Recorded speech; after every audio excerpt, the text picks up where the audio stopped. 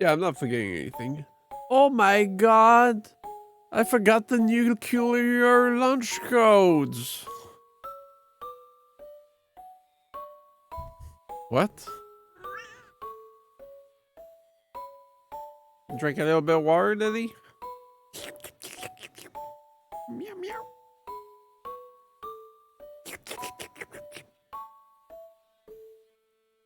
Meow meow. Meow meow meow.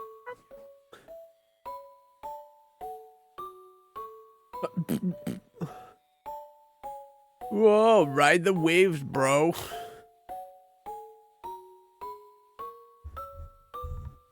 Mouse. You're going crazy. You're going crazy, Lele.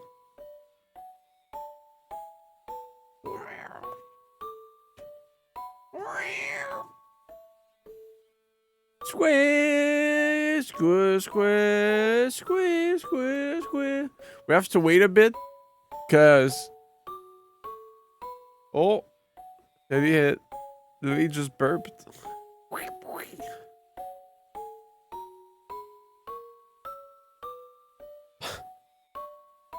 He's a little burper. Got burp? Yeah.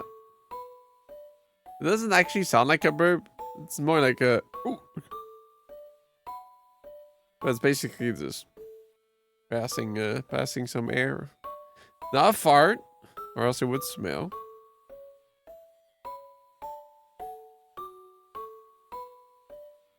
If she actually burped though, wouldn't that be crazy? Is that actually like a, is that like a cat burp?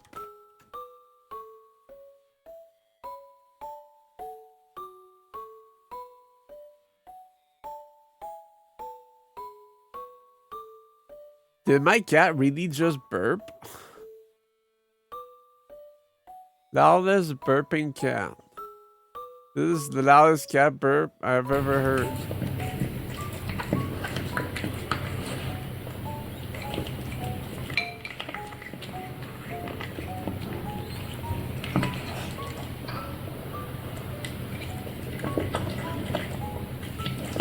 Oh, you gonna burp, bro?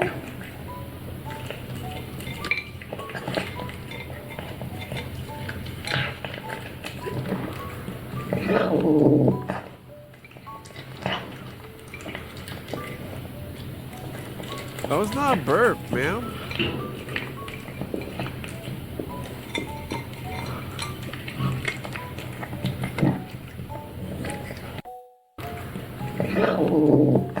That's not a burp.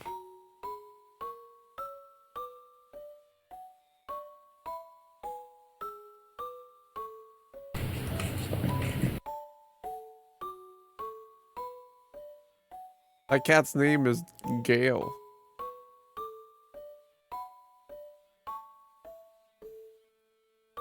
Anyways, I think that's enough time. Sweep! Dear Martel.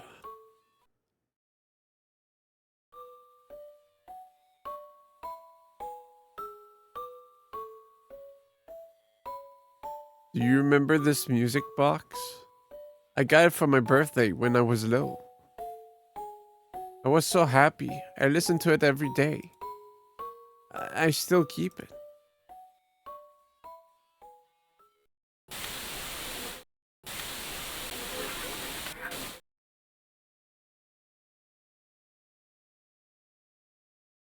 Whoa! We starting the shadow realm? A dream. I opened my eyes. It's very dark. The floor is rough and hard. My head hurts. How long was I asleep? How odd. I can't remember anything. Where am I? Theresia.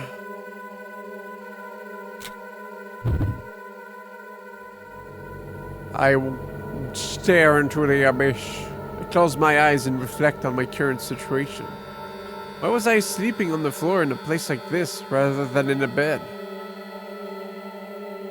No, I can't remember anything. There's nothing but walls here. I guess I've got walls on all four sides. I examine my clothes. There's some kind of small stick in my pocket. I try and identify it by torch. This is a match. I take the match out of my pocket. It's a little damp, but I think I can light it. Makes a scratching noise at night. I see a candlestick right in front of me. That's handy. I quickly light the candle with my match. Oh, that'd be a hanging dead body or something. Theresia? The soft red glow of firelight illuminates the room. Something red is smeared on the wall. It looks like writing. It says Theresia. Is that someone's name? I can't remember anything. There's more I can't remember. I can't remember my face, my name, my age. I can't remember any of it. Did I lose my memory? At the very least, I know that I'm an adult male with pale skin. But that's it. I know I have peanuts. But for some reason, I feel very calm. This room has a small door. I can't accomplish anything here. I should leave this room.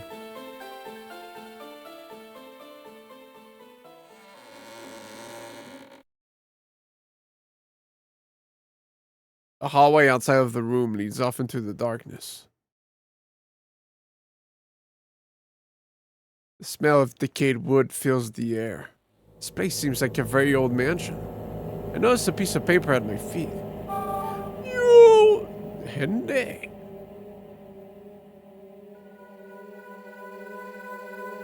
Looks like a map of something. Is it a map for this building? Put the paper in my pocket. Start walking along the wall. I walk deeper into the darkness. Every so often, I think I hear the tinkle of a small bell. When I hear the bell, I feel something wriggling. No, the worm inside my stomach.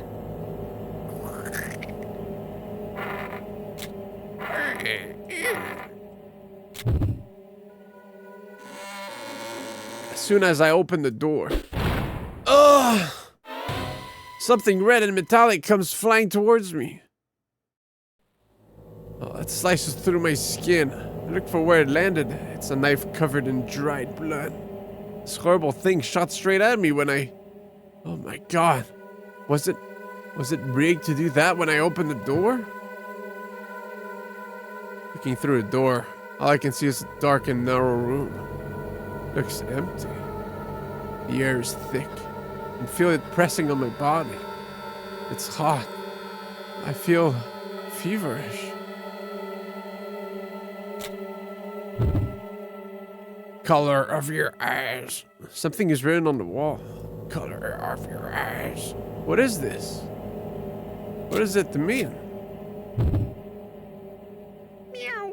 Oh. Give the area a thorough examination. Huh?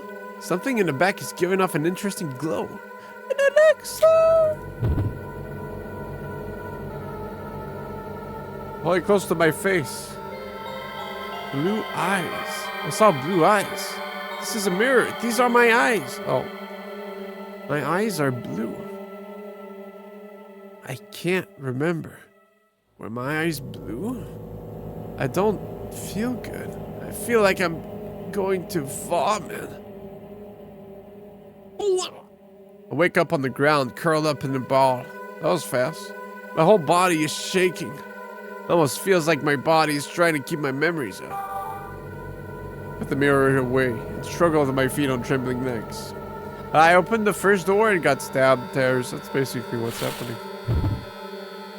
So, on par, you know.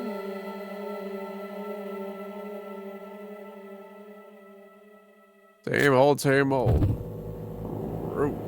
These books look pretty academic, but one of them stands out. Yeah? Bookshelf is stuffed full of books. One of them is blue. A blue book? Blue eyes, blue book. Blue tunic. There was a single blue book on this bookshelf. It stood out, but I didn't know what it meant. The words on the wall said, "The color of your eyes." My eyes are blue. Despite myself, I reach for the blue book. Something falls out from between the books, making a clanking noise. It's a key. There's a design engraved on it that looks like a human eye. Whoa. Could this be the key? Could it be the key to this mansion? If I look closely, I can see an eye carved into the key. I put the key in my pocket. The eye key. Ah. Oh God! It's the door I came in through. This goes back to the hallway. Okay. Put my hand on the door. Seems like I have the whole area unlocked on the map. It's not like piece by piece.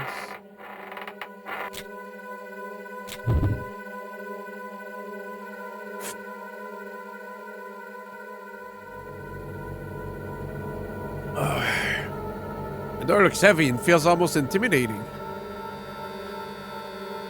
Is there a doorknob? There's an iron gate in front of the door. Well, let's try shaking it up, I guess. The iron grate is keeping the door from opening. I'll let you be, door. Keep doing what you do best. Keep walking down the hallway until I come up against a large door. When I take a closer look at it, I notice a keyhole with a picture of a human eye on it. Do I do it now or? Oh, okay. I thought I had to zoom in. Close examination reveals that the eye on the key is the same as the eye on the keyhole. I insert the key into the keyhole and turn it.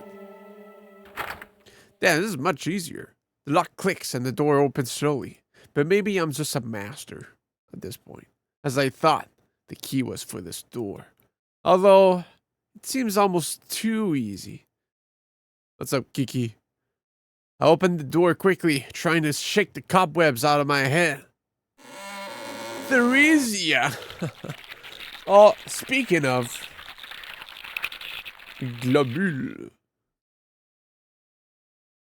What is this?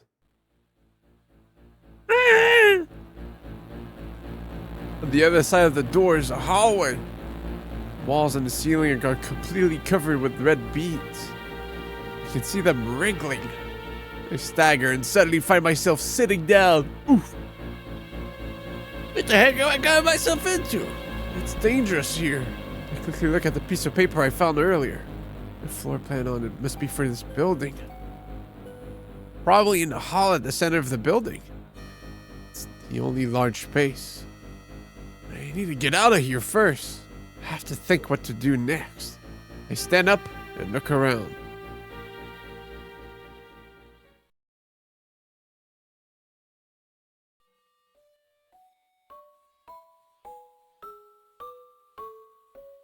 First stage.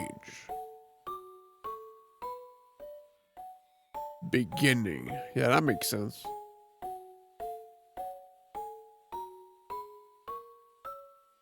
The beginning. Batman beings. Alright. Which area do I want to be welcome with a bunch of locked doors first? Yeah, I'm out. This door is shut tight. I mean, I should try it. You never know. Key could fall from it or some shit. Hey, okay.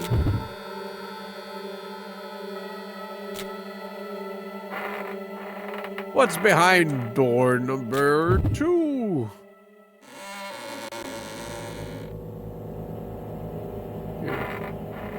Oh, no, there's 2 different hallways from here. Oh, God.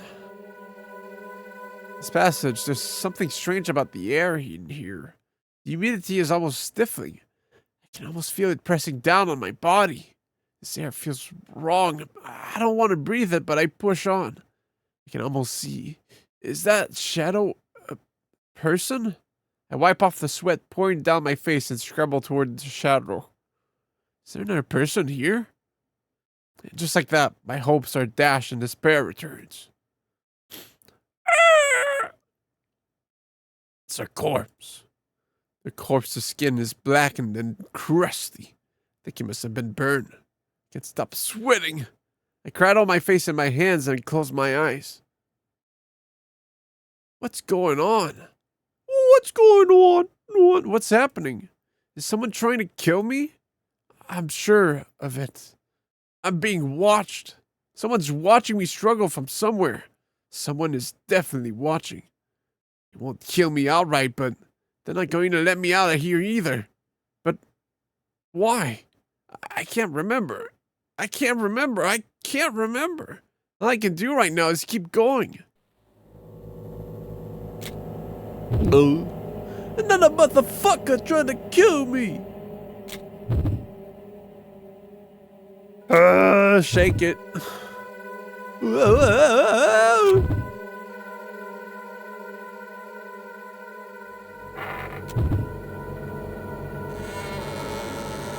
Oh! This is a really simple room. The beds are lined up in rows. At least this place don't look as crusty as the... You fucker, what? There's writing on the wall. I feel a strong resentment for some reason.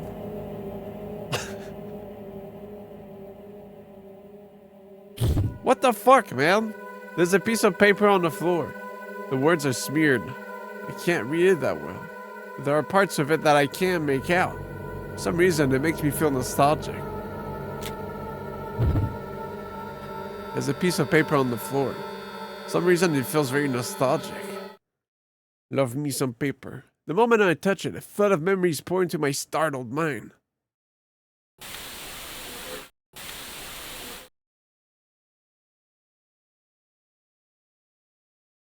It's red. Blood.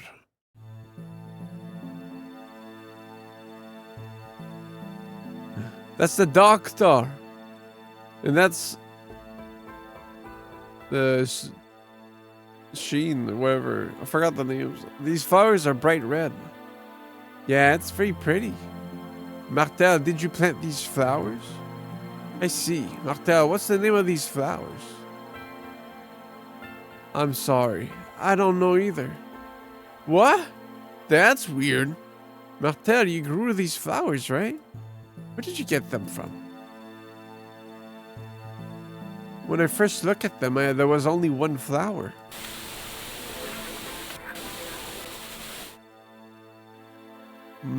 Martel.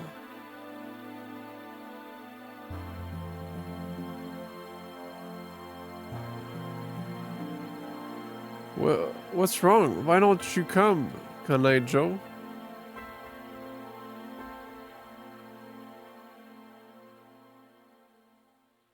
Over here.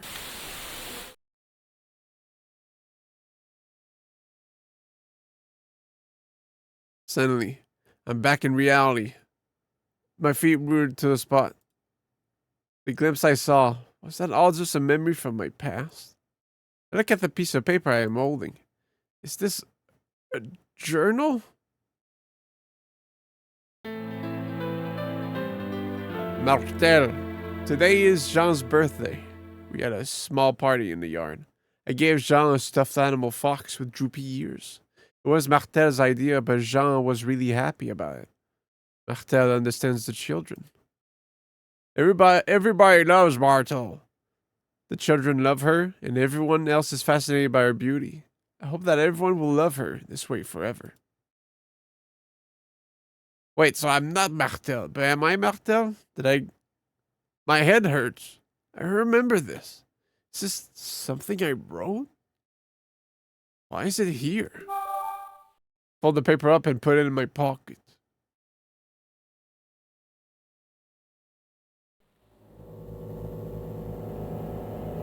You fucker! Something about this scribbled writing that feels very resentful. Can I pick it up? There's a simple bed on the floor. Whose bed is this? Where have they gone? Is they gonna stab me?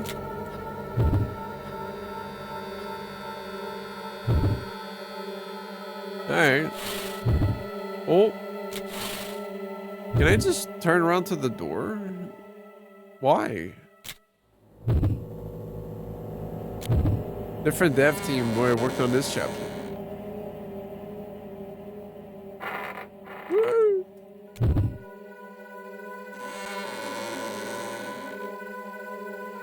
Pale light spills through the window across the room.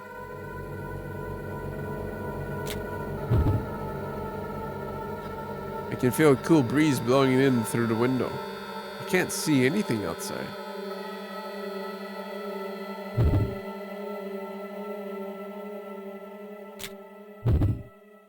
It's a sink. It smells like blood. So it's gonna stab me? I'm really thirsty. I turn the knob on the faucet, but nothing comes out. Better get to saving. Saving. Better get to saving. It's not gonna stab me, is it? Can't get water this way. Okay, fair enough.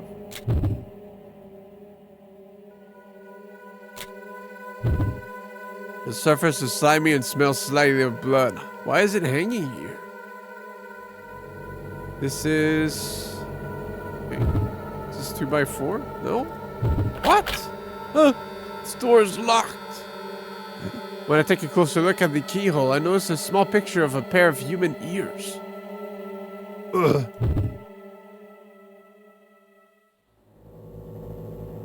I can't. It's locked.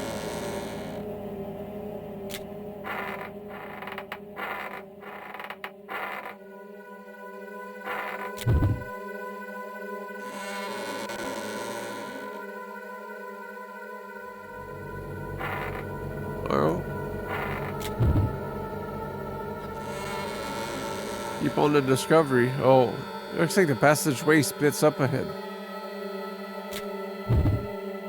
I don't see anything. There's a large crack in the floor. All I can see in the crack is darkness. There are some 2x4s scattered about. I pick one of them up. Might be useful for something. I should take it with me. Yo! First 2x4 acquired. Why, I can't get more? It's time to pull a mystery of the druids. What?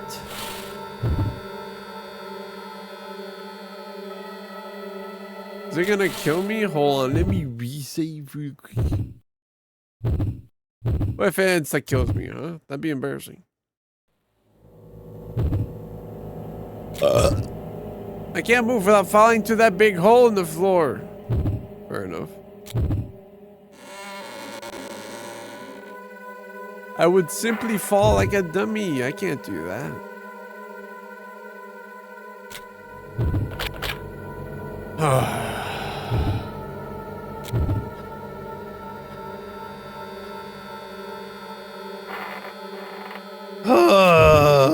These doors. Seems to stand out.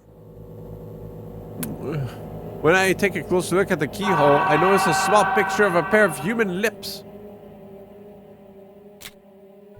Alright then, I'm just gonna fuck off, huh? Is that what you want?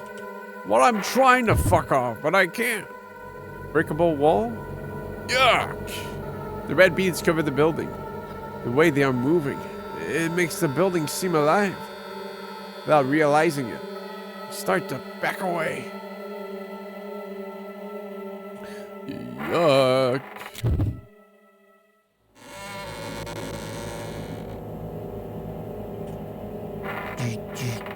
Oh, seems like the top left corner of the map is not discovered.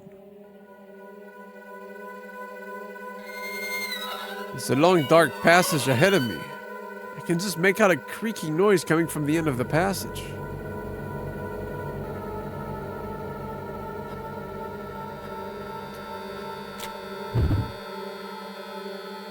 If I listen carefully, I can hear something in the dark making a creaking noise.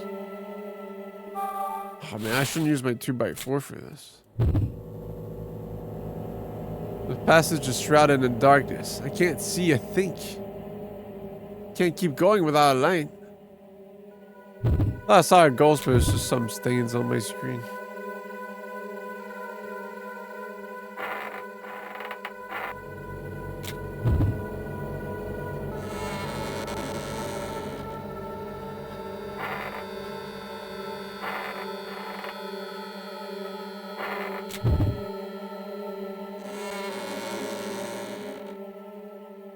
There's a lot of furniture squeezed into this tiny room. There's something glowing on the bed. It's a liquid in the guy, but go.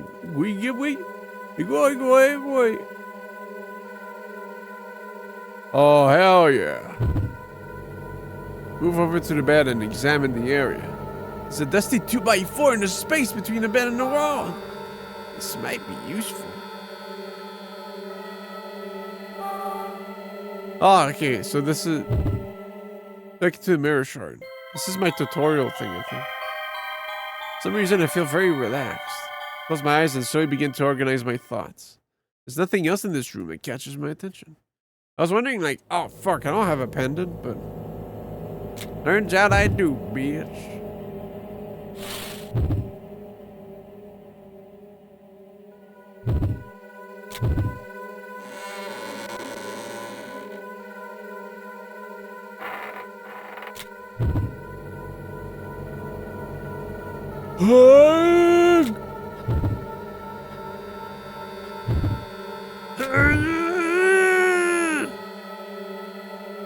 Please, help me.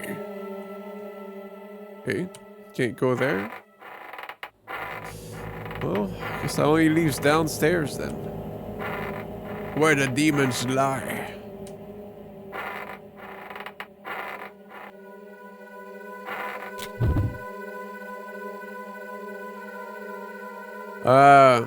There's a large staircase. The stairs are cracked and broken. I can't possibly make it down the staircase. Oh, man. Not already.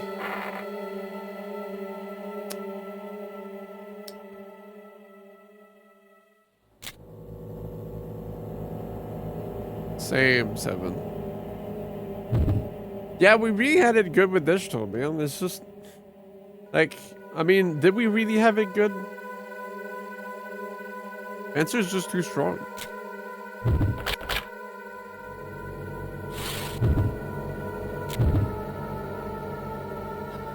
Like, it didn't matter if our loadout sucked. As long as we were brute forcing the revives, it didn't matter.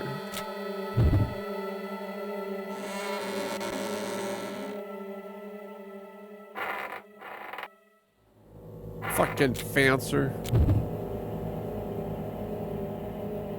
Ah! It's nice to breathe.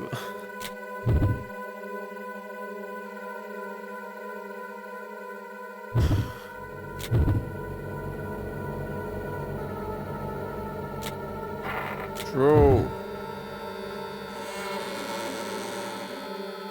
Check this shit out.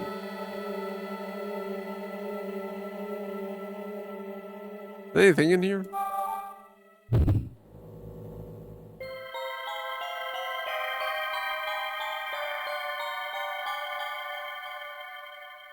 No.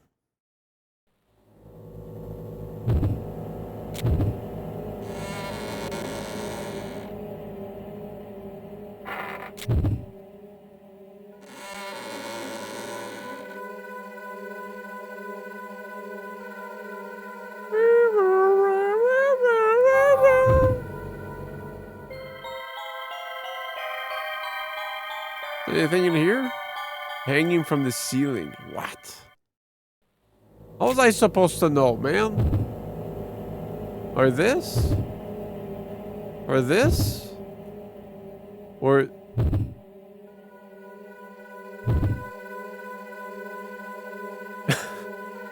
yeah, the fucking egg missions, like, what? Dude, this... I'm glad they didn't come back after EDF 7, but... man, that was some...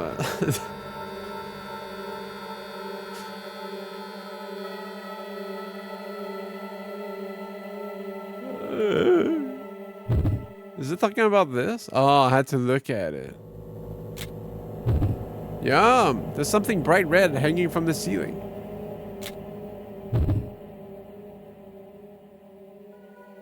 Oh, grab the hanging corpse and push it. Something falls out. Yo, lip key. Looks like there's a picture of human lips engraved on it. Put the key in my pocket. Who put that there? Let me check if I'm not forgetting something by cheating.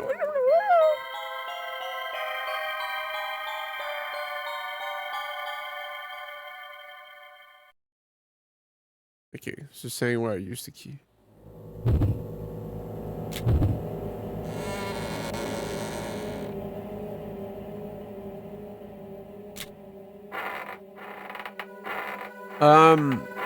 Well, I think you were starting to see it at the end of Hard 7, right? Weapons were getting a lot more efficient.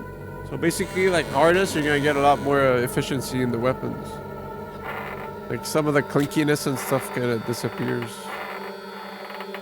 You well, I guess you mostly see it with the Wing Diver, Fancer, and Air Raider, because Air Raider you get faster vehicles that are less stiff. Wing Diver you start getting more feasible batteries and stuff. And Fancer you just get 6 million dashes, I guess.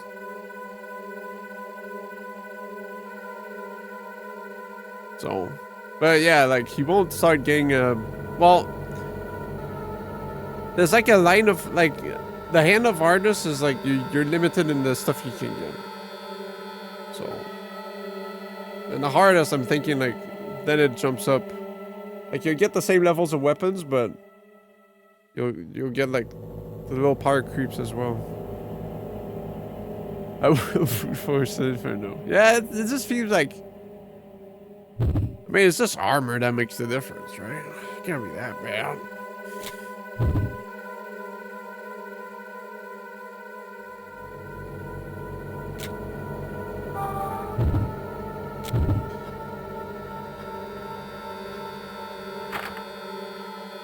Does this feel like it's nice that hard clears 3 difficulties, but like hardest, it just feels like it's the middleman, right? Like you can just cut it out, you know? So, yeah, you gotta stab your head against the wall a bit.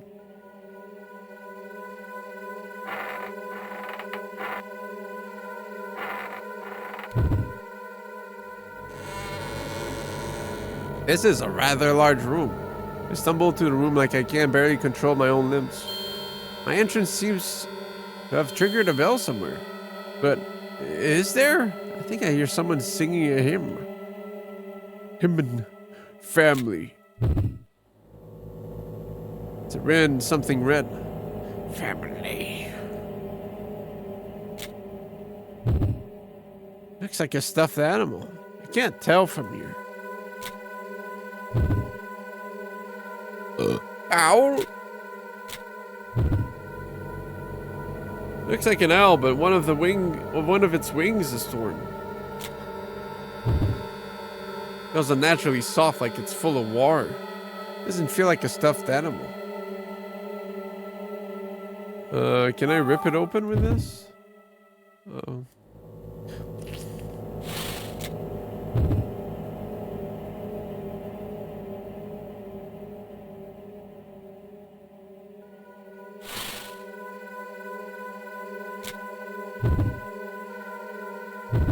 Okay.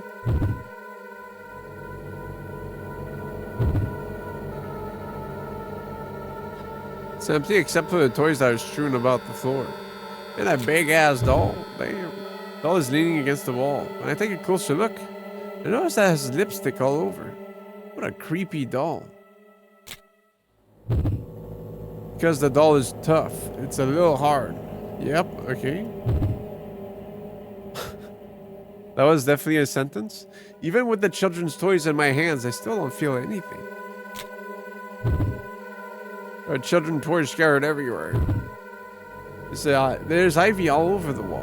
When I take a closer look, I notice the wall is full of cracks. Ivy is coming in through the cracks. Hammer, mental note.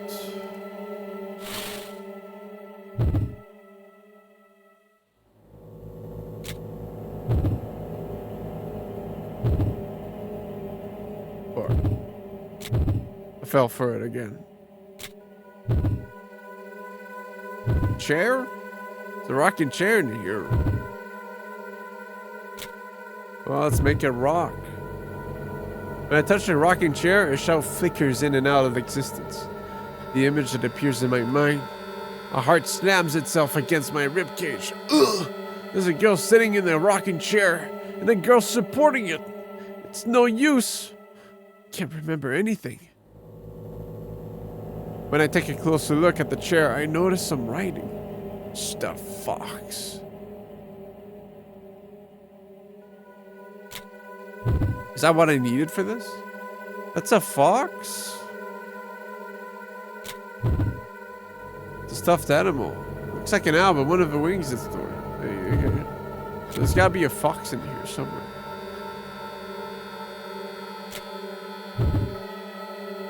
I must have misclicked earlier.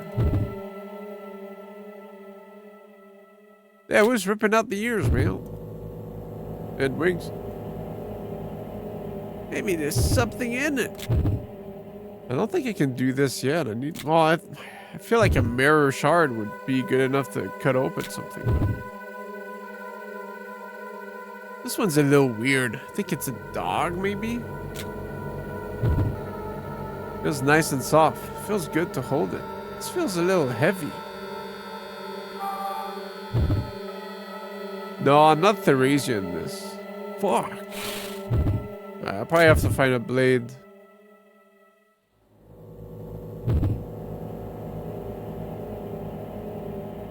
Yeah, dude, Apple TV, man. Yeah, Apple TV when you subscribe. Is there anything on Apple TV? I didn't even know it existed. You watch Family Guy?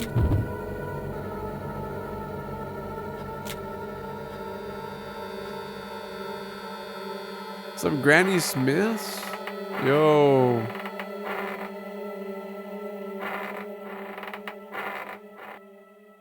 Yo.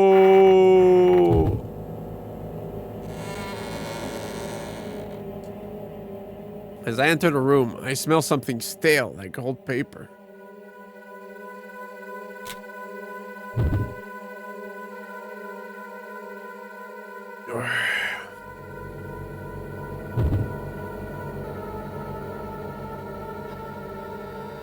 Medicine.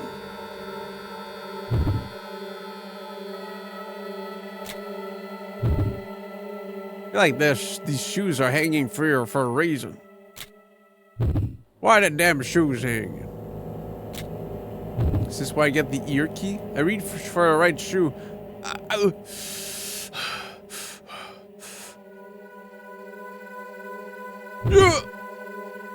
pulled the right shoe. Ah! Shoe blade! Razors pour out of the shoe, slicing across my hand. I jerk my hand back and blood drips into the shoe.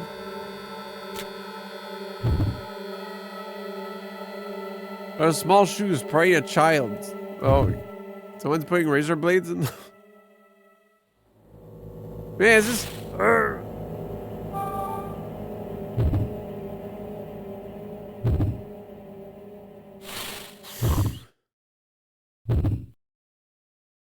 So, goodbye, Emil.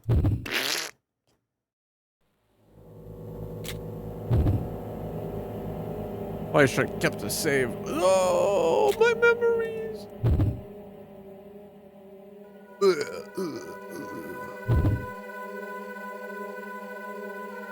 Nothing else come out on the shoe? It's just... There's not an endless supply of razor blades? That's good. That's a relief. I reach for the left shoe. Go left shoe to the right. I notice something rolling around in the shoe. What is this? A wooden handle with a screw in it. It's a thin strip of wood with nails in it. I wonder what it was used for. This just seems like... What is this thing? I guess I'll take it anyway. Put it in my pocket and put the shoe back in its place. I wouldn't want to disturb the shoe ghost. So I just found a fucking piece of wood with nails in it. What?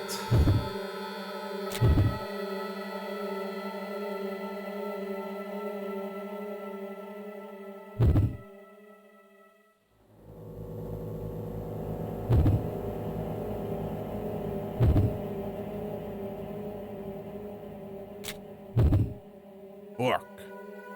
There's a large open book on the desk. A faded piece of paper is attached to it. There's a little bit of something red smeared across it.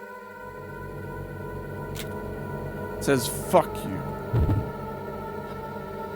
There's a piece of paper stuck to the open book on the desk. Something draws me to it, and I grab the piece of paper. For some reason, it feels nostalgic. As I pick up the piece of paper, my head starts to hurt. Ah! My head hurts.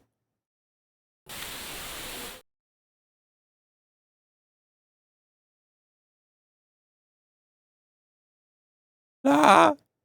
La la.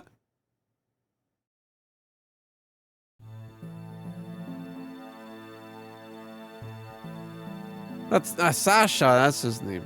Hey, why are you eating with your left hand? You're right-handed, right? Or it might just look like someone that looks like Sasha. But maybe I am Sasha? Huh? See? Look, you dropped it. Ew, it's dirty now. Hey, use your right hand, you hear me? Hey, no, don't touch it. Huh? Stop. Huh? Why are you getting all handsy? Brain's blown out. Bailey, please talk to him. He's strange. He's left-handed. He's acting strange. La! La la!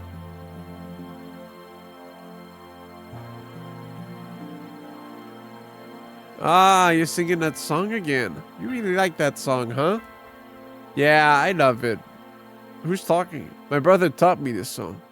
Oh, really? It's a nice song. Hey. Hey? Why are you using your right hand? No reason. I'm not allowed to sing in front of my big brother. You can't sing?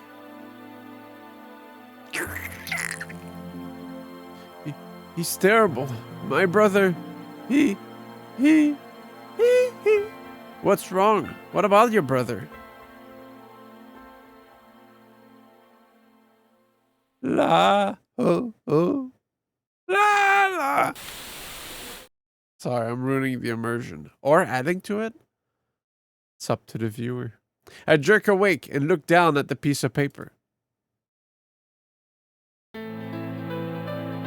September 30th. The boy that lost his right hand.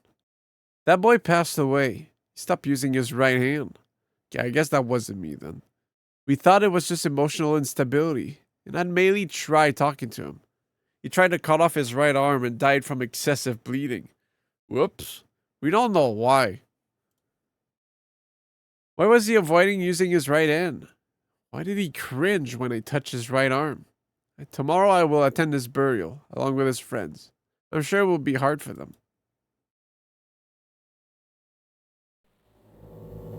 Yeah, well, maybe if people stop poking fun of his right arm, then, you know, he wouldn't have fucking tried to cut it off, huh? This is a librarian's desk. There's a large drawer in it. With a blade? A friendly one, perhaps? Oh. Oh my god.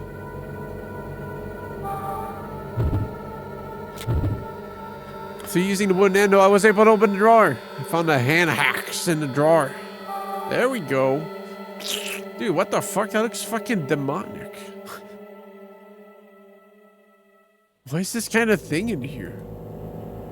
It's quite creepy, but it might come in handy later. Decide to take the hand axe with me.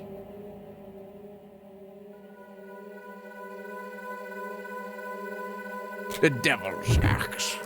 Looks full of pictures of flowers and insects organized in some sort of order. There's something glowing between the books. Yay!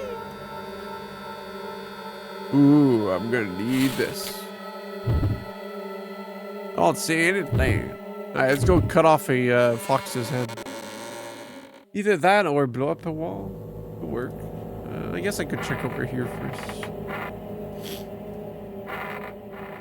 Check out these locked doors. Never mind. An unpleasant stench fills the room. It's so strong that just inhaling makes me feel nauseated.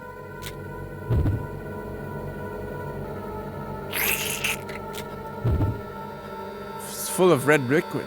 I look closer and notice a dark shape under the liquid. There's something in there. Well, it's gotta be safe to just put my hand in there, right? As soon as I put my hand inside, I feel intense heat. Something smells bad. Hastily pull my arm out, but it's already clearly hurt. Liquid seems to have poison mixed with it. I can't put my hand in it. Poison? Well, it's a good thing that if I don't ingest it, I'm fine.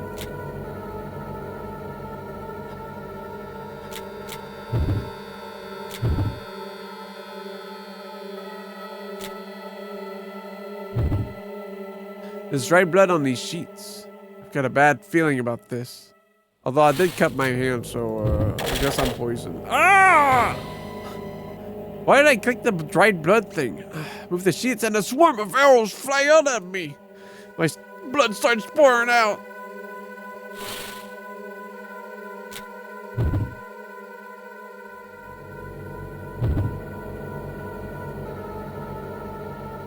So I read something with the blood.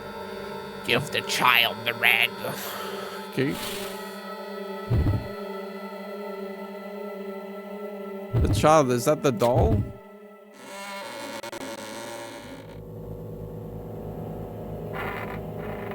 Destroy the child. Chapter 2 door.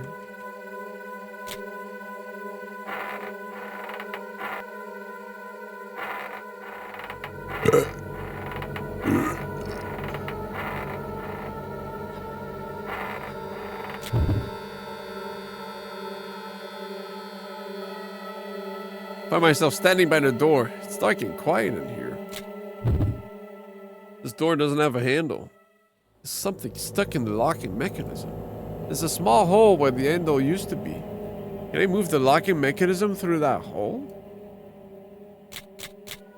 Use the glass shard. Fuck.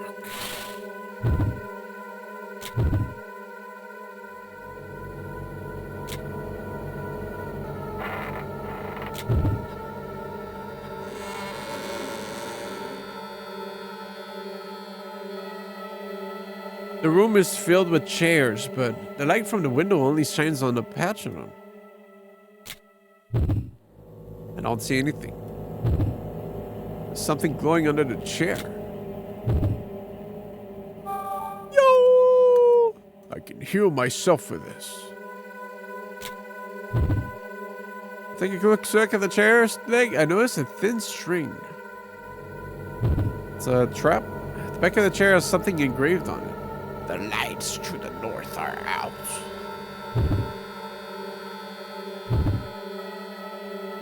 Okay. That can't be all right.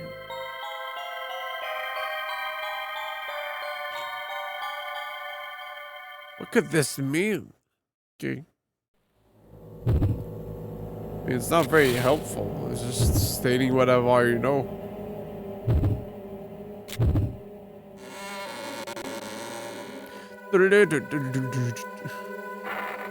One-way door, so we'll get to unlocking it.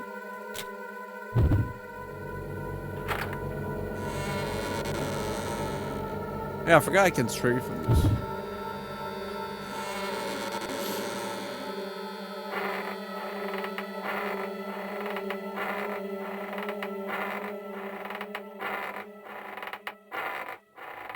I mean, it's not preferred since there may be a question mark or something that I could be missing out.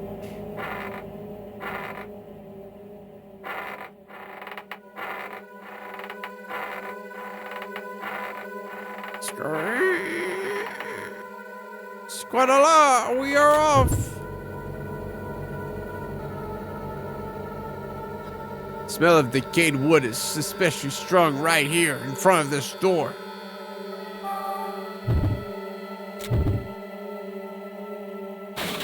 I swing the hand at a shattered door, which collapses. I hope that would happen. Step into the room over the shattered door. What the hell? Death Stranding? As I step into the room, I notice that it's just as much of a mess as the broken door. Everything in here has been trashed. I don't even know what this was. There's nothing on the wall. This room seems almost tranquille.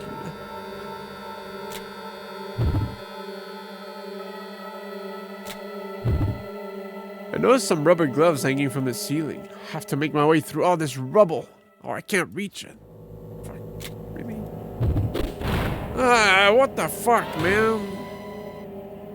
As I head toward the back of the room, I step on an odd chunk of rubble and knives fly up on the ground. They tear through my flesh and I let out a strangled scream. Ah!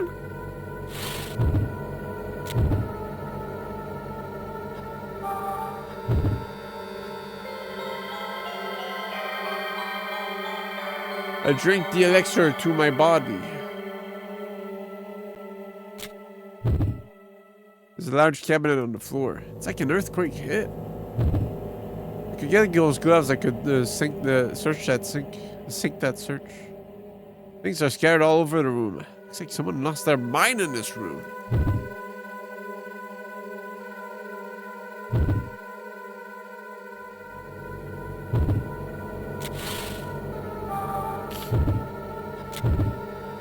Stand in front of the records and reach out with the 2x4 to pick up the rubber glove.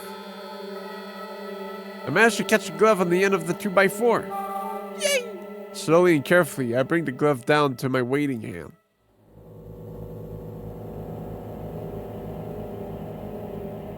The 2x4 explodes from the pressure that I had to put on it.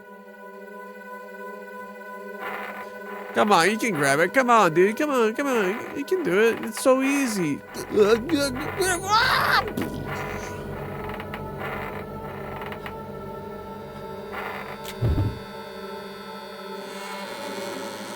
I feel someone watching me as I walk into the room. It feels like wet hair clinging to my entire body. I can't get away from it. I almost trip, but I catch myself and walk to the center of the room. Damn, okay. Showing off. I can feel someone staring at me. I better do something cool real quick, like you can be. There are several masks hanging on the wall. What a horribly hot room. Such strange masks. What an odd room. I feel almost as if the masks are watching. There's a note on the desk. A few sentences are scribbled on it. He wears a mask and laughs loudly, but he's really crying. Yo, that's what the mask is. The walls in this room are covered with strange masks. This one has an expression of sorrow and agony.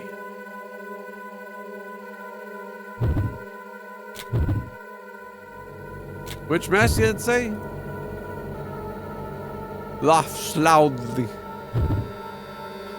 The walls in this room are covered with strange masks. It looks like it is laughing, looking down on it as if it is foolish.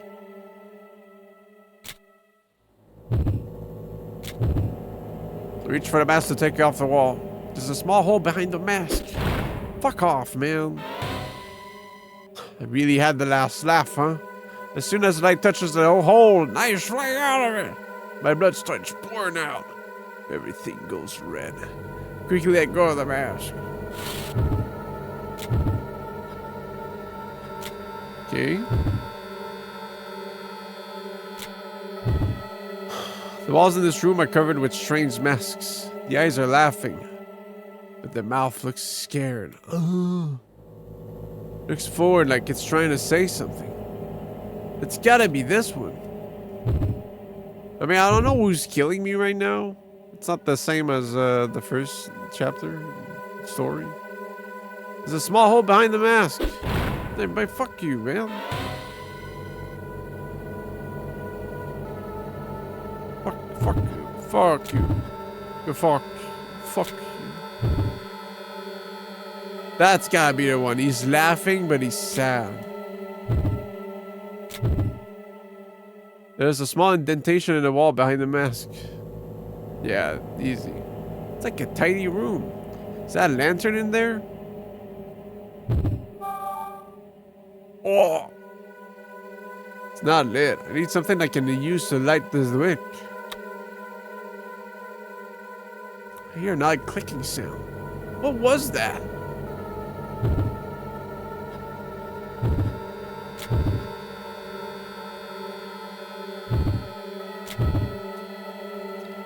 I don't know what it was, and, well, let's read the text on the wall. Friends. Reruns of Friends. The minute I touch the doorknob, I hear it click and an arrow flies out, tearing off a chunk of my flesh. Hello? I run away from the door and back toward the center of the room.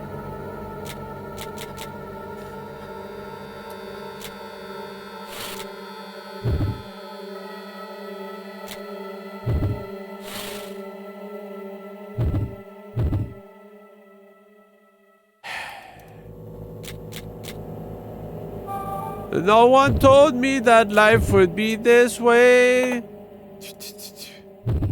Fuck you.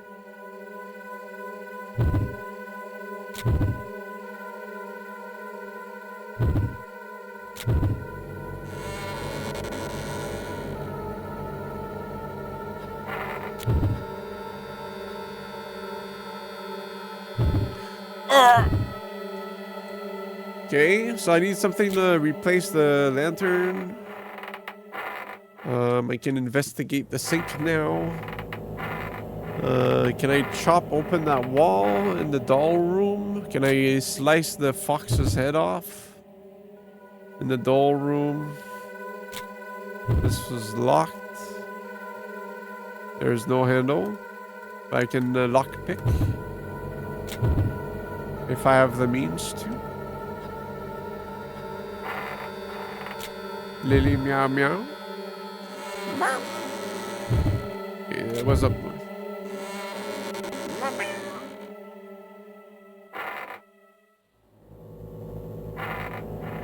Meow. Meow. Meow.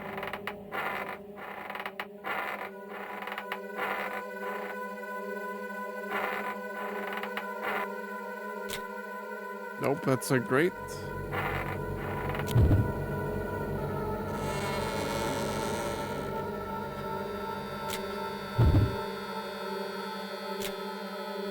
Poison be gone.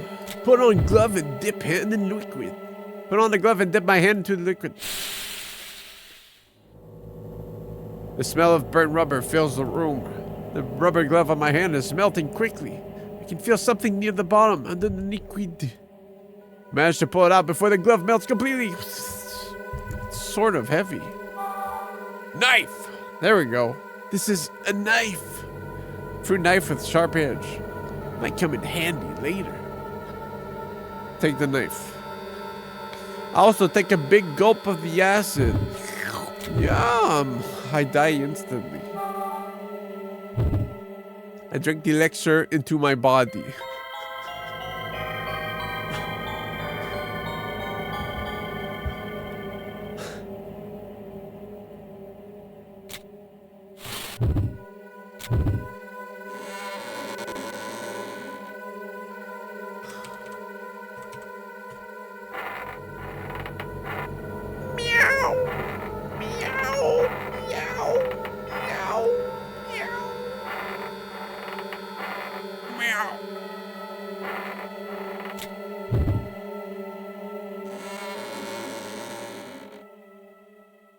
So I'm guessing the owl covered in, filled with water is just acid. It's gonna spray at me and kill me. So, Rip stomach. I'll rip open the stomach of a stuffed animal with a knife to inspect the inside of it. As I thought, there's something inside. Feels like metal and it's long and thin. It's a key! Ear key? Oh! There's an ear engraved on it. It must be a key to one of those doors. Put the key in my pocket.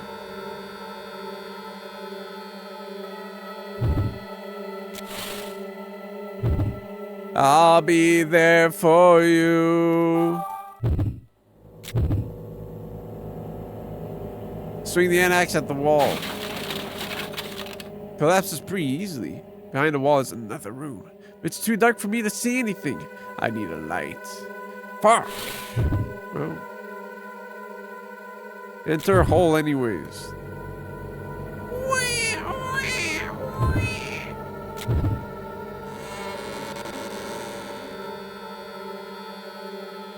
Me marsh.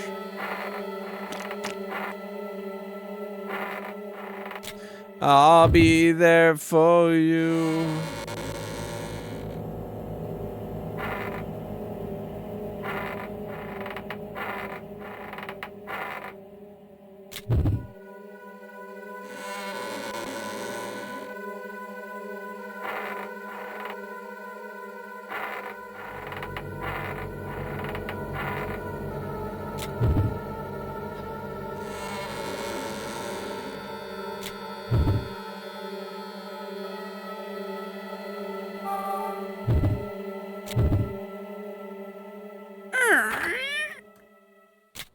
The tower's door opened.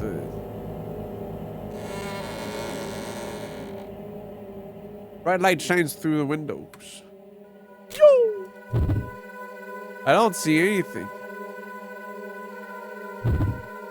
This sink is really dirty. I noticed there's some writing on it. When she saw in the mirror the rage in the eye, she despaired of her ugliness and put down the knife. But her left eye has not forgotten, and her resentment lives on in on it. Pirate wrote this. Check left stall. Who wrote this? Kinda freaky. When I look closer, I notice there's something writing carved onto the door. Racked with an anger and jealousy after they took her beloved away, she ripped out her own right eye. With the eye in her left hand and a knife in her right, she vowed revenge. Okay.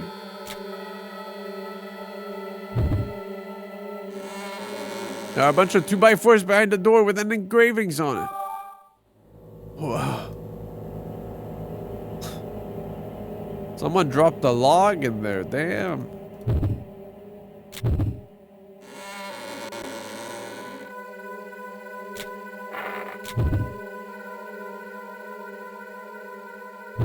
Man, fuck you, dude.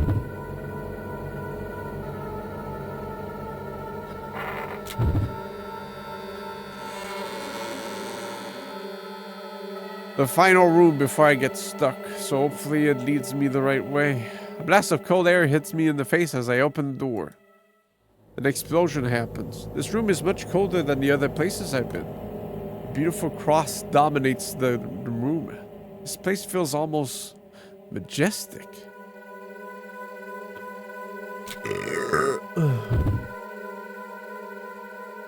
Oh, it's a dude, the Elden Ring copied this. It could be an angel or a goddess.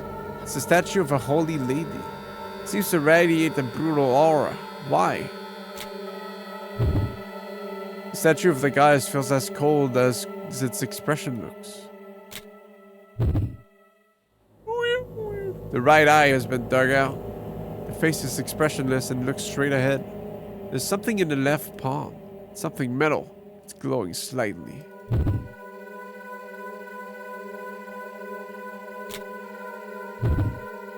Reach for a piece of metal in the left hand. I hear a click from the left arm. Oh! Now it flies out of the wall and then sits itself into my body. I hold my breath, grit my teeth, and pull out the arrow. The click I heard from the left arm must have been a trap activating.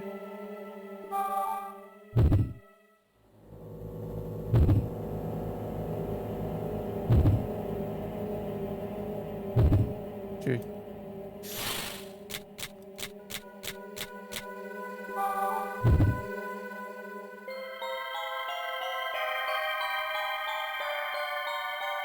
She's holding a lighter in her hand. Can I take it?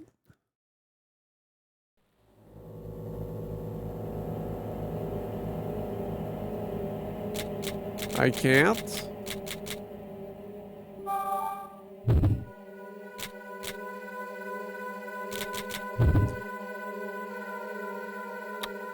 Here, click from a statue's left arm. Now it flies out of the wall and hits the 2x4. Seems like the click from the left arm triggered the arrow.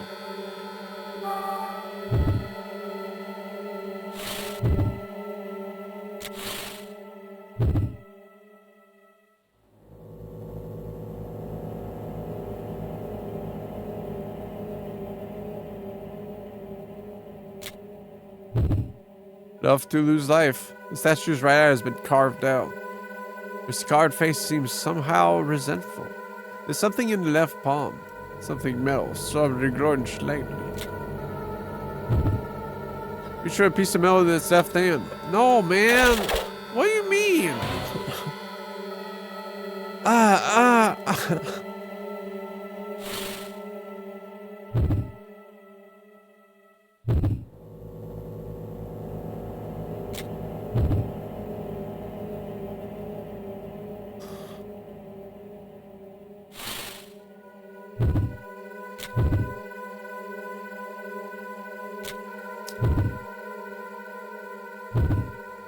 Is that writing? Jealousy. Word is written on the wall. Jealousy.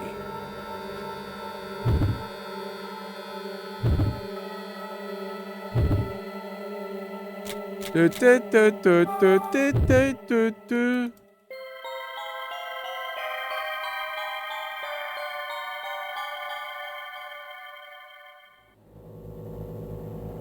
Yeah, I just gotta reread what it said in the previous room. Apparently, I was not paying attention.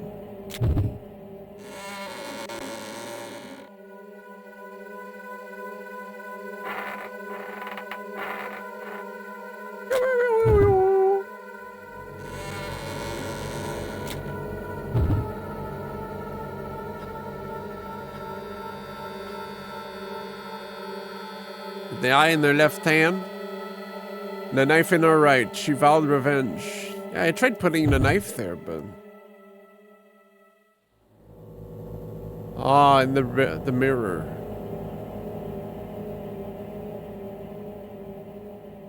Why you gotta show the mirror to it? Maybe.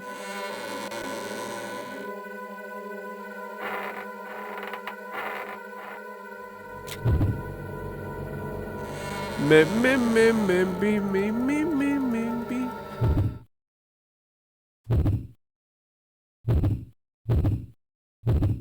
Michael Borden.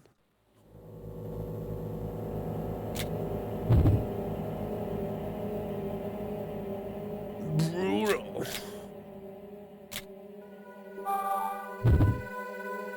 Hold mirror piece over eye. I take out the mirror shard and hold it over the statue's eye. I hear a click from behind the eye. Sounds like they've activated some sort of sensor. But again, okay, that should be fine to just pick it up now, right?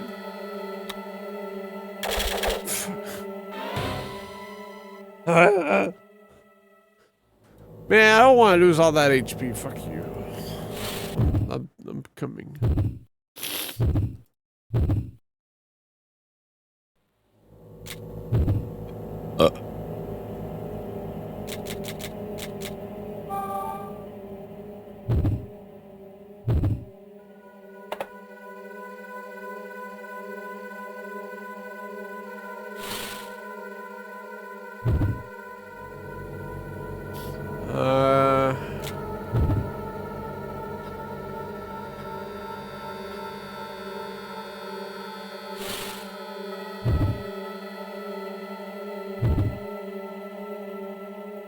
Maybe the previous room changed.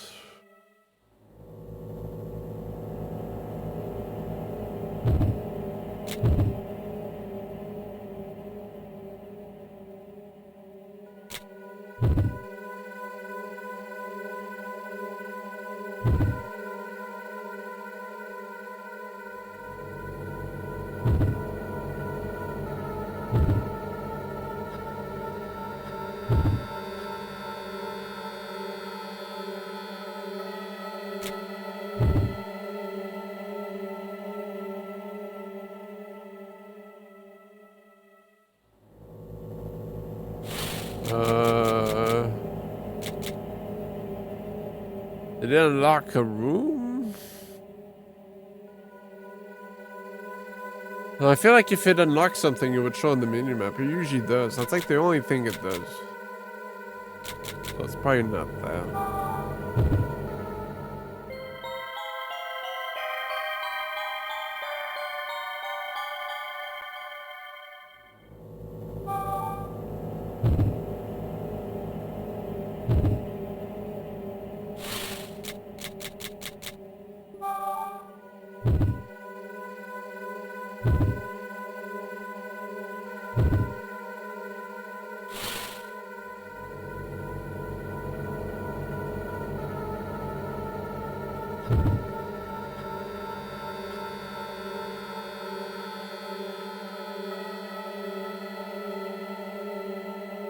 There's definitely gotta be a reason for the other angles, but if I try to push things, it's just gonna shoot an arrow at me.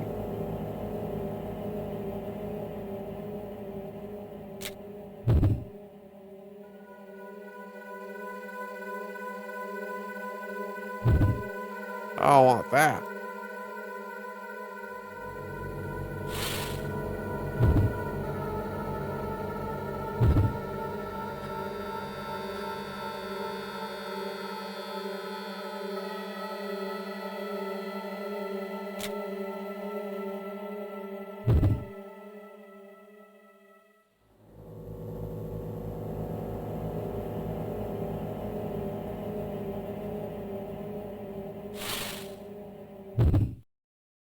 Yeah, well, it's annoying to reload, you know?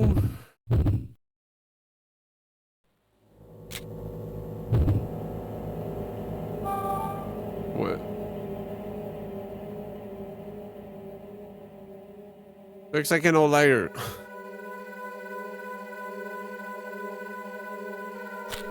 It looks like it still works. A lighter in my pocket. I guess she doesn't see me from that side. It's like the side. I fart.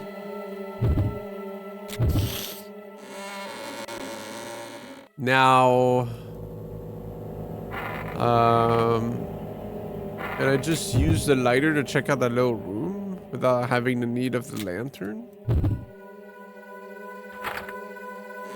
Nice atmosphere, thanks. I made it. I did not. I would discredit the devs. I'm sorry, I didn't mean to say that. Would you say this game's meaty or bloody? That's mostly bloody. I mean, the word blood is said like at least 100 times in the first segment of the game.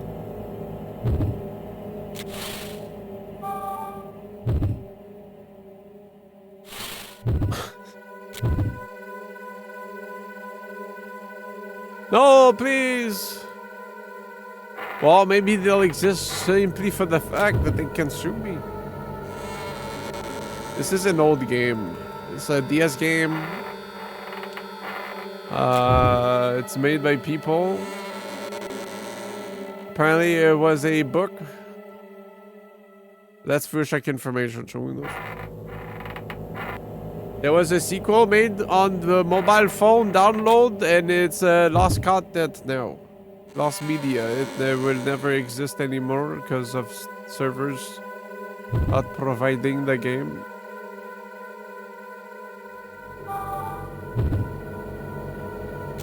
Come on.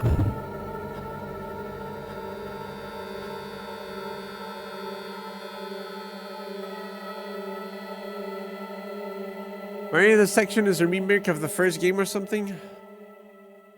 It does feel a little bit less fucked up than the first, well, Dear Emil so far.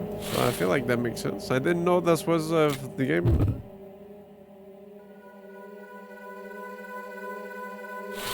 There was a game before Emil.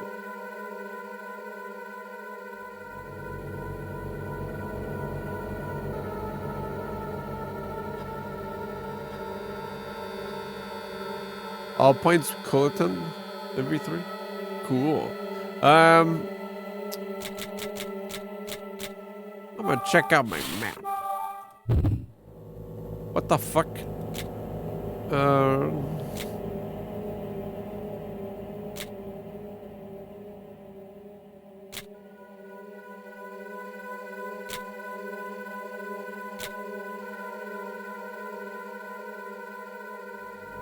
This is close by a grate, I think.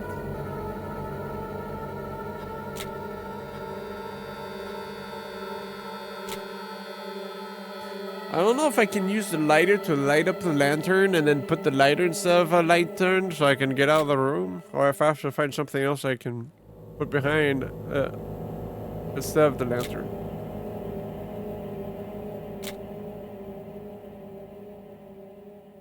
You know?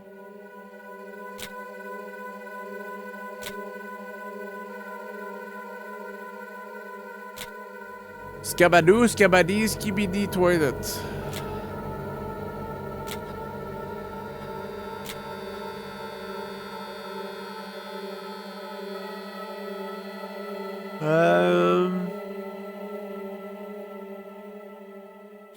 I guess.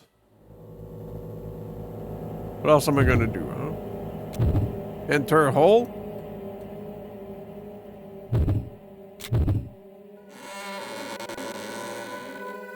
You definitely just grab the candle that was in the first room and use that. It's a great door. It's a great door.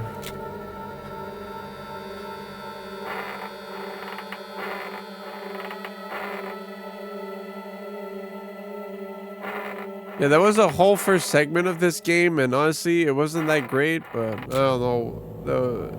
We feel entitled to play the other part, aka the remake of the first game, for some reason. Is this a crazy house? All we know is that it's a mansion. We don't know anything. We just woke up in the darkness. And we're recollecting our memory as it goes. It's definitely crazy, though. There's blades spraying out from everywhere.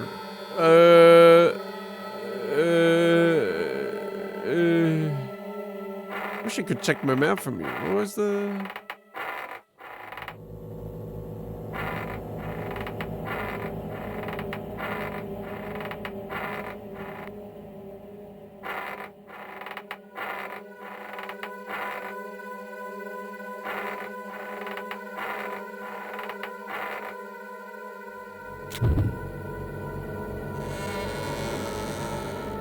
There it is.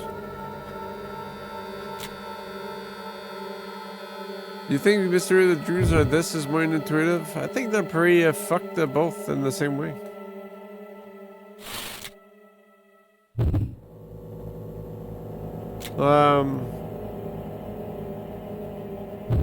Oh, maybe Druids is more, yeah.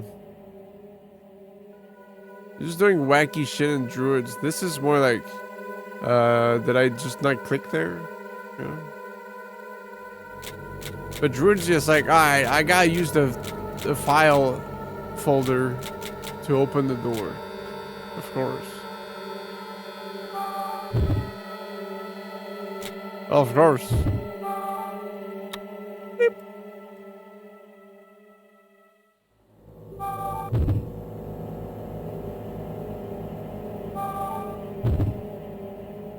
Skr, skr, skr.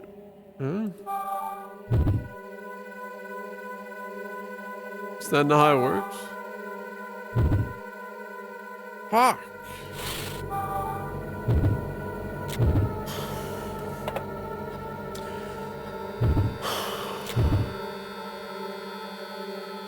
Guess I'm gonna go get myself some acid sprayed on me. Fuck it.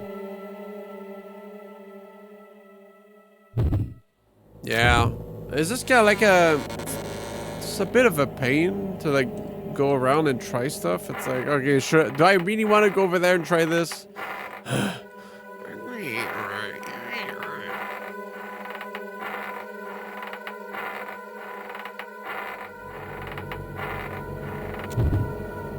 You know?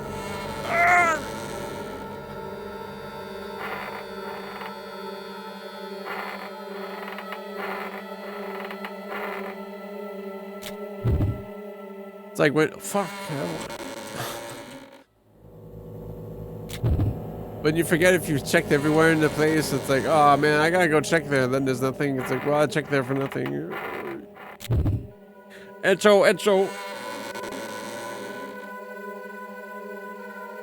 Yeah, this is the exploration for the sake of it. I mean, I'm thankful for that. I wouldn't want to have to dodge shit like left and right most of the time. Just while walking around, I have to do that enough in the rooms in the first place. But yeah, it is a bit redundant to be able to explore in the first place. But you know, imagine if this was on the 3DS. It'd be crazy.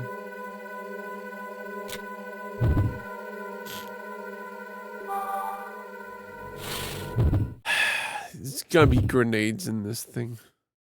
They're just gonna put grenades in this.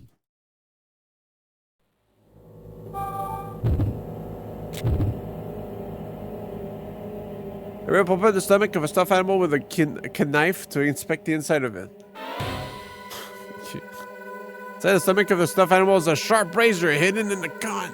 My hand twitches and I feel blood.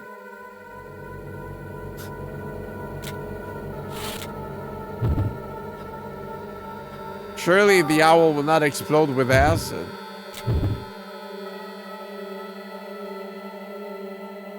It's filled with soft, lumpy gunk.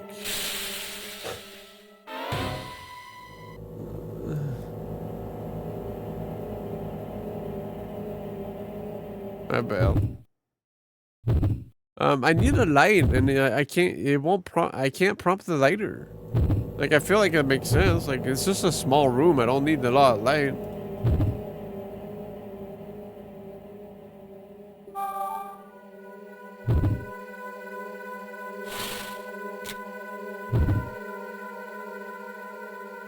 It's too dark.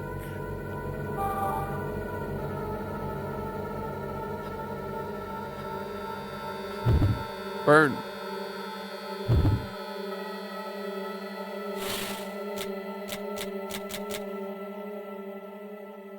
Is that lamp in the corner yours?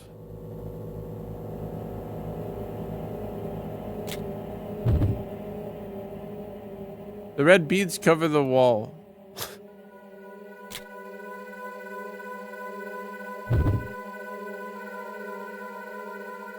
It's covered in red beads. I have a bad feeling about this. I shouldn't touch it. Well, I mean, I guess not.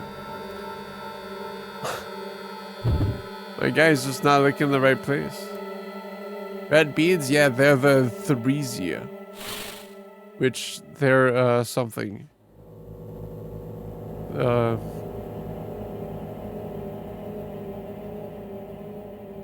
like the DNA of some person, which is shared with the mom of the protagonist in the first chapter, and some person will find out in this chapter, which is not yet. Won't be soon because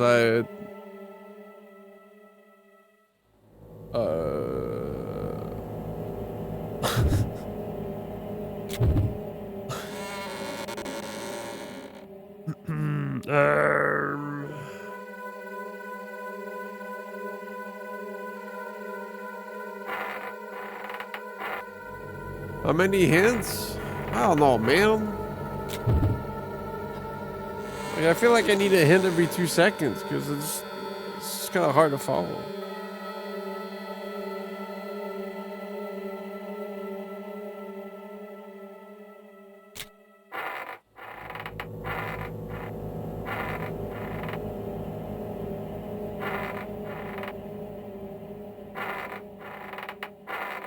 It's a great door. It's something inaccessible.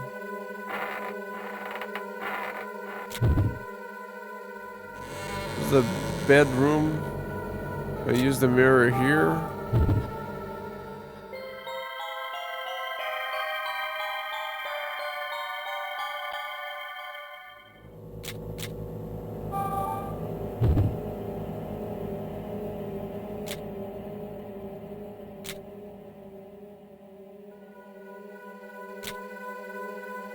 There's no way there's something in that first room. Is there like something else in the stalls here? Except traps? I feel like there's just gonna be traps to kill me.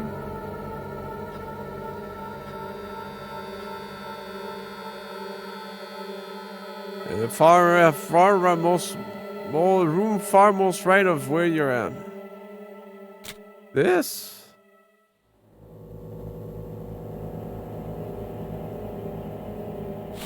Can I pick the lock with a knife, actually? I don't think I had the knife when I first got there, so... my head skipped a beat.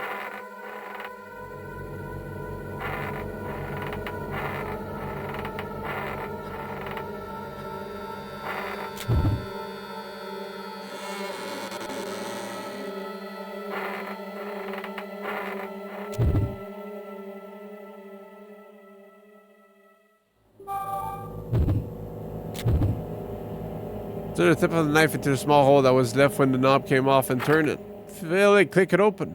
It's unlocked. Open the door and enter the room. Alright, that's simple. For a gour. Yo, what up, bro? Open the door and feel suddenly sick. Before I know it, I've got my hand over my mouth. The smell is indescribable. It smells horrible in here. I think the smell is coming from the corpse leaning against the wall. More corpses. Don't look at it first. Yo! This corpse is wearing an iron mask. This place smells like rotten fish. The mask is attached to the head with a leather strap. Well, don't mind if I do. Try to cut the strap with a knife. It's stronger than I thought, however. I put more power to it. Ah!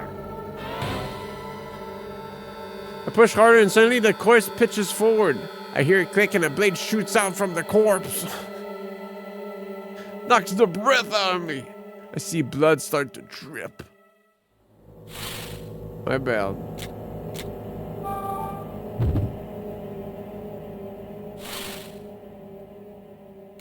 Yeah, I thought like, oh, whoops, I just cut myself. No, it's just a knife. Got shot out like a rocket. Fuck yeah.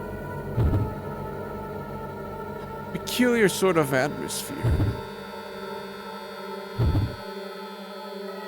Okay. This spy just looks at the door. That's every room in the game though, Nick. It's just something that springs at you. I mean, in the past campaign, I don't know what they call them, but it was my mom, who's a torturer, who only knew how to show her love by putting traps everywhere to hurt me. But in this, we don't know why we're getting sprung up with traps. That's the excitement. Who's trying to slice my skin off? Woohoo! We'll find out. Well, where do I chop the head off then? Fuck. I just... Man, like, I got one elixir, you know, I'd like to not take damage. Might be able to get the mask if I cut the strap with the hand axe. Swing the hand axe at the strap holding the mask onto the corpse. It works! The mask falls off, exposing the corpse's face. It's so decayed that I can't even tell its original shape. The metal mask feels rather heavy when I pick it up. I take the mask. The mask that the corpse was wearing. It's made of metal and seems very sturdy. Can I look at the face? It's the corpse that was wearing the iron mask. I don't need to keep looking. Alright. Fuck you then. Hold up.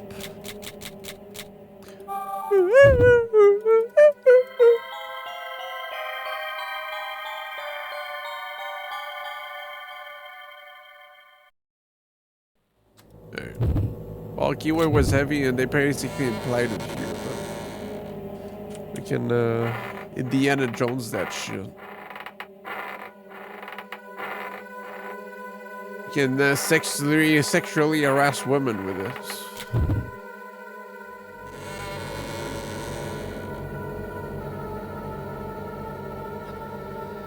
Whoa! Yeah.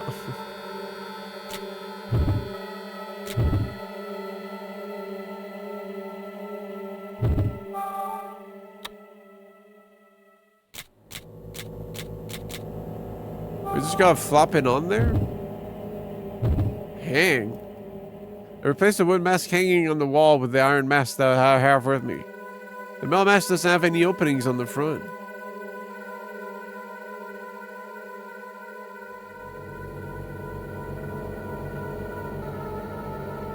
I thought the door was shooting me. It was the mask.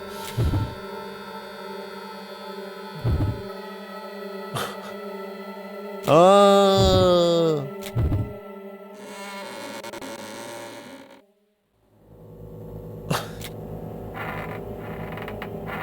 All right.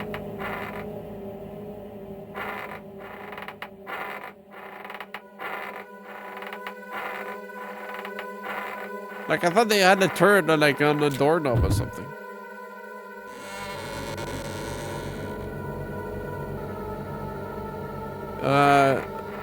This game definitely has an interesting presentation and stuff. It's just kind of a pain in the ass to play at times. Like, you have to consider this is a DS game as well, and there's a lot of pixel hunting at times. Or like, you know, with the resolution, you'd have to be able to decipher stuff on an actual DS. This kind of helps because they got bigger pixels, but, you know.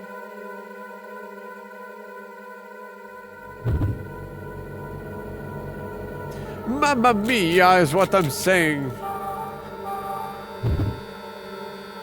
Yeah, but it's kind of appropriate for the game being tortured as tortures to play, you know? How do I light up this thing, man? If I light the gas lamp, I should be able to go inside. Fuck off. Yeah, I guess I don't combine. I light the lamp and I step through the little hole. There are plants in this room that almost seem to give off a light of their own. For some reason, I feel content and relaxed. A knife springs at me.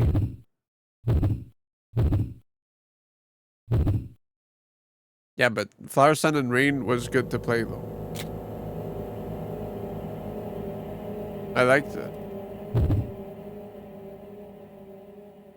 The way they made the gameplay and how they kind of like wrapped itself in the presentation and everything, like it felt like, you know, it felt like you were feeling Sumio Mundo's pain. But in this, like, I'm just getting annoyed, but in a bad way. When I take a closer look, I notice a piece of paper wrapped around the stem of the plant. I reach for the piece of paper. Yeah, for sure. But those people, they're stupid, you know? They just don't get it. The moment I touch it, my head starts to hurt.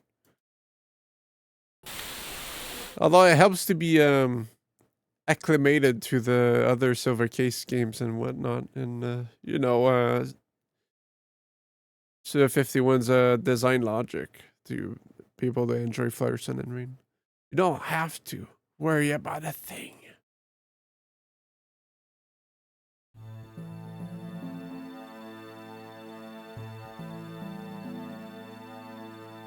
I don't think so. I don't intend to put any of the blame on you. Anyway, let's think of something. There's no reason to point fingers at anyone, right?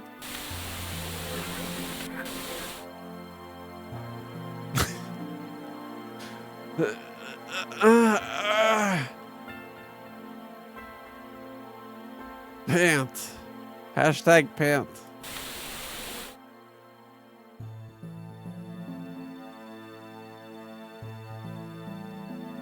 Hey, don't you think love is such a stupid concept?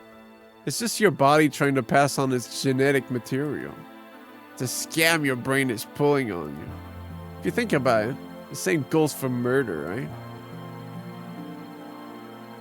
Oh?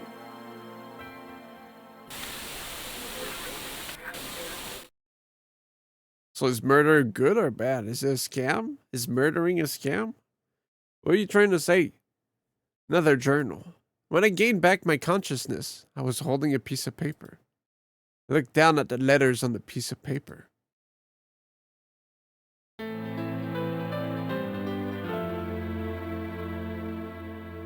Can't get away from the guilt. My only hope was to have a woman I could share the guilt with. Her skin soothed me. She probably felt the same way. Mankind is so selfish.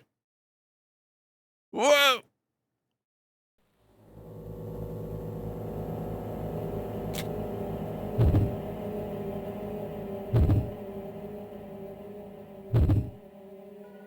That is brown and wilted. There's something glowing in the dirt.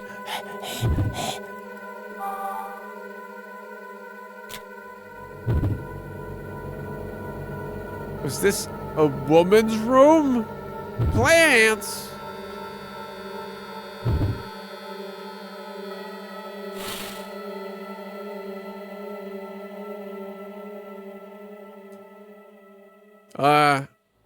Yeah? Am I missing something here? I got some cool lore, but... how's that gonna make me, progress? There's a place I haven't gone. The darkened path to the north. True. Yeah, fair enough. You know, I thought about it at the same time.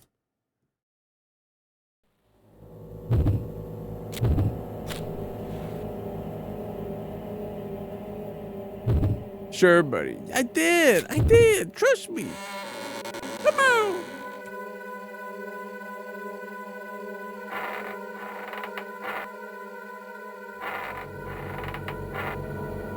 Save it for the judge.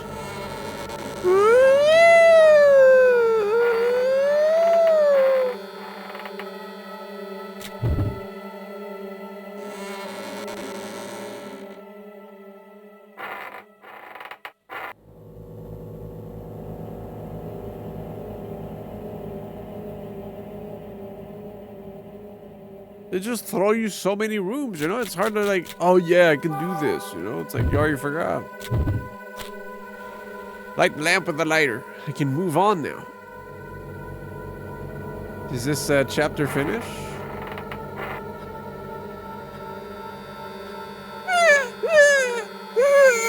Okay, man. I can just make out a creaking noise coming from the end of the passage.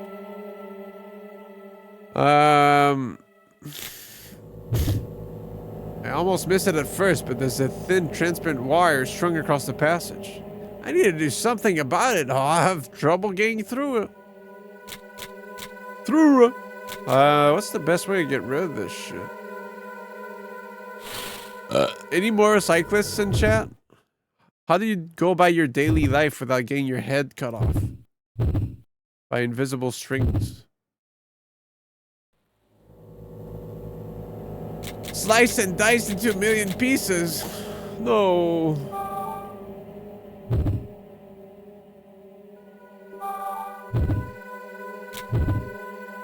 Think about using the ant axe to cut the string set up in the hallway. But the blade of the ant axe is damaged and it probably wouldn't work very well. I decided not to use the hand axe. I used the knife to cut the string set up across the hallway. Barn. I decided to play a little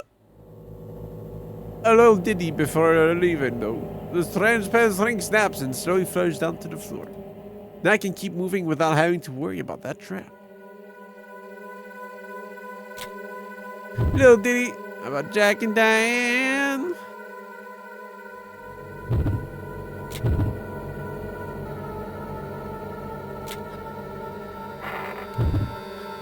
Stupid ass great door.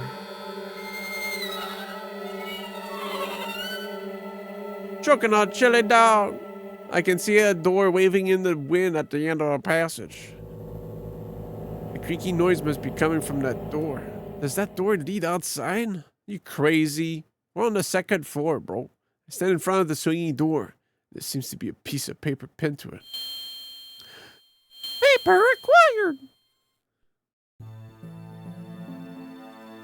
You know, when you think about it, this game is like Slender the 8th pages. but there's 40 of them instead. Franz died. Franz attacked Martel, and his mask fell off in the struggle. Loss of his mask drove him over the edge, and he took his own life. We ran for safety to the lab. This is probably our last chance. His development was our last hope.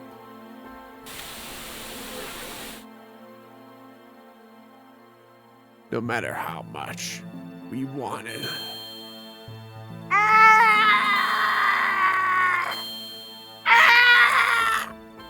Hurry! What are you doing? Hurry! Run away!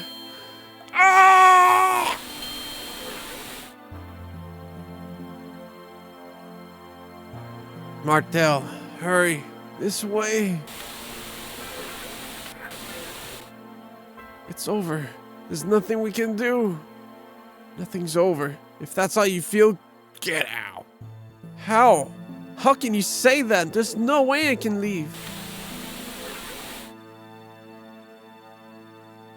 Martel, hurry, hurry.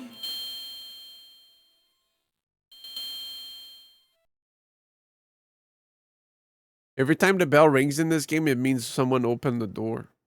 There isn't time for that. We need to get to work. Where? I'm walking down the flight of stairs? When did I? I need to go slowly. Slowly. As I cautiously continue down the stairs, I begin to notice a change in the air. Finally, I'm outside. The wind feels cold as it blows against my skin. It doesn't feel bad. I can feel myself starting to cool off. I reach the last step and collapse. I throw up a cloud of dust as I hit the ground. I feel nostalgic. I've finally gotten out, but I don't feel happy.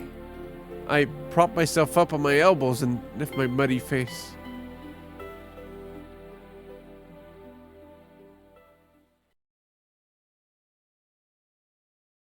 There's a row of stone pillars covered in wire fencing.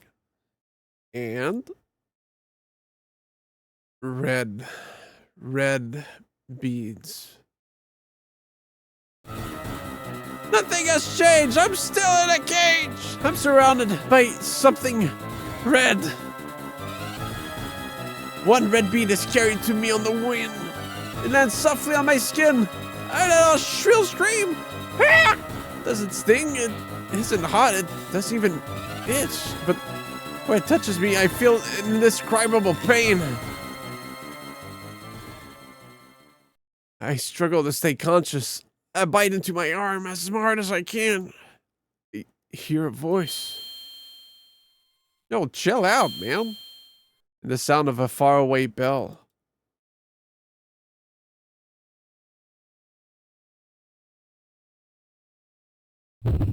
It's like getting an ember from a campfire and being like, oh, fuck, that's it, I'm burning. Come on, man, it's not that big of a deal. Probably leave a little burn spot on your jeans.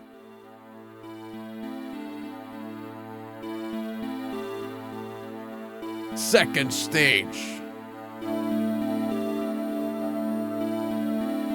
A drop of red.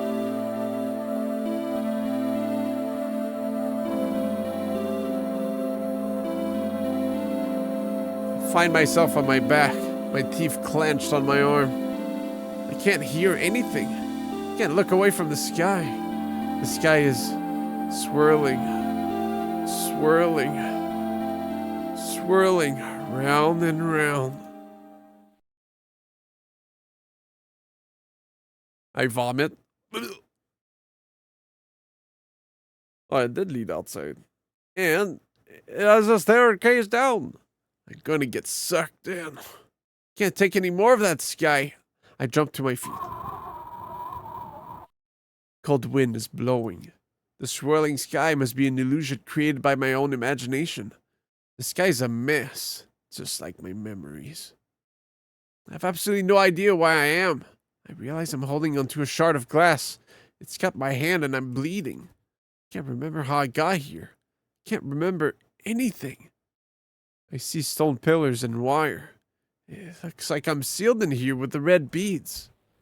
There are stairs in front of me, outside of the pillars and wire. Fog behind me is closing in, but right now it's just a faint outline. I realize I'm missing something. Did I drop it on the way here? My axe! I look around, but I don't see anything like it. There's no use worrying about it. Raise my eyes. Yo, why did I lose my 2x4s, you stupid? I need those. Fuck. How did I drop all my 2x4s? I raise my eyes and take a long look at the stairway in front of me. A 2x4 to a 0x0. There are stairs in front of me. Behind the stairs is a door. I don't remember how I got here after I left that room. Did I start walking without realizing it? It's all in pillars and metal wires that have been strung everywhere. There are red beads on the pillars. There are stairs in front of me. How are you?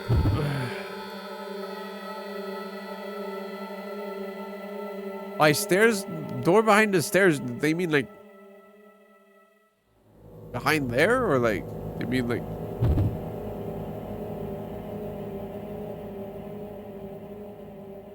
alright. Walk toward pillar.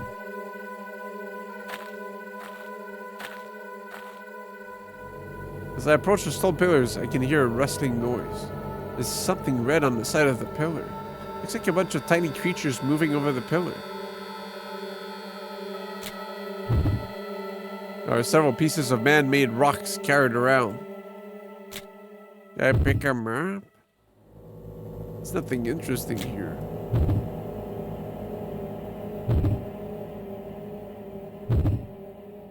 Barbed wire around the pillar looks like metal roses. The pillars are covered with some kind of red objects. It's like hell.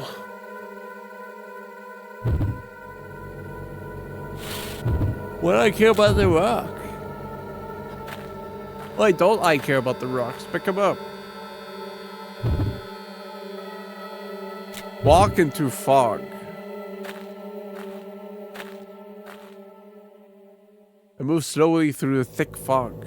I follow the wall of the building to keep from getting lost. The white fog is getting even thicker. I can't hear anything. It's like the fog has absorbed all the noise around me, even my own breath and footsteps. The fog is so thick I can't even see my own hands. I can't do anything in a place like this.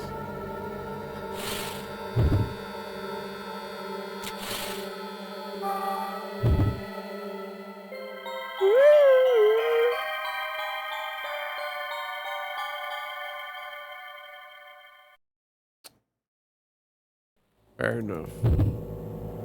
Well, I confirmed there wasn't like a key on the floor. A growing sense of terror. Without memories, the world is my only reality and it's fading away. I can't do this. I can't go any further. Turn around and go back to the way I came.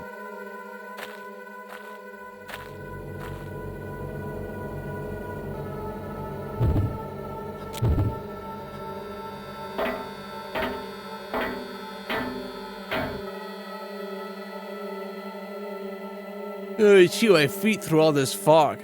Get down on my hands and knees and make my way up the stairs. I climb the stairs like a dog. I reach the top only to be met by a thick, imposing door. A lot of thickness out here. It's chained shut. This can't be the door I came out of. Some paper on the door. This is a map. It's so obvious, almost like it was put there to taunt me.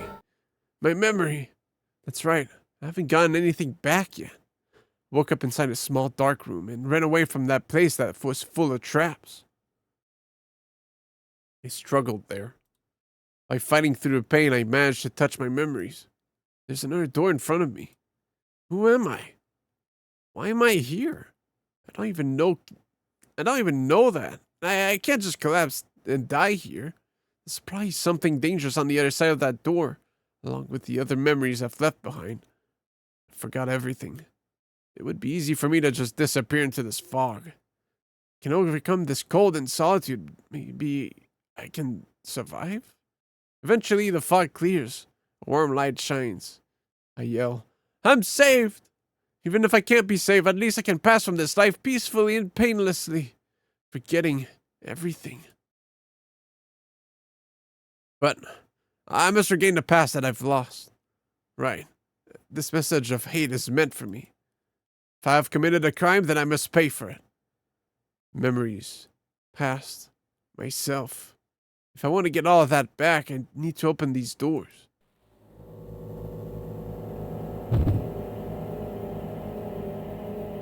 The doors are chained in space. I can't keep going unless I do something about these chains. It's chain. Is there a way I can get rid of these chains? These damn chains? Scared. Stick the blade of the knife into the rubber holding the chain. The rubber is harder than I thought, and the blade won't cut. I push harder. The knife blade breaks. However, I managed to cut the rubber. The rubber falls off and falls to the floor. Wow, that really helped me.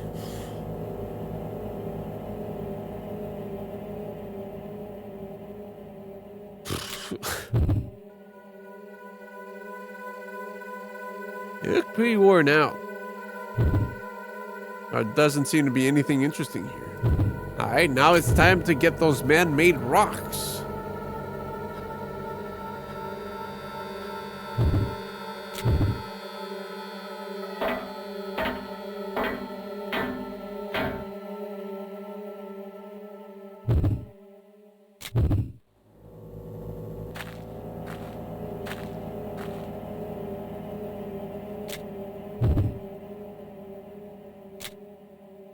Come on. I use these to break the chains. Rock. I got one of the rocks and heft it to get an idea of its weight. Super rock.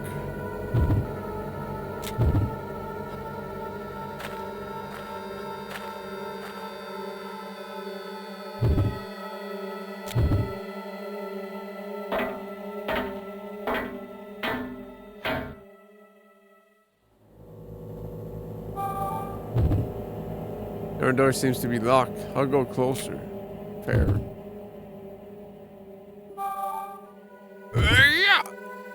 Beat with rock. I beat the chain with the rock I brought. The chain crumbles into pieces and fell to the ground.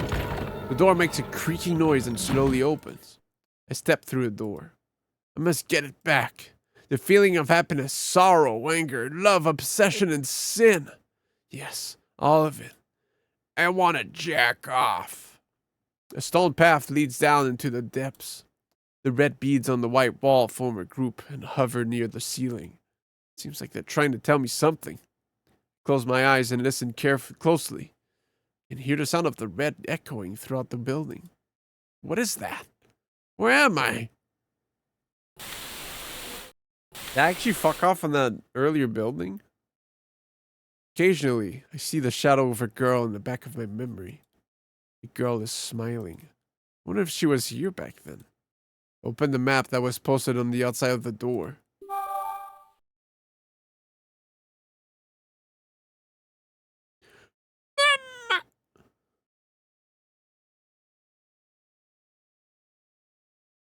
I'm probably at the pathway on the top. That's the only place connected to the outside. I look up and slowly walk forward.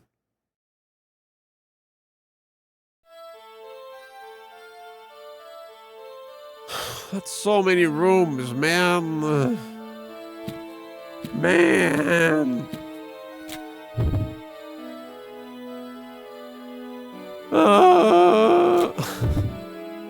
Doors are held shut by several wires strung across the door frame. I'm not gonna try. I'm not gonna try. There's no point.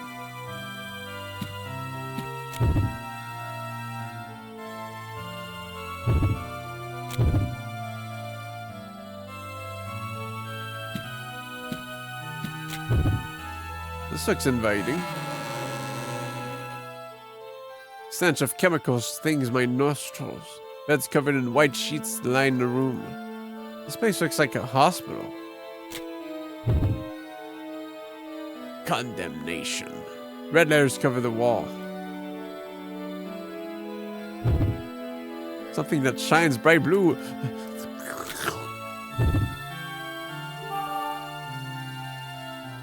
I'll bring it with me. I drink the elixir into my body.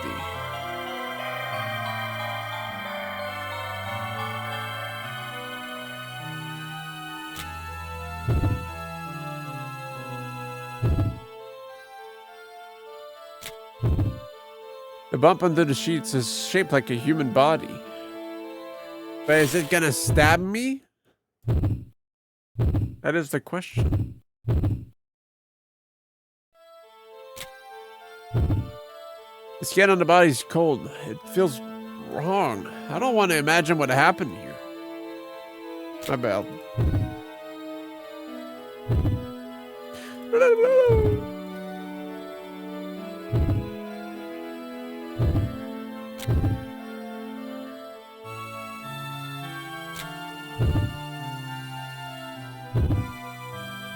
I think it was just some elixir room. Let's make sure by doing a cheat code. Feels like a hospital.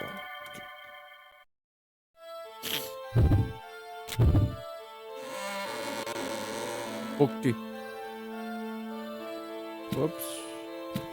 Yeah, why not? Fuck.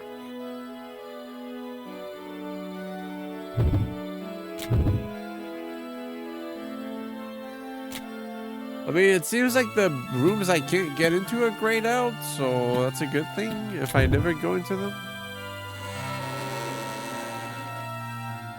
The light shining through the window brings some life to this room.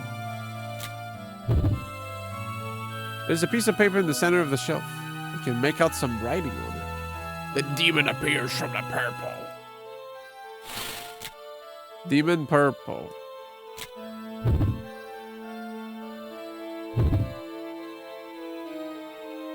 Oh. Fruit is bright red. I don't think I've ever seen this kind of fruit before. It's completely dried out. Pick up some of the dry fruit in the basket. Oh, I thought it was gonna spray chemicals at me. It weighs almost nothing, like a dried out sponge. I decided to take the fruit with me.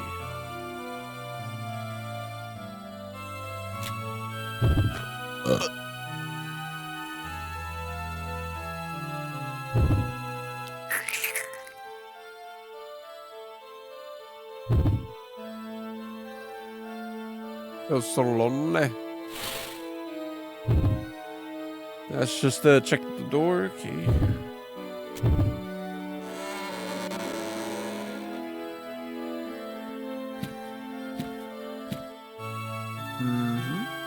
Yep.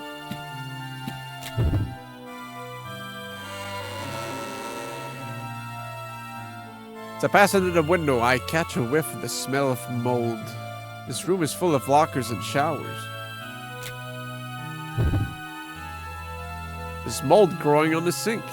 Looking closer, I see some writing in it. I need to give that child some water with that fruit.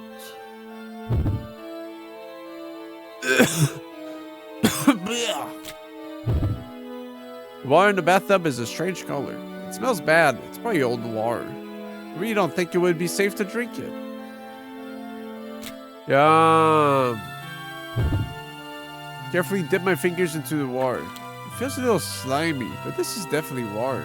It's probably full of microscopic creatures. Living things. How many days has it been since I saw another living thing? They're nice bacteria, not bad ones. Soak dried fruit. The fruit is like a dry sponge. I tried soaking the dried fruit in the bathtub. The fruit absorbs the water quickly. Soaked fruit. Yeah. In no time at all, the fruit absorbs a large amount of water. The water stays in the fruit unless I squeeze it. Like the fruit that's not full of water. Yay!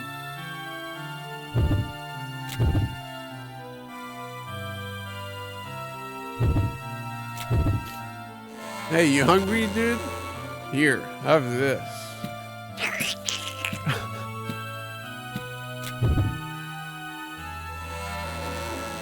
This is treat to beat the summer heat. The room is dark. I open the door and try to land. Oh man, I lost my lantern too. Dude, I lost everything.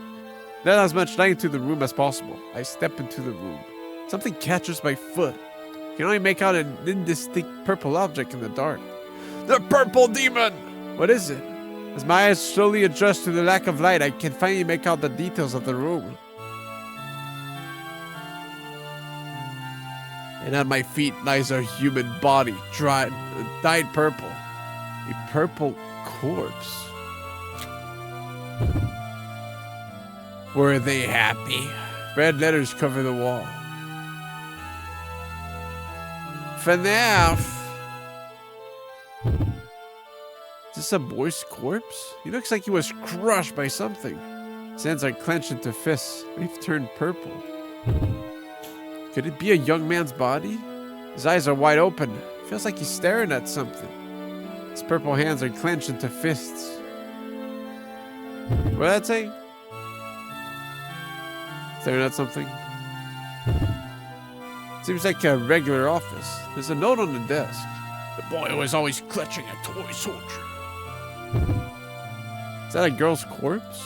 Looks like she had long hair, but most of it has already fallen out. Her purple hands are clenched into fists.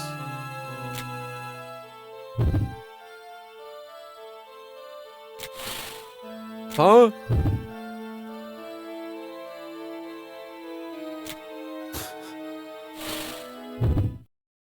If I open the wrong hands, bees are gonna come out and sting me.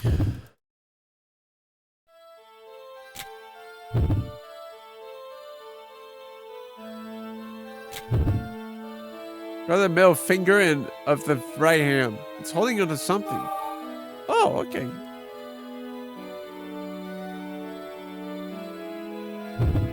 I thought it was gonna flip me off and that would do damage.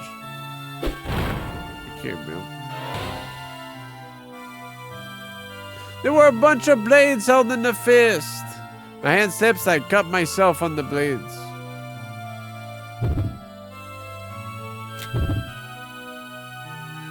Lifting one finger at a time.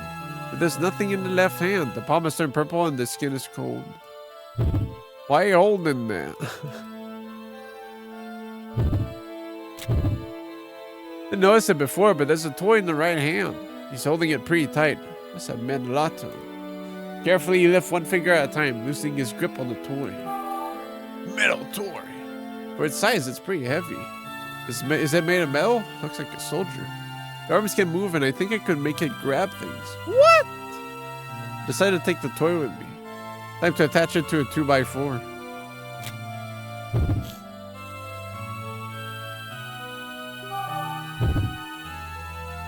Seems pretty useless.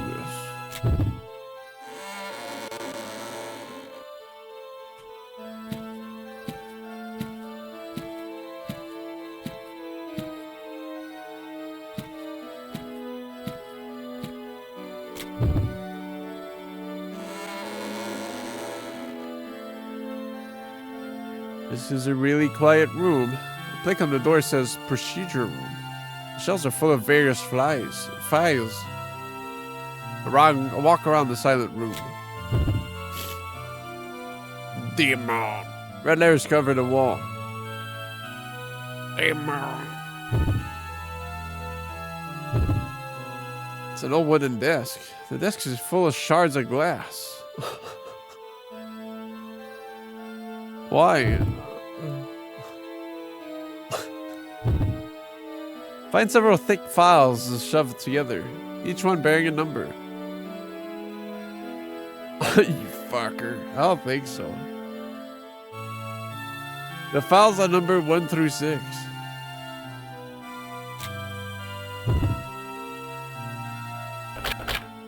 They're locked. Opening them would be impossible. Oh. There's a small key wedged into the pulley of the curtain. There's like so many meaningful messages and like cryptic, and then there's this guy like, you fucker. Oh. It seems pretty useless. What?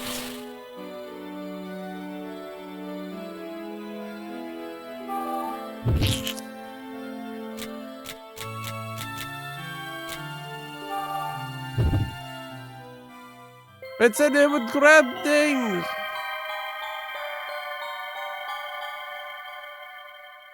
What's on the other side? Alright, well, I guess I need something to slap that thing away. Did I just misclick?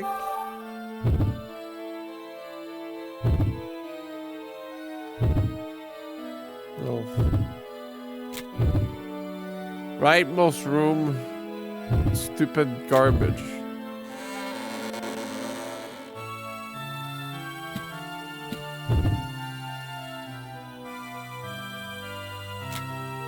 Let me guess. That's the key I need for it.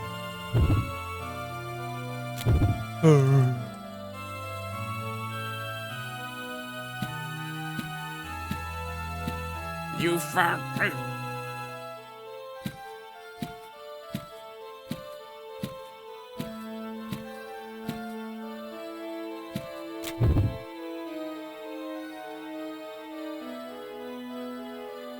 Red beads are screaming all over the hallway, covering it.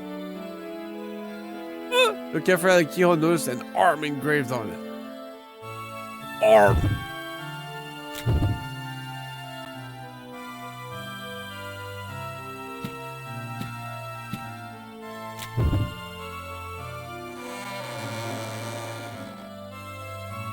Small room is filled with a stale odor.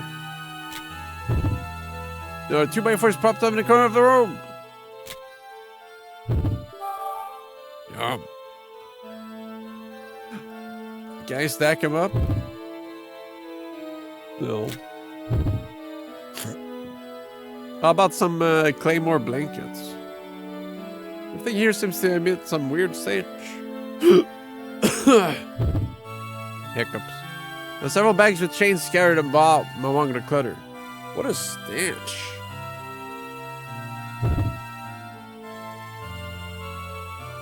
Let's do this real quick. You never know.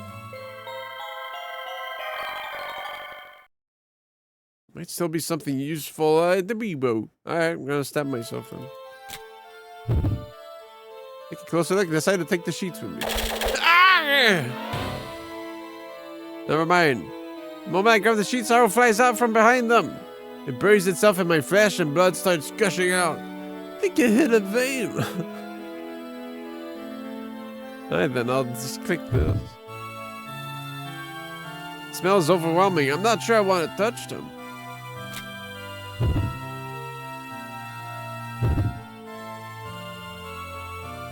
Well, are they interesting items or are they not interesting items?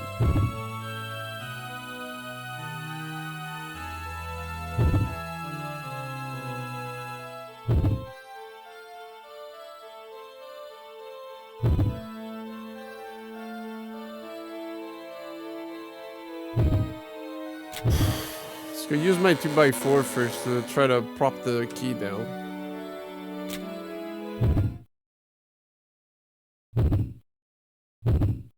Oh, heavy fog.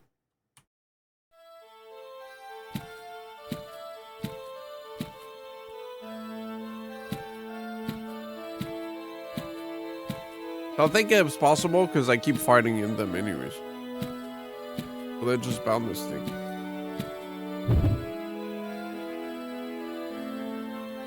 Why a rightmost room? My bad.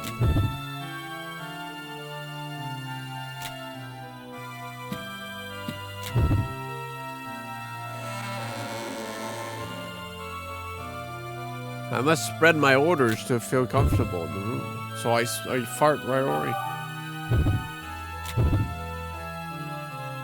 However, I might be able to reach it if I use the 2x4. Hold the board up as high as I can and reach for a key. I succeed in knocking the key to the floor. The key bounces on the floor and falls into the curtain. I easily untangle it. Now I can open the curtain. I grab the curtain. The curtain is moist. I look at the curtain. The wet area is red. Is this blood? Ah! With a thud, something drops above me, suspended from a rope. A corpse hangs upside down. Some kind of liquid drips from the eyes, ears, and mouth.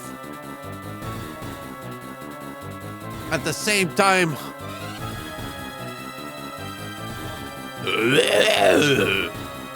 my vision wavers. There's a strong stench. I feel like it will burn my body the minute I inhale it. I don't know what it is, but there's no doubt it's a poison. I start to lose feeling in my arms and legs. It's the purple demon. I don't know why, but the door's locked. Why? I need to do something. The key stuck in the current pulley fell to the ground.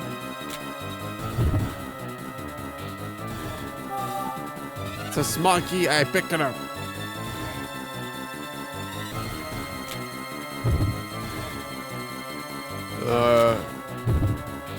The small shards of glass is carried around the top of the desk. Looks like there's a drawer on the side, but it's locked. Use the small key that I found in the current on the desk of the drawer. Seems like the key worked. I'm having trouble keeping my balance, but I do my best examining the drawers. There's nothing inside except the gun. Some writing on the bomb in red. Treatment 04 has created a diamond.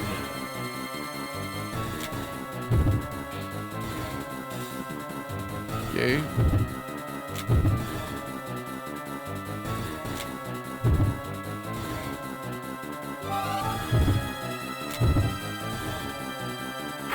Open slowly. As I open the shelf, this monkey falls to the floor. I hear it rolling away. Wow. Did he just put a coal knit box on that thing? In this condition, I don't think I can search for the key.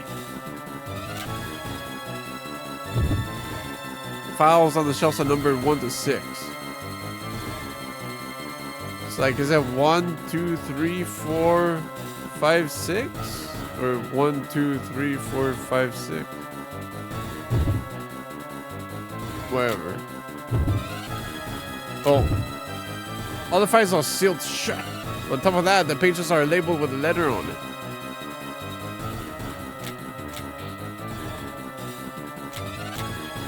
How about never mind? There's nothing on page C in file number 4.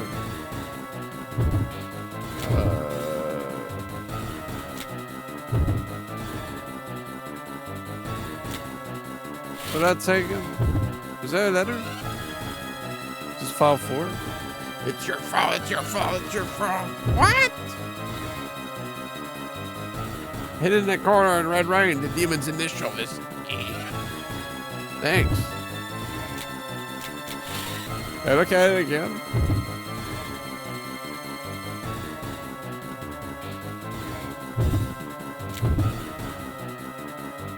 This is very stressful. Vision's getting blurry. Slowly but surely, this gas is destroying my body. I need to get a closer look. Fuck off. I thought I lost for a second.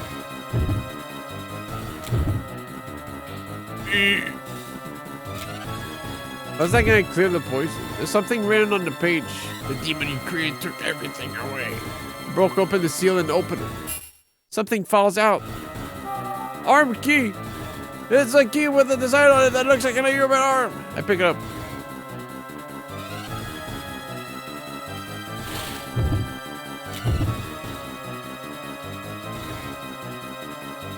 I mean, is it required too? I didn't notice it before, but there's a keyhole in the door. There's a picture on it. It looks like a human arm. What does this say? Put they key with the image of they arm in they keyhole. I turn it and the door clicks and unlocks.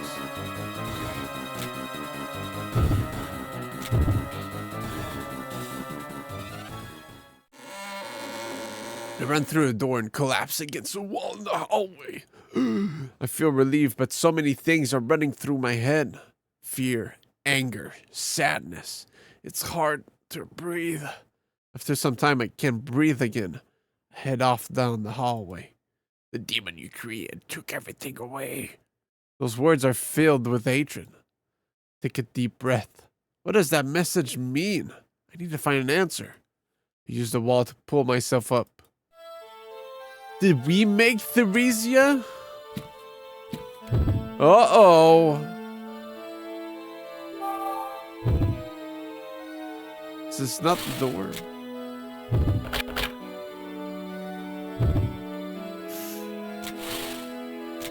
Is this not the door? Okay.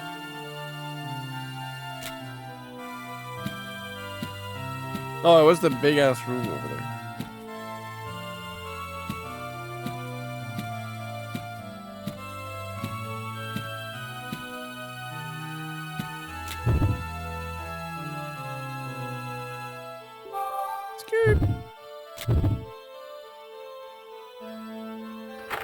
Hey, Eric, quick. Sounds like the door is unlocking. The door seems to be unlocked. The key explodes.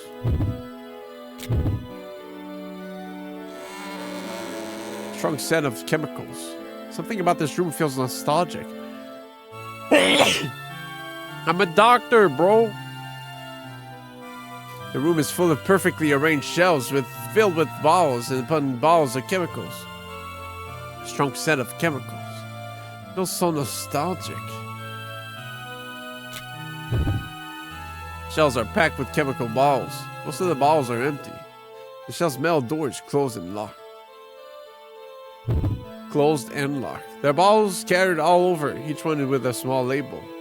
Labels have symbols on them. I don't know why, but I realize I know what the symbols mean. There's something, it feels nostalgic here. I'm a nerd. Something strangely nostalgic. Yes. It leads to the west hallway. I noticed a note on the door. The writing looks familiar. That's right, this is...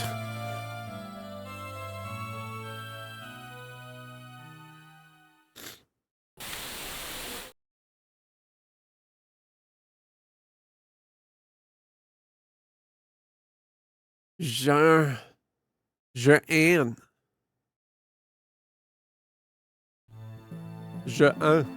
Whoa, that's how you spell Jean. Jean died. Poor Jean. Jean. Hurry, someone, put him in a warm bed. What are you talking about? He's already changing color. I'll do it. Martel, don't be foolish. You should know if you touch his body.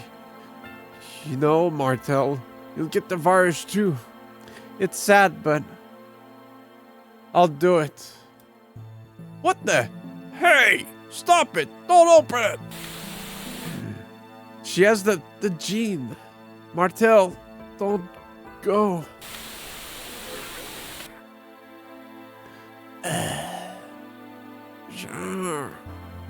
It's all right now. It's all right.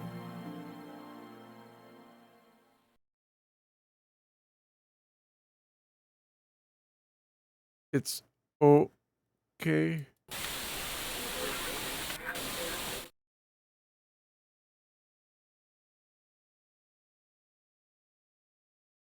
Come back to reality and look down at the piece of paper in my hands. My memories. That's right. This is my journal. Yo, Merry Christmas. Oh. Jean died. I couldn't do anything. Martel buried him by herself. She buried the purple corpse by herself. I couldn't do it. I was too scared. I couldn't do it. Lord, please save her. All I could do was pray.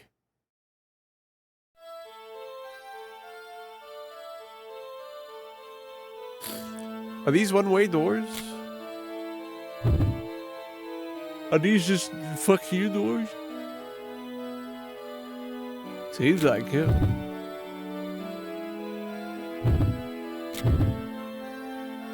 I don't think I need to go back up there anyways. Do I? The inside of the room glows a mysterious blue. It's dark and hard to see, but there's some kind of machine next to the bed. A machine gun? Something...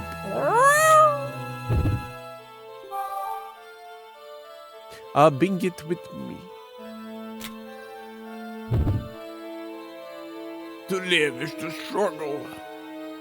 You fucker! There's some writing on red on the wall.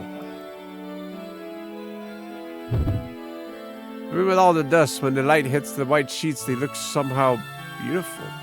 This white bed. What did I see here in the past?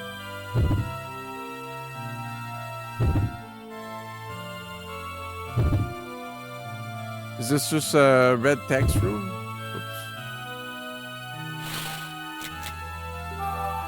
Oops. It's a fine now.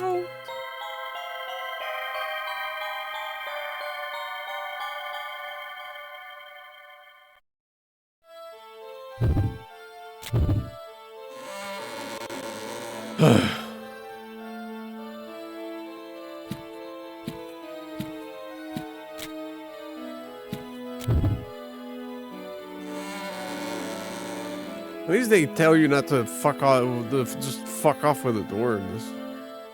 It's pretty nice. Saves me like 3 hours of my playthrough. There we go. Crazy rope. The bed in the corner is covered with a transparent sheet. Someone has wrapped a number of tubes around it too. Looks like someone wanted to keep somebody there. Confinement.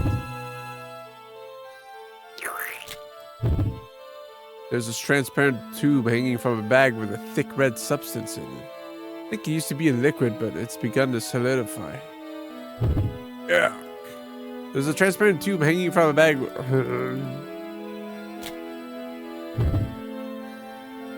There are tubes everywhere.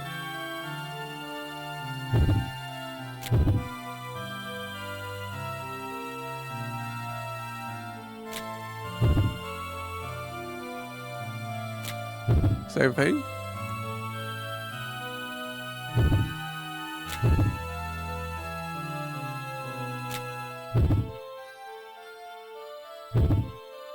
What? Not certain, but it looks like there's a key on the bed next to the pillow. You get a good look at the room because these tubes are everywhere. Fuck. Get him. Why don't you pick it up then if it's useless?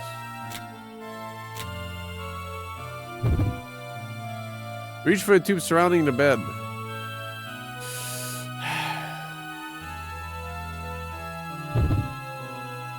I reach on and try to pull the tube. But it was booby-trapped with arrows. Oh.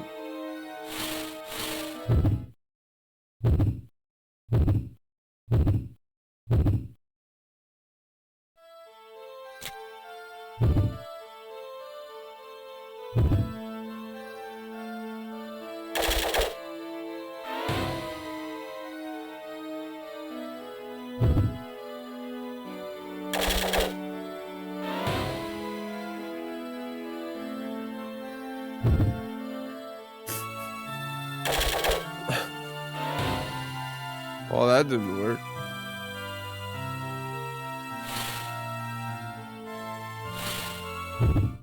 I used to be a point and clicker like you until I took an arrow to the shoulders.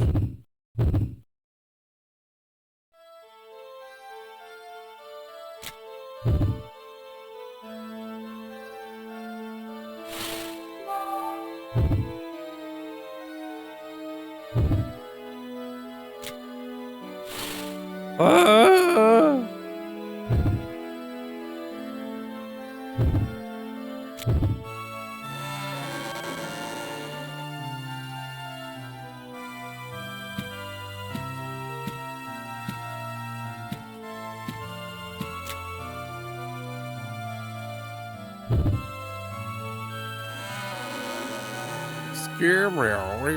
Silence engulfs the entire room.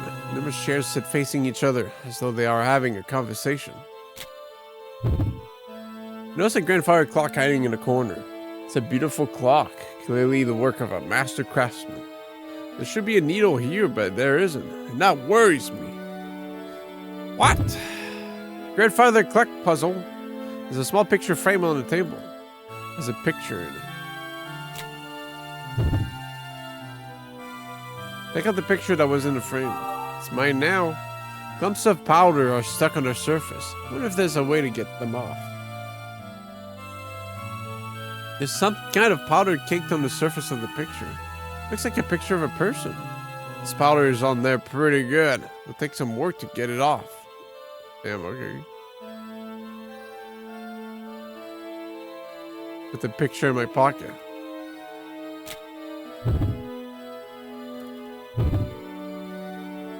Looking at it makes me feel warm. It's a comforting picture. It's calming. All the red. It's making me nervous. Look closer, notice that the frame is slightly off. Aha!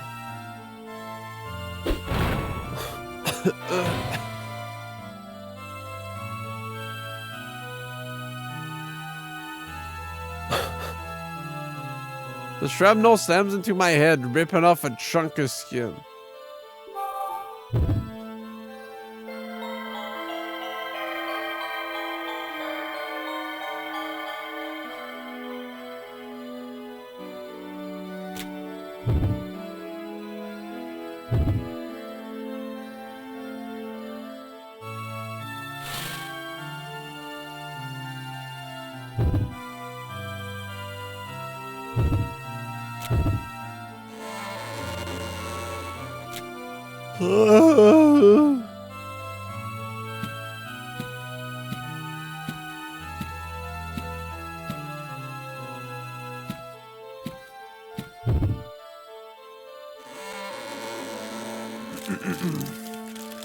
This large room has a lot of equipment.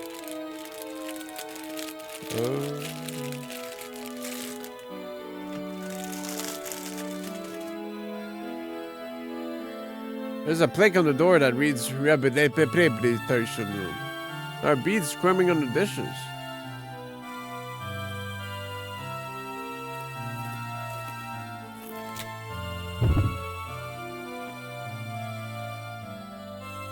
Oh man.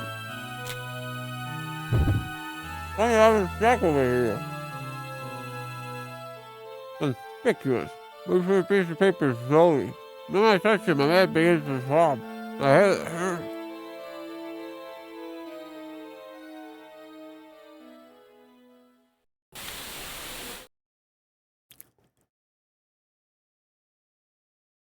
What? Why?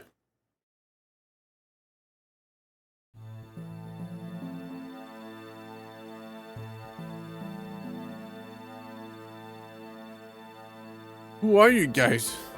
You're dressed funny. Huh? What? Hey, someone weird came. You... what are you doing?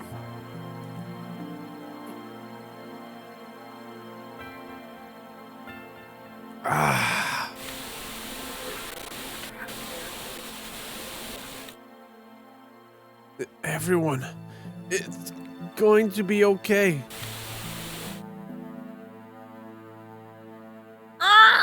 Stop it! Ow! It hurts! Okay, please don't pull. Inject him with the poison. No, I don't want to. Stop it! Let go of me! It hurts! It hurts! That's fucked up, dude. It hurts!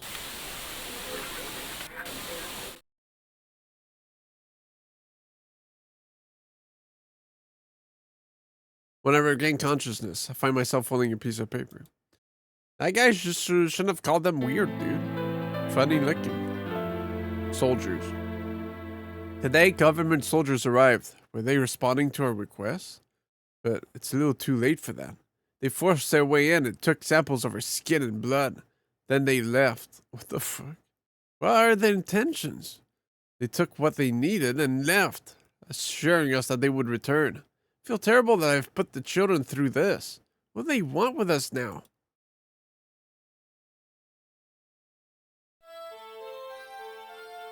Okay. I still had the ham on? My bad. Not too much damage at least. Why didn't I misclick that one instead?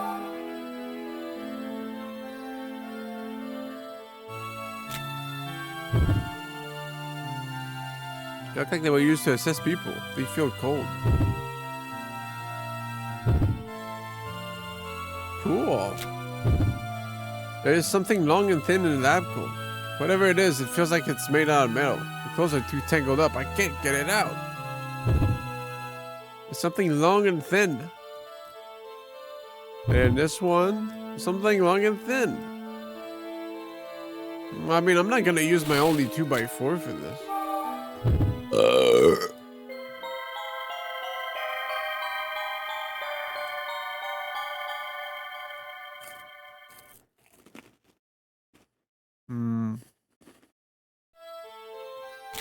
Check the basket.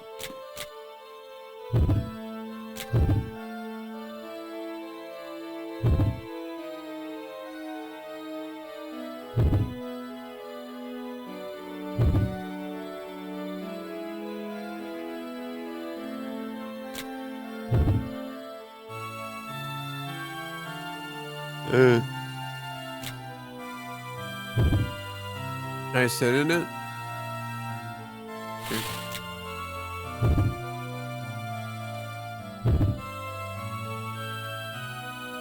The fuck's that? Find a ring around one of the branches of the plant. How long has this ring been on here? The branch has almost grown around the ring. Almost? I think I can get the ring off if I break the branch, but it's a thick, strong branch. I don't know what I'm strong enough to break it. Hi-ya! What I lose all my tools, man? Why? Can I not have an easy time getting things?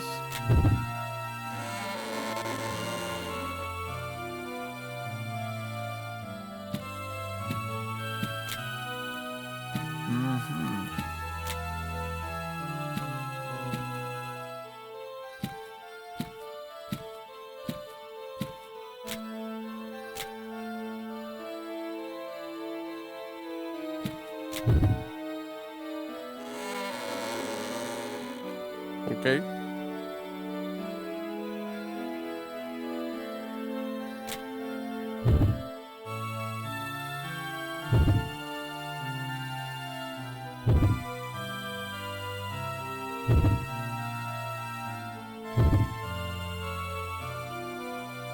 Foot.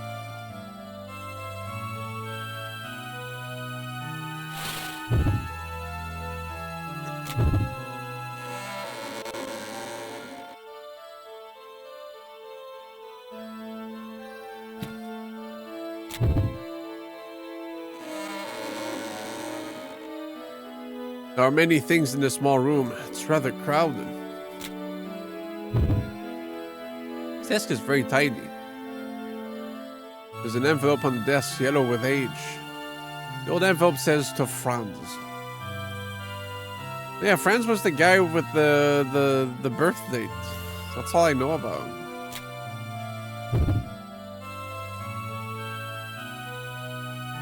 Pick the old envelope up off the desk. Says to Franz. Open the envelope. So that must mean I'm Franz then, if I open it up. The letter inside is very short. Doesn't say much. This is a sudden and selfish request, but I hope you will accept it. With your help, I think I can save a lot of children. That's what I believe. My beloved friend, Dr. Franz. Franz? Oh, so that's why they took it. They took the blood. You can see a piercing blue light. Oh, was it Frazier? Well, it starts with F-R-N-A. It's close enough.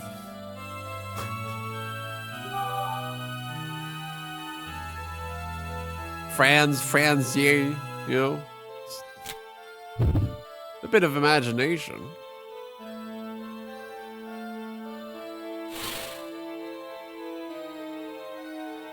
This is an Omega shortcut?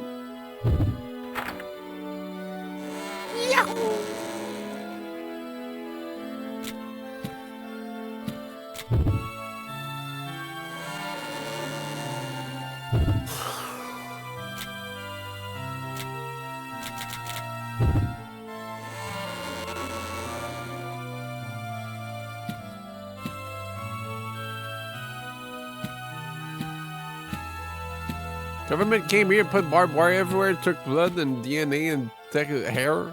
Then now it's fucked up, dude. Why the barbed wire, if anything?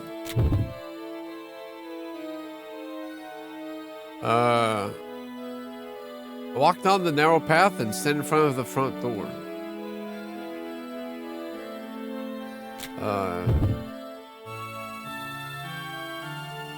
There's no handle on the door, just a wire. I think it's supposed to open with the when you pull on this wire. I think if I pull down on the hook, the door will open. Yeah, how about I make this bullet? Next to the door is an odd hook. I'll go closer.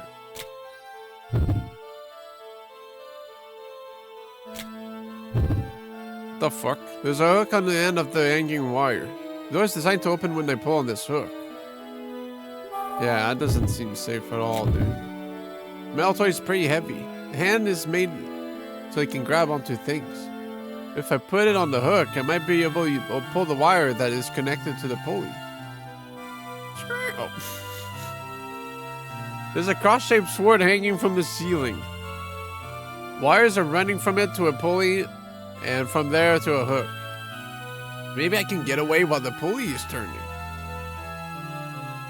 I get the metal toy and try to make it grab onto the hook. The hook is too thick for the toy's hands to grab onto it.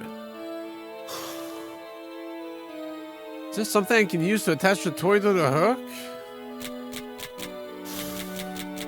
Oh, the fucking apple.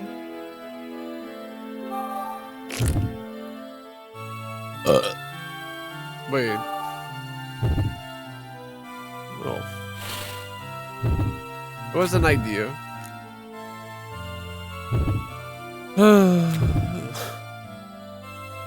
Why must it be swords?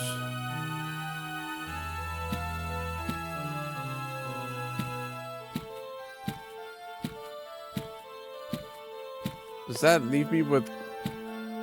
Have I been everywhere? Yeah, I have. Not? Have been? I think so, yeah.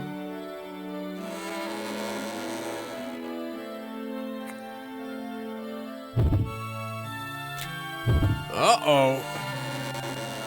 Maybe I should mirror here, actually.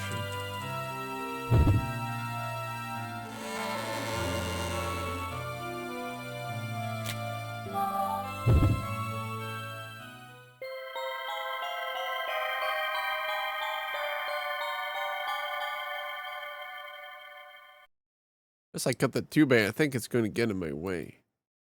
I need blade.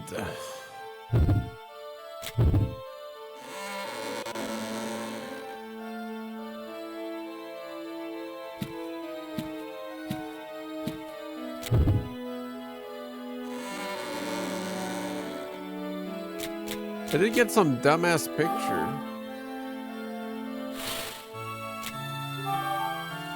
Do I have anywhere I can like clean it off and that's gonna reveal something somehow?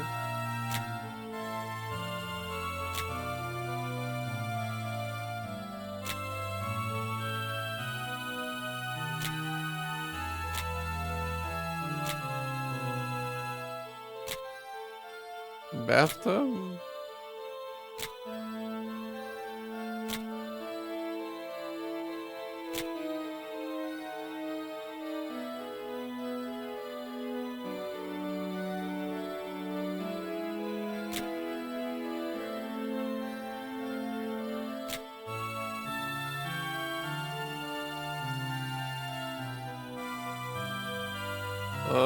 There was a blanket I could get here, but I couldn't.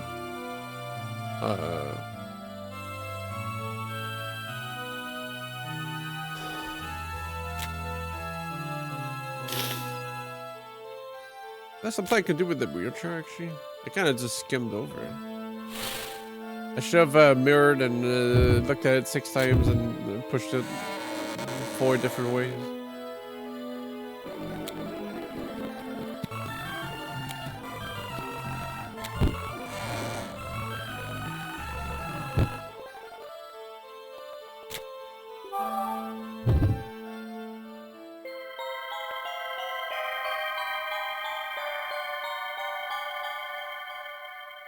Something shiny in the decorative plant in the corner. Oh yeah, the ring, but there's not much I can do about that. Can I? Yeah, I needed something to break off the branch for that.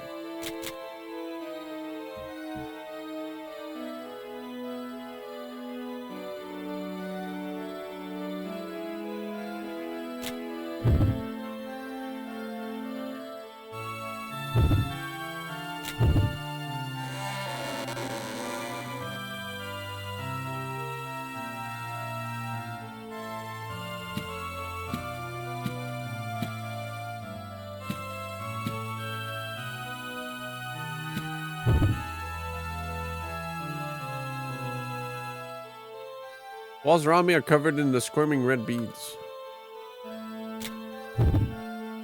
The other side of the metal wire, I see stairs leading downwards. There's barbed wire all over the pathway in front of me. I'll never be able to get through it. Bright blue light shines through the barbed wire. I look up at the ceiling. I have to squint my eyes to see. Light, it's so bright. There's an oddly shaped cross. It sits dignified against the stained glass, the clear blue light shining down upon it. It looks down at me gently, mysteriously, and with dignity. I realize there are tears streaming down my cheeks. Why am I crying? I don't know. I can't think about anything without seeing that girl in front of me. She always just fades away. Whenever I see her, she's smiling. I have to go find her. I slowly open up my eyes and take a deep breath. Suddenly a key appears. What?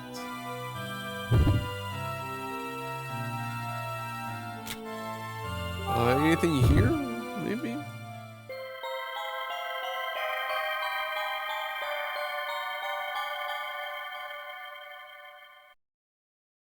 There are the stairs.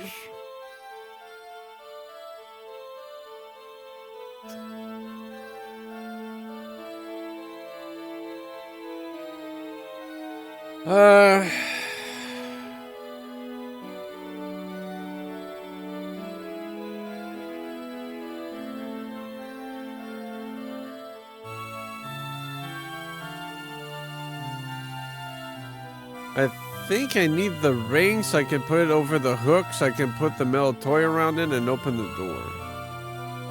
Which means I need a blade or something that breaks off the tree, the plant.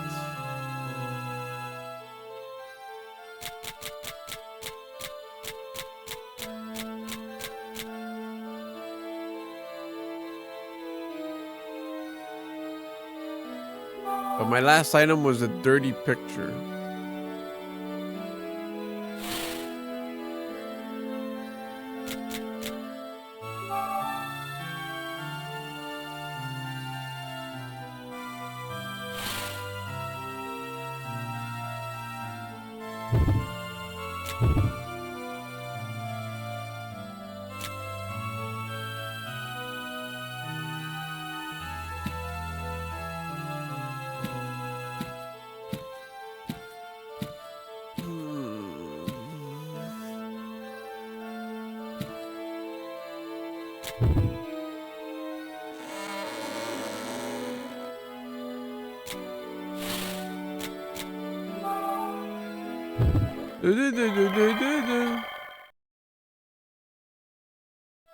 Several shelves. Is that not gonna spill on me then? There's something in front of the grate, so I can't get a good look at the inside.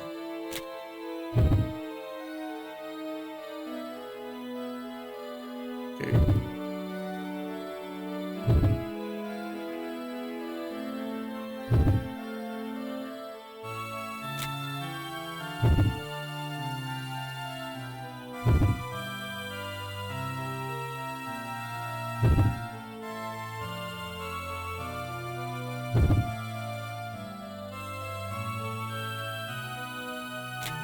Oh.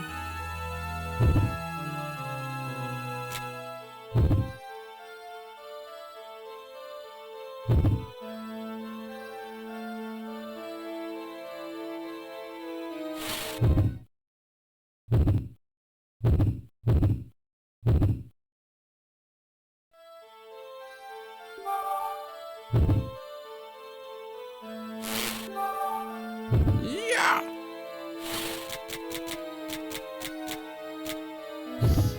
Need a weapon.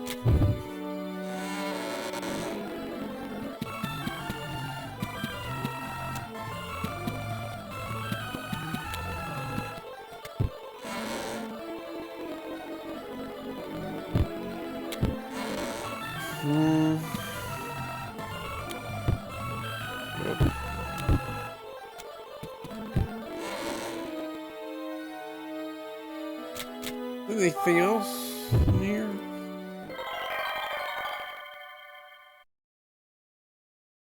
Need some water to wash the dirt off the picture. I think there's a shower room somewhere to the north. Okay, that's what I was trying to do, but I went to the wrong room. What was that room? Oh.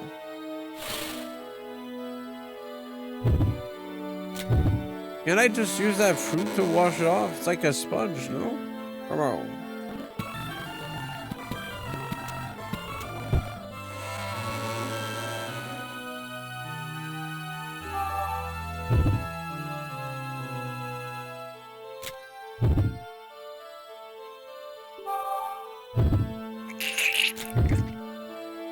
Make it dirtier. Why should you use the water from the bathtub to clean off the picture? The dirt on the picture starts to fall off. After picking off the filth on the picture, I wipe the water off with my sleeve. This is...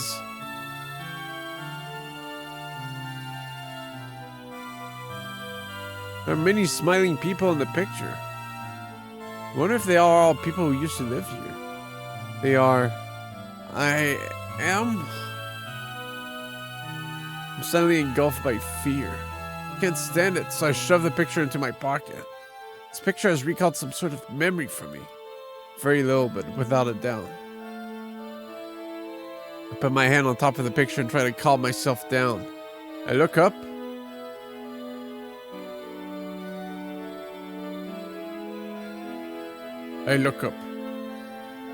Now what?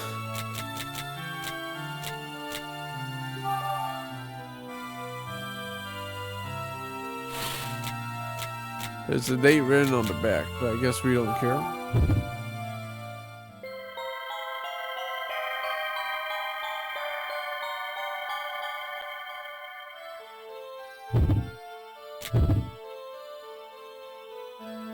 Was there like a follow-up? No. Okay.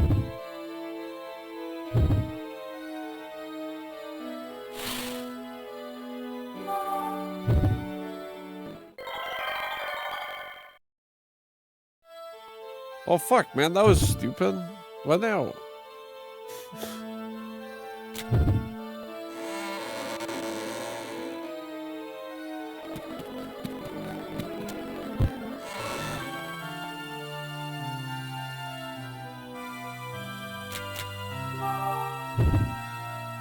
Something about that corpse sends its chill down my spine. Strange door to the south. If I put the metal toy on that hook up there, maybe I'll have opened the door. Yeah, I tried, fucker. Does this give me a random tip if I keep doing it? No.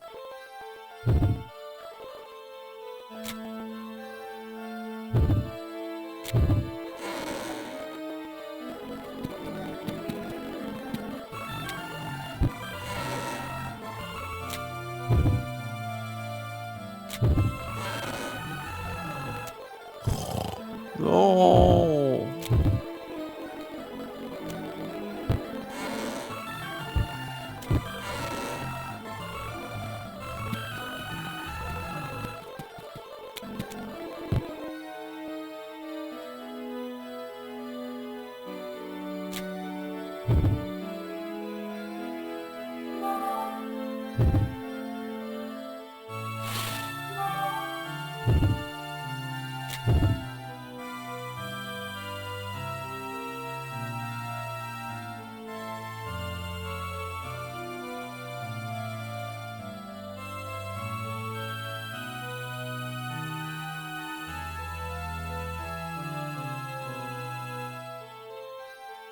Mirror.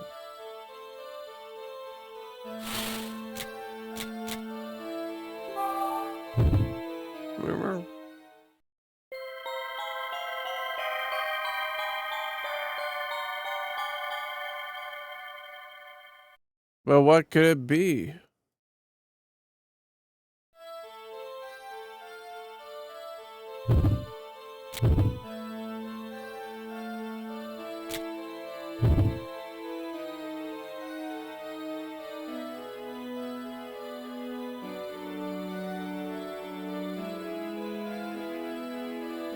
What could it be now? This one comes down on me, I'm done for.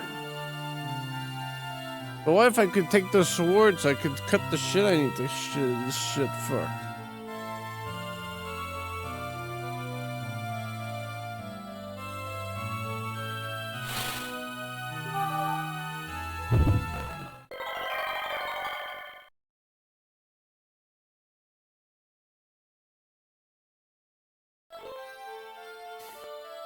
Man. Man.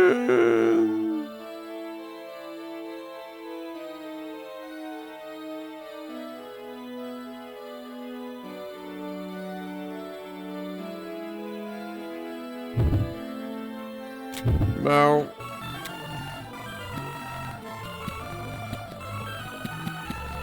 No. Is there something I can do here?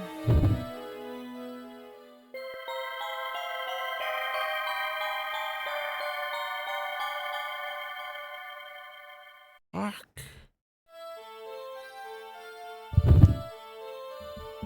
No.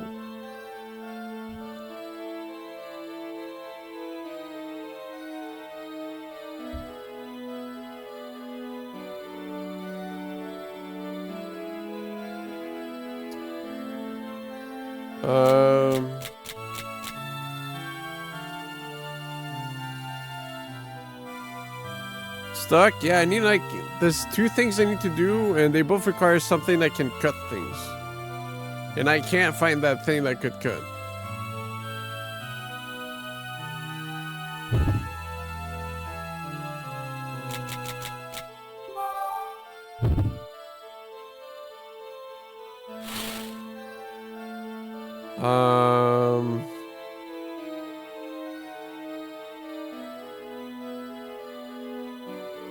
This is the room.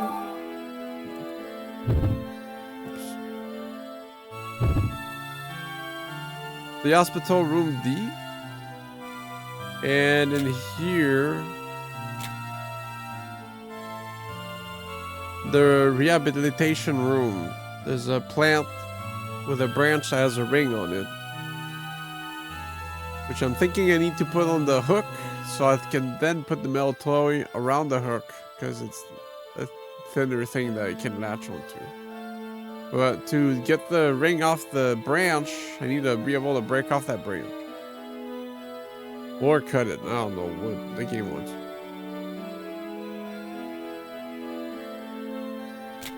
Maybe the supply room has something for you.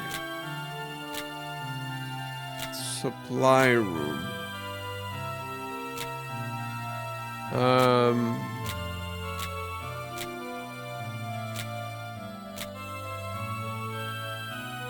mean, I tried looking there. It just says,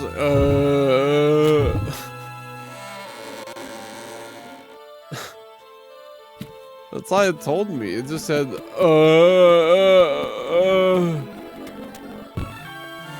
Maybe I didn't click it right?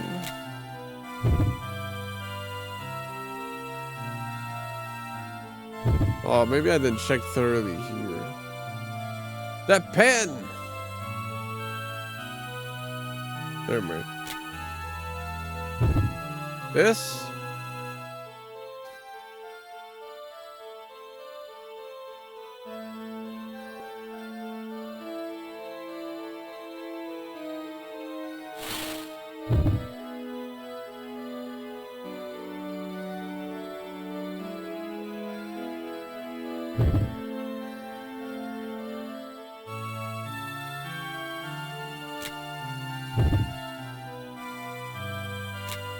Oh?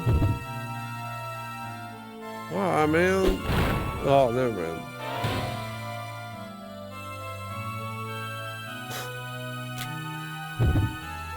How about this one? Open ZC and find inside of... fuck you, dude. They're kind of strange. Are they made medical scissors? Anyway, they might come in handy. Dude, man. That's so dark down there. Fuck you. Stupid ass game.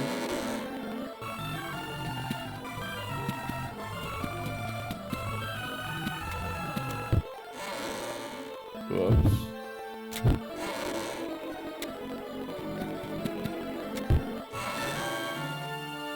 Snip, snip.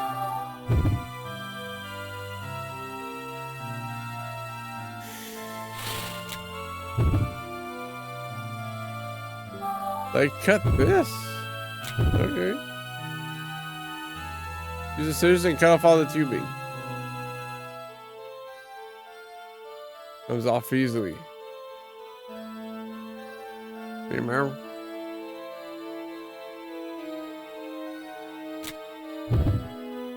Not sure, but it looks like there's a key on the bed next to the pillow. I dig under the sheets and make my way inside. Whee! There's a key and a note on the pillow. Let me out of here. Pick up the key and the note. The foot key! The key has a design on it that looks like a human foot. This key must open some door. I put the key in my pocket. Well, I'm not gonna read the note.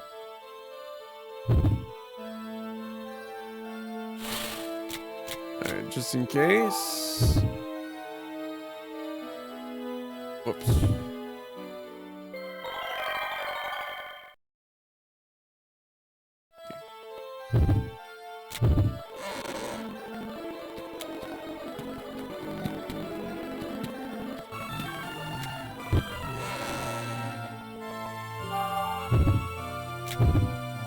Foot.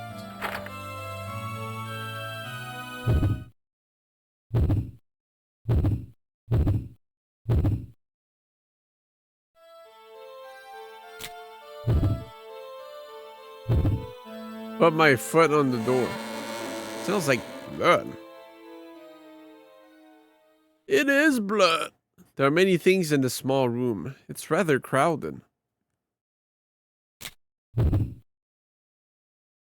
I can see a swarm of red bees squirming around on the cloth. Interesting. Touch them.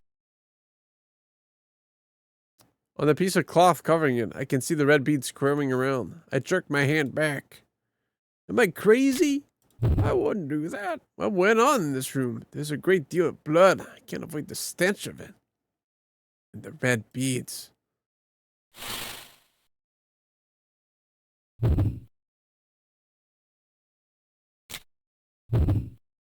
So they said that door in the back.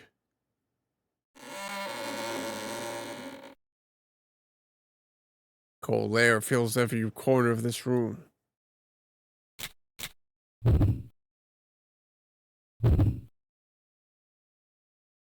Wait, I see something covered in dust that shines a dull blue light.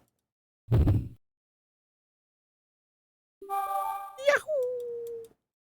I'll bring it with me.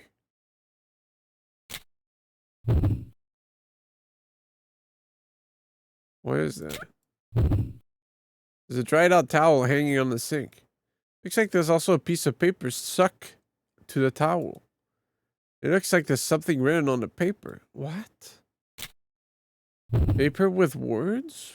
There's a piece of paper hidden with their towel. The towel is as hard as a rock. How did it get like that? If I try to peel it off, the piece of paper might get torn up. Fruit time. I squeeze the fruit, draining the water onto the towel. Gradually, the towel softens up. The paper stuck on it gets wet too, but I think I can still read it. I read what is written on it.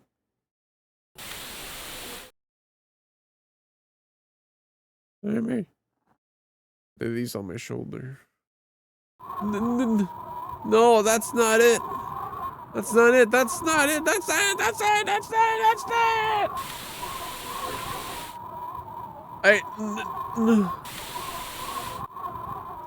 It's not me.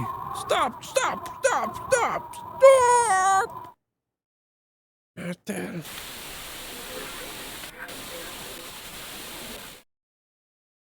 That's not it.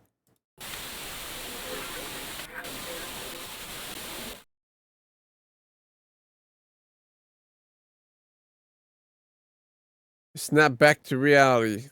Dude, they keep saying that. I'm trying to hold myself back and look down at the piece of paper. Meryl? To those I love. John, I'm sorry. Franz, I'm sorry. Maylee, I'm sorry. Children, everyone, I'm sorry. Martel, please, forgive me. Naruto, I'm on my way. Forgive me. Meow.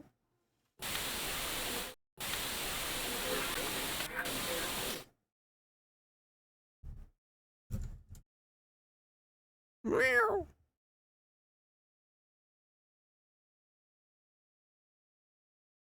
Uh,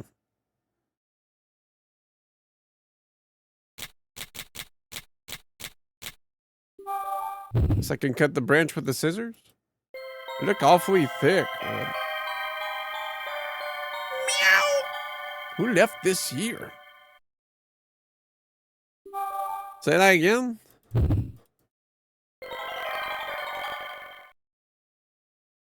No. Yeah.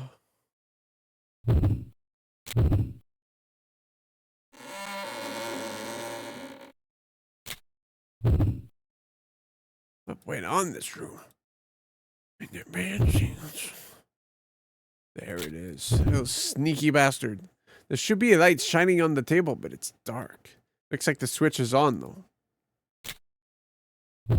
Is it just not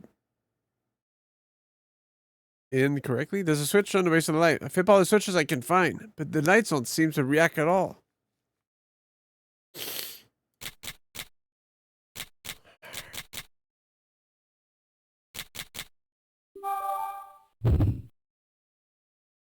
I take the picture out of my pocket.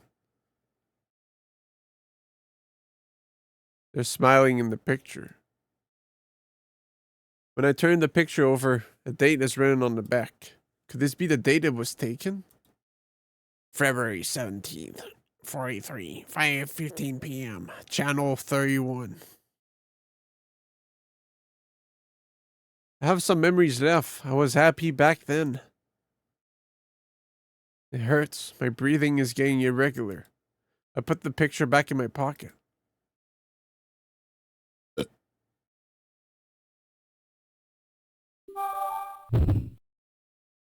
Um, you gotta be honest, when a game makes you interact with the game, the same thing multiple times.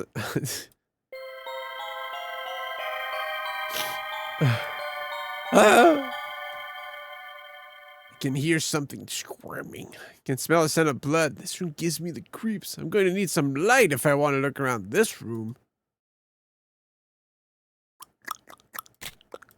Yeah? Try hitting the light. Boom! Oh, that's what you mean.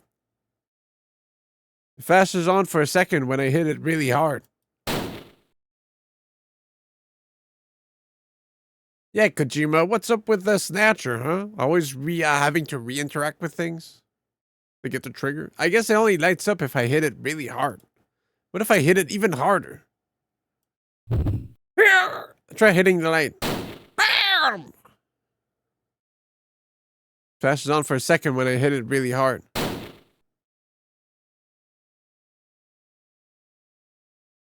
I guess I use a toy. Use a metal toy, hit it as hard as I can.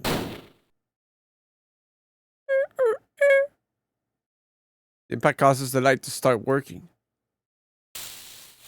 As the light comes on, something on top of the table becomes to twitch and squirm. Cheap viewers on poopoo.com. Oh my god, the bot's are awake. Pliers. The red beads disappear from the cloth when light shines on it. Something shines dully. A dull light. A V-shaped metal tool. There are tweezers. Yeah, that's what I meant to say. I decided to take the tweezers with me. Found a solution the guide maker didn't know about. They use a 2x4. Yeah, but I only have one right now. I can't take the risk.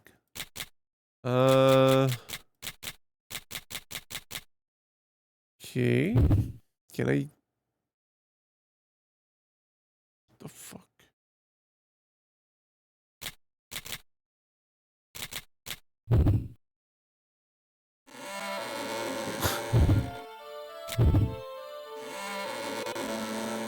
Can I take the ring with this? Mayhaps. I've acquired multiple powerful tools. I should be able to.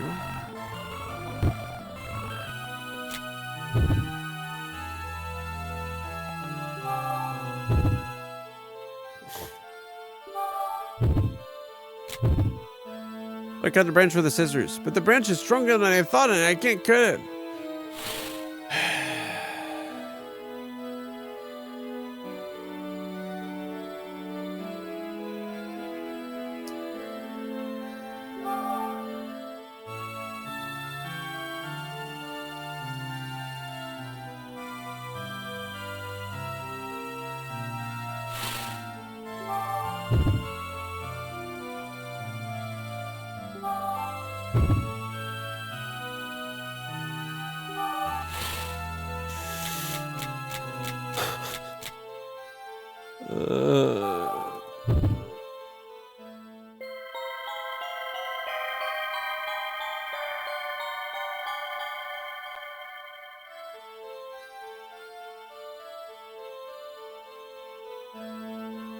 What are here? Tweezers? Look around in here.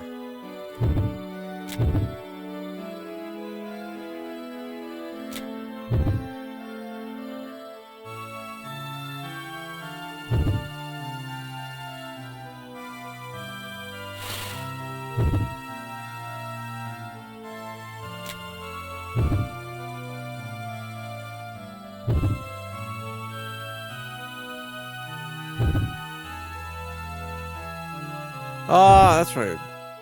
Yeah, I needed to cut the basket.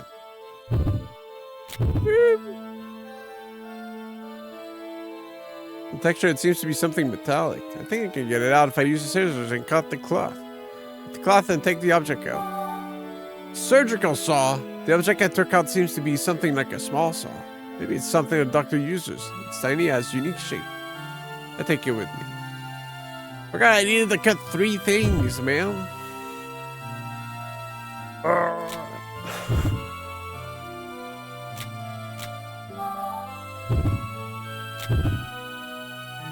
Set the blade of the saw on the branch. Move it back and forth and slowly cutting through the branch. After some sawing, I just break the branch with my hands. The ring that's stuck in it is very beautiful. Probably a ring for a lady. Like the ring. She's a lady. Oh, she's a lady. Dark in her bell. A little lady. And the lady is a man. Oh, wait. That should work, right? That's perfect logic.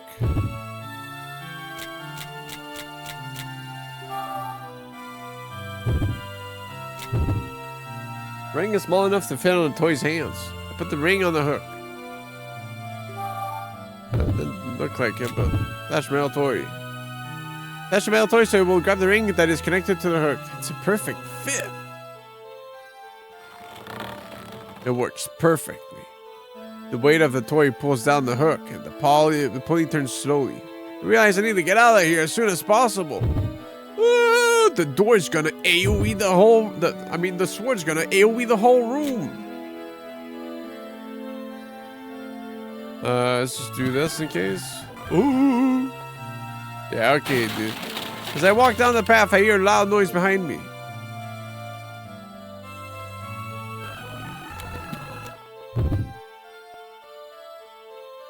Oh yeah, I forgot it's not a room in its own. It's just different This is a hallway, I mean.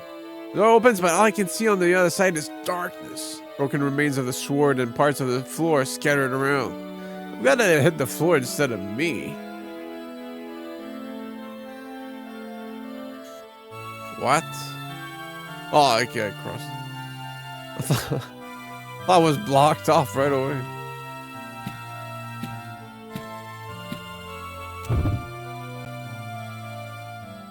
Slowly look around the room. As I thought, rotten corpses, chained up in purple. I cover my mouth with my hand and get out of there.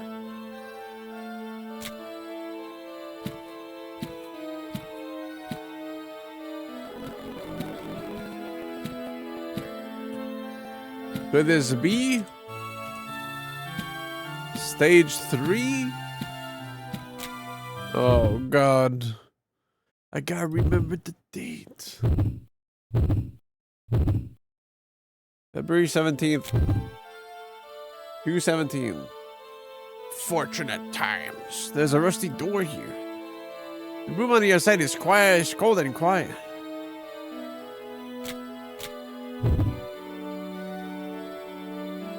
Oh? The device on here looks pretty important. It has numbers from 1 to 12 and there are long short hands each pointing at the number. Check an analog clock. There are 2 small dials as well. If you spin these, does it move the corresponding hands? I don't think there's enough space for me to get my fingers in. If I use the tweezers, I might be able to move the hands of the clock.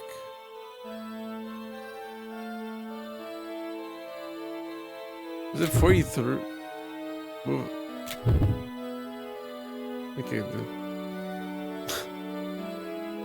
wonder if there are any clues somewhere.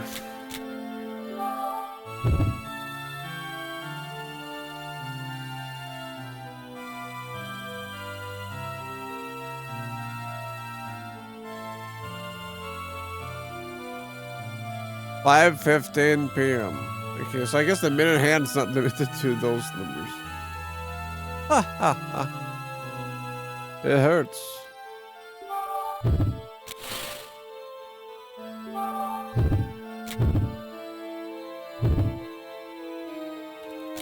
At least I'm not getting stabbed for this.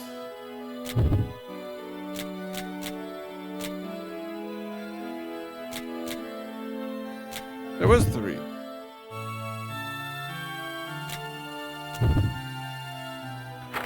The minute hand to 3 and the hour hand to 5. And I finished, the machine makes a noise. Is it unlocked? It was harder than I anticipated to move the hands. The tweezers are ruined.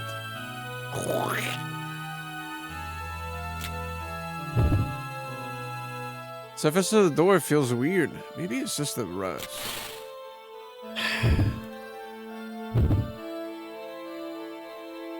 Turn the doorknob, and the door opens. Inside, I see a small piece of paper lying on the ground.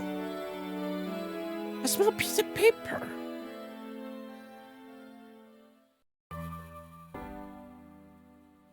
Family. Life in the orphanage is good. Many children have recovered from their illness and found parents. Mainly friends, myself, and the rest of the staff have all become friends. Been a while since I had so much fun, so much warmth. Is this happiness? Is this what family is?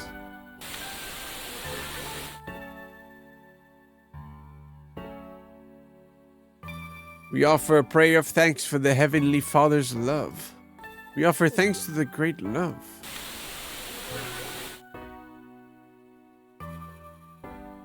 Hey, I'm here. We can drink together again.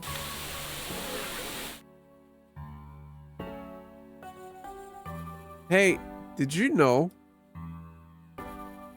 Why Super Mario Bros. Plants and trees also feel lonely. That's why I'm giving it some rum.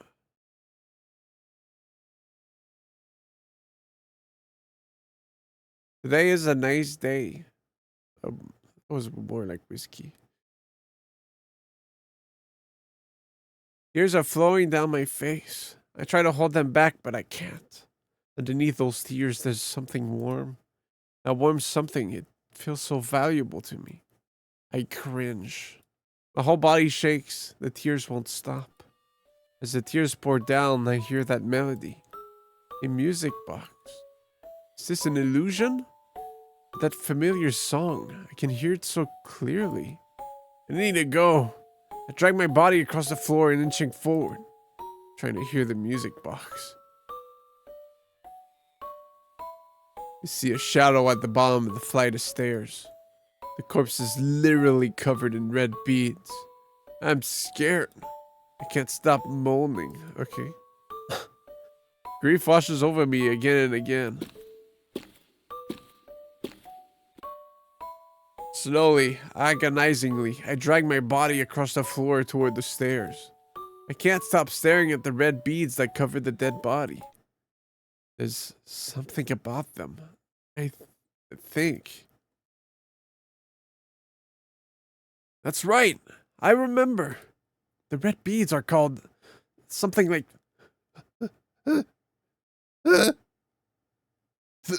Theresia. Oh my god.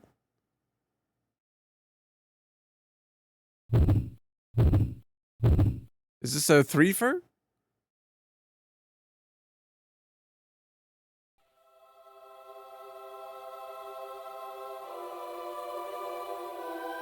Fuck.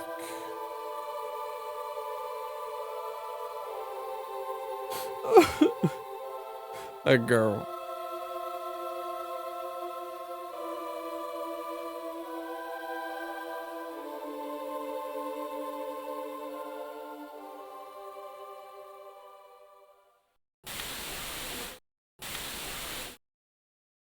How long was I like this? I can't hear the music box anymore. I curl up into a ball and stare at the corpse. The corpse is covered in the red beads, called Theresia.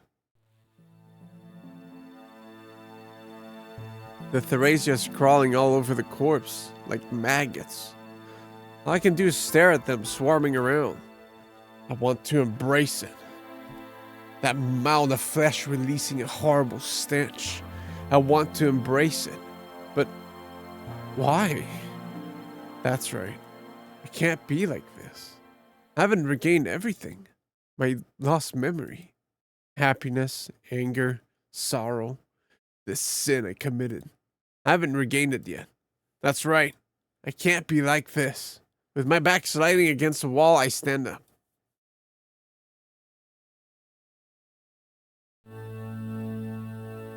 The corpse is covered with red beads. I can't remember anything, so I'm wandering around a building infested with red beads. No, I can remember one thing. These red beads are referred to as Theresia. I just can't remember anything else. I noticed a dull light on the right arm of the corpse. It looks like something is connected to the arm.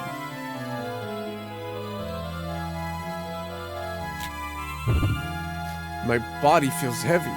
I kneel on the floor and look at the right arm of the corpse. The corpse is connected to a chain. Let me yoink that. Scrape with a saw. I can probably cut the chain on the metal bar with a saw. I don't need to cut the chain now. Why not? The chain tied to the corpse is very cold and has a rough surface.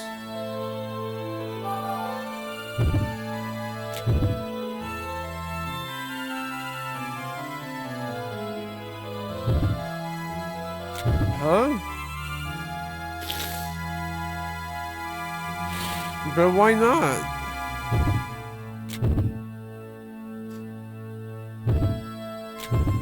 It probably breaks the saw and I need it for something else first.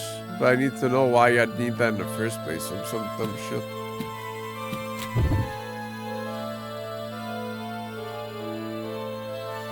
Beyond the hallway is a rusted door.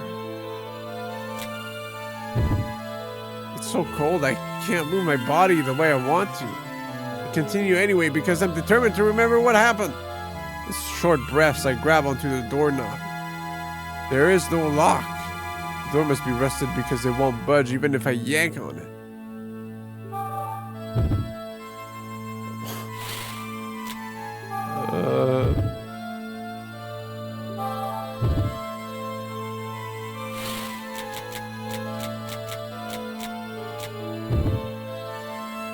The broken door has a small gap. A spacious room lies on the other side of the door. Oh shit! Take the picture out of my pocket. Oh, I'm just looking at it. Thought I was playing a mystery of the druid for a second.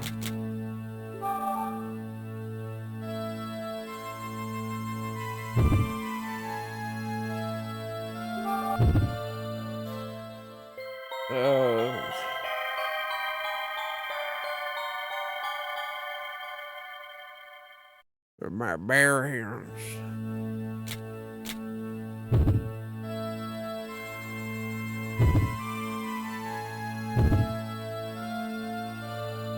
Yeah?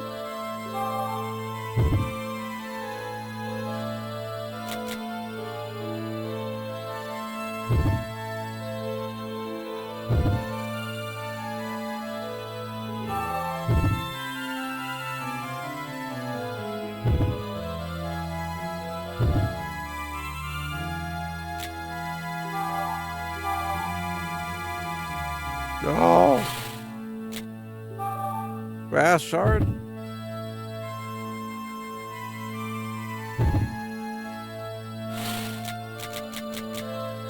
I mean, what else can I slide in there, man? Oh.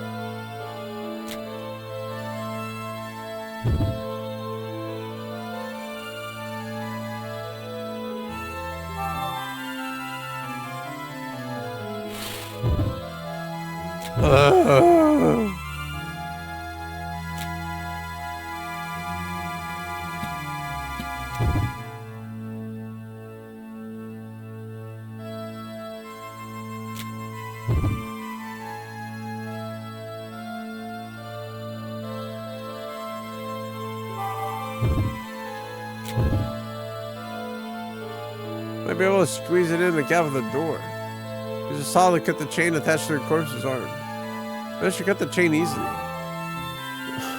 Take the metal bar that was connected to the end of the chain. What? Why? Will I be able to wrench the door open with this? Why can't I just... Fuse the scissors here, breaks the scissors. Why? Who knows? Lean heavily against the wall and drag myself right away. Whoops. Bone keys.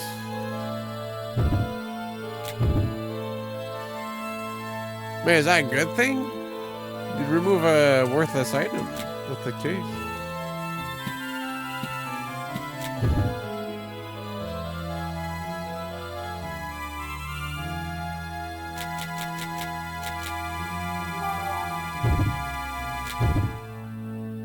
Use the metal bar into the gap and push on it hard. The door creaks and opens a little, slightly widening the gap. It won't open it all the way. I don't have enough energy left. All I need is a little more. Suddenly, the body appears. Neither hand. A little more. It's almost open. Once again, I squeeze the metal bar into the gap and push. The metal bar snaps in half with a dull metallic noise. You hear the sound of metal rubbing against metal. Finally managed to pry the door open.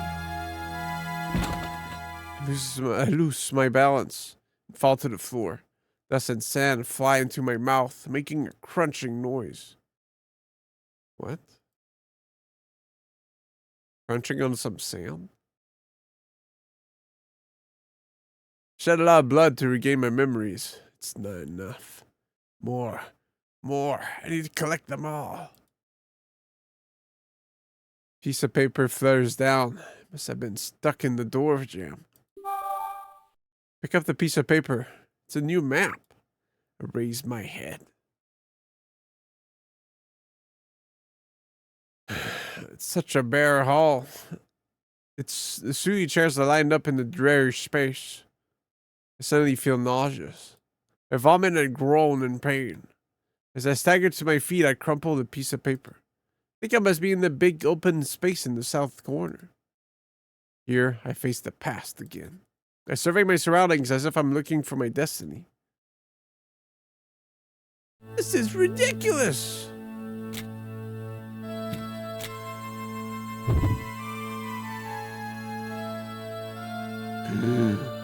My freedom! Door is firmly shut.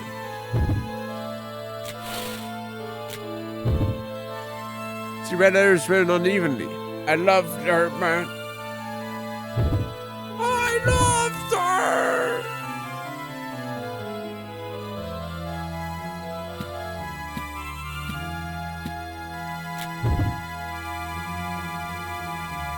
Dead guy? Someone is face down on the floor. This dead person's body looks significantly different from all the other corpses.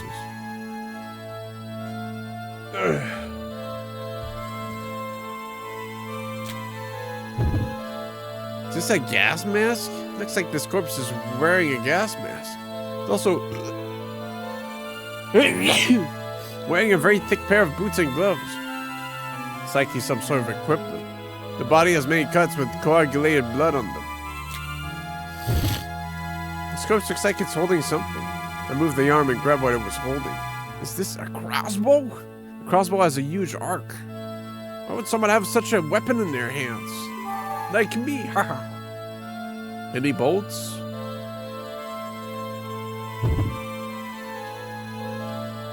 But he's all cut up. What went on here?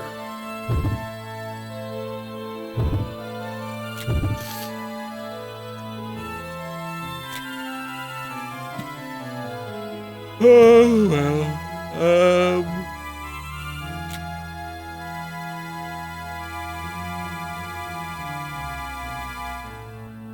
Whatever. I exploit them all the same.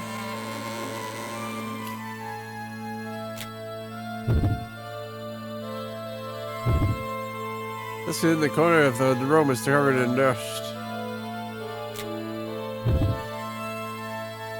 Open the second drawer. There's a brush inside. It's a wooden brush with bristles made of wire. Huge.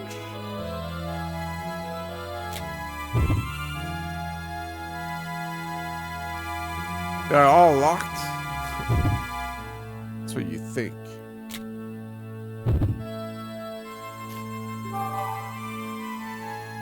What do you mean they're all locked? You're stupid?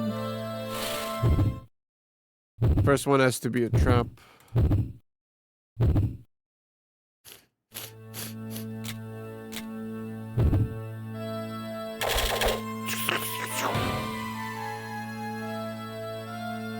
Youch!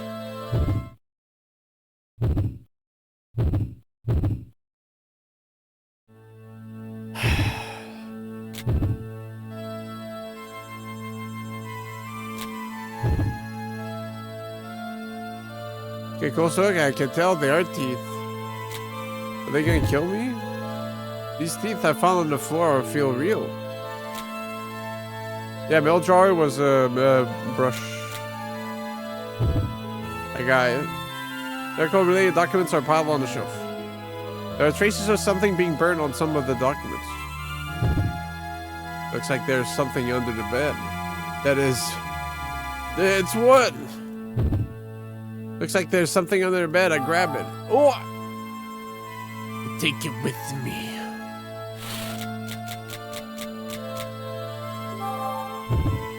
I drink the elixir into my body.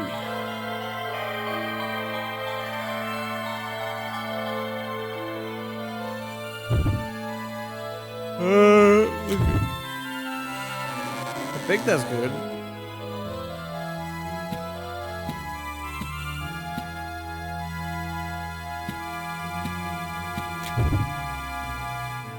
Oh. Spire Limkey. Bell? Not really a limb.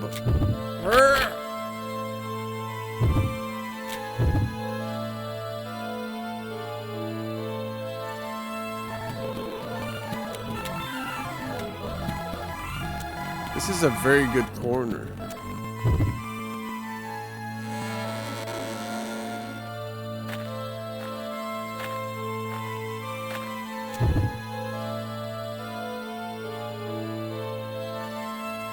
This passage is like a tunnel, but it seems like it's a dead end. There's something red among the white fog.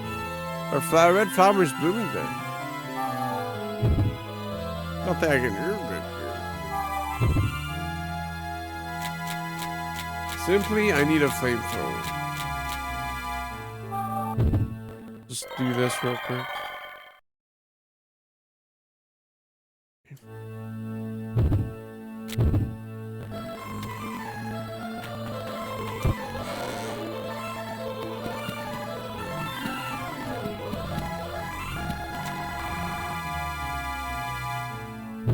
Was this locked? No.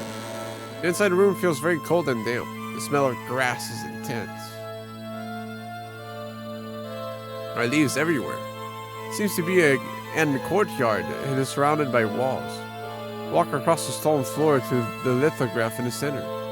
Is there a door in the rack?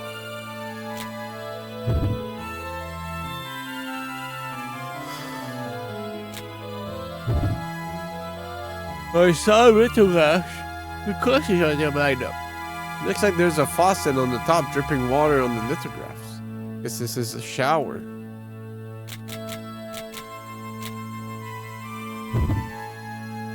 The clumps of mold on the faucet.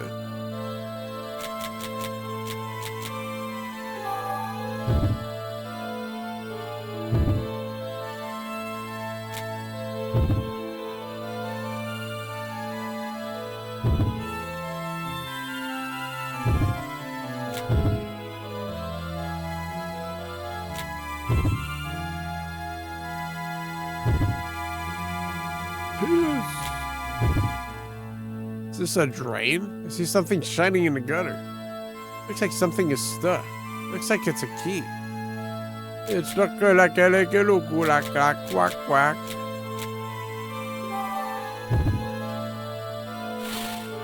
Okay. It's good to note, I guess. I'll make sure to forget that in 5 minutes.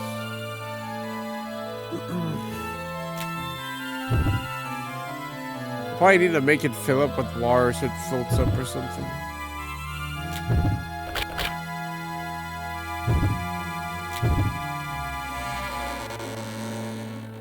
Skirt, skirt, skirt, skirt, skirt, skirt.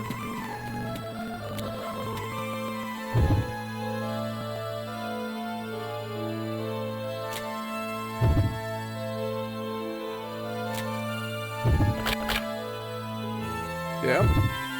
Looking like it.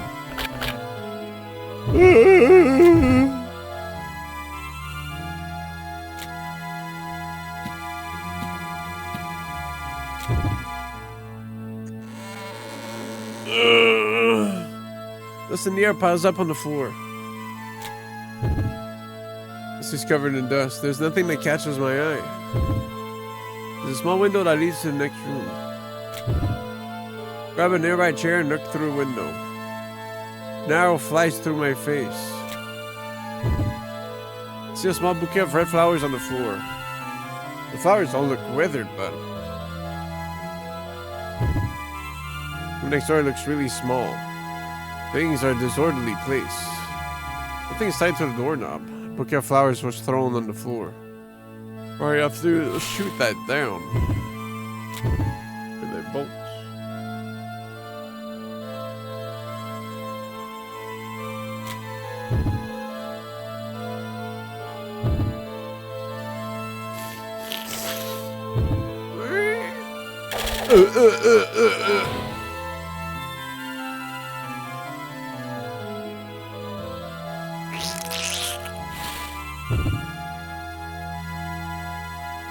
That's the whole room?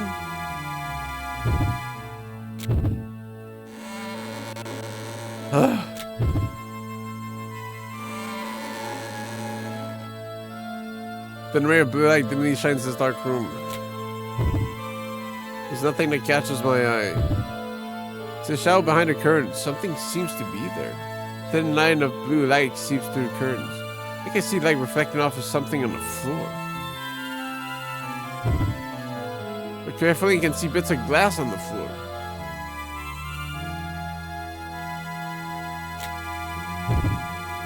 I think there's broken glass on the floor, but it's hidden in the darkness.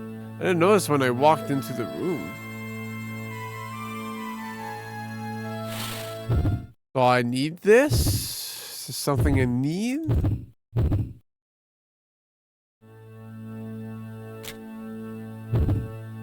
I reach for a piece of glass on the floor.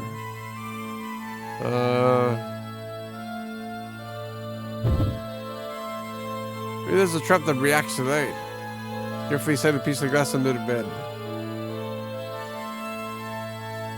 What?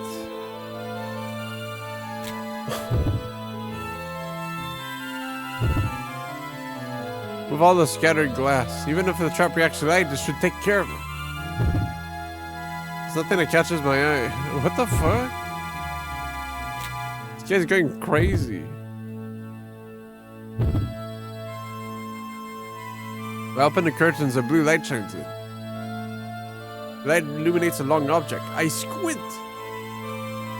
There are 2 bolts. They have distinct shapes. I decided to take them with me.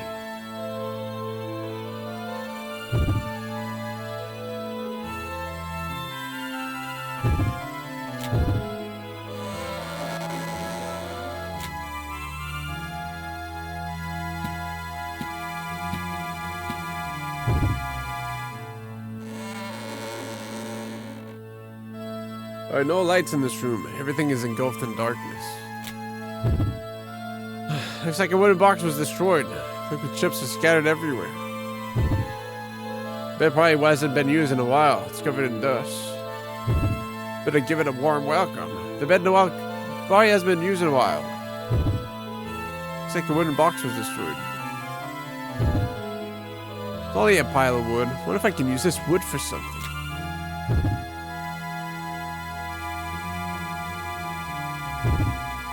Can I?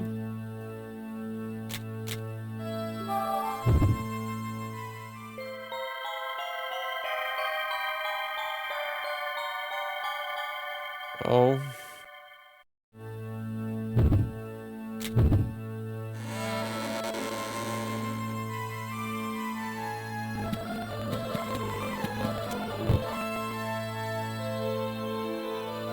Yes. Looks as though it was burnt.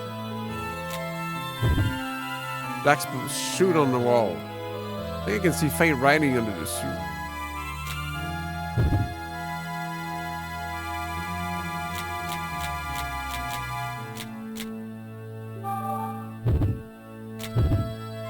Under the suit, I can make out some words written on the wall. I use the brush to remove the suit. Slowly, I reveal several red letters which read, "Red flowers outside. Don't let them die."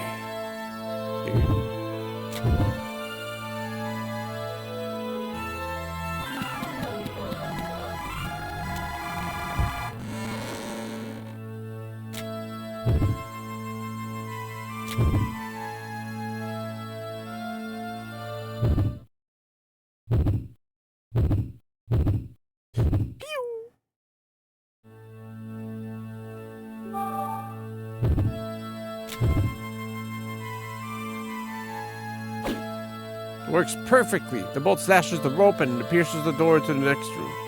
And I can enter the adjacent room through the front door.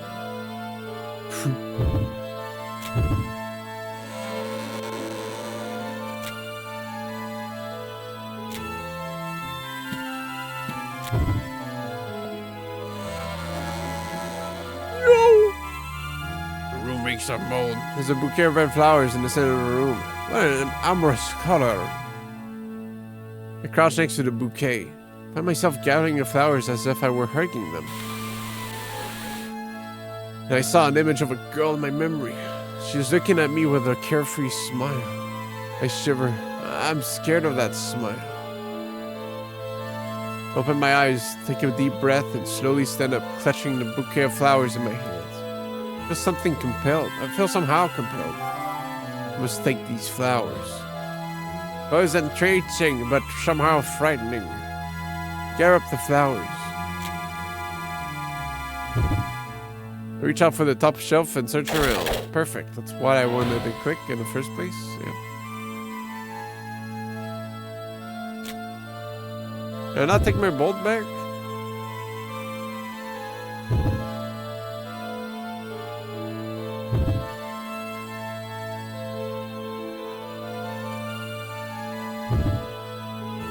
with blood around it.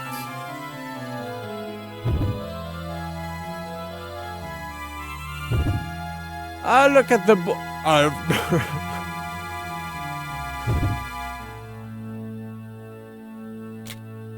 Is that 2 elixirs? Just one. Just one. Glug, glug, glug. I drink the elixir into my body.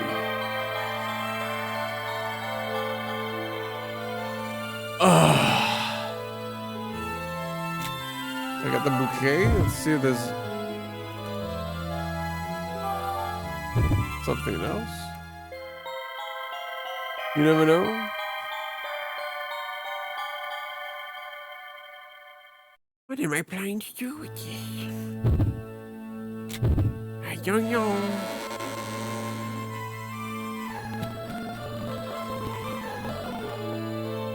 Oh! The atmosphere is damp and the smell of stone hangs in the air. The narrow hallway has absolutely no light. There are no lights in the hallway, so I can't see what's in it. I'm too scared. To be fair, there's like 60 million arrow traps, so it's fair enough to be scared.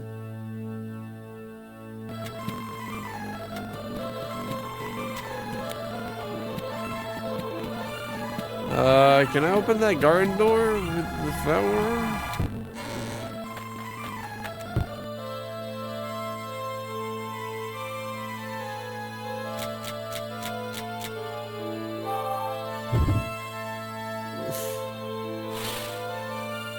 Well, I'll give it a shot, I guess.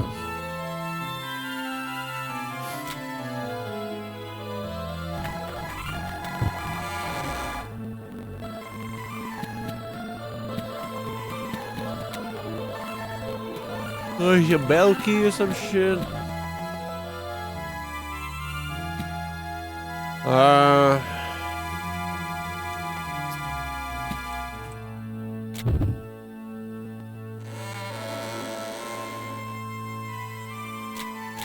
Hello?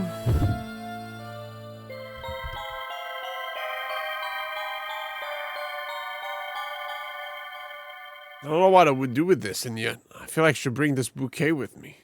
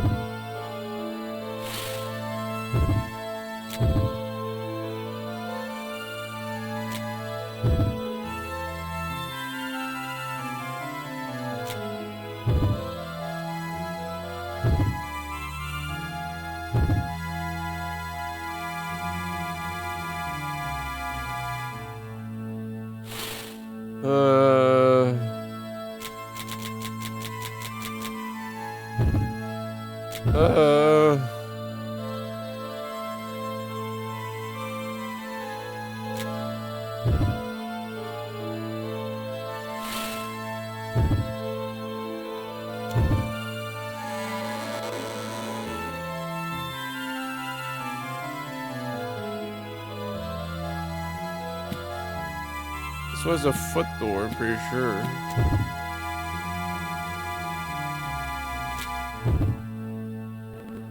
Or belt.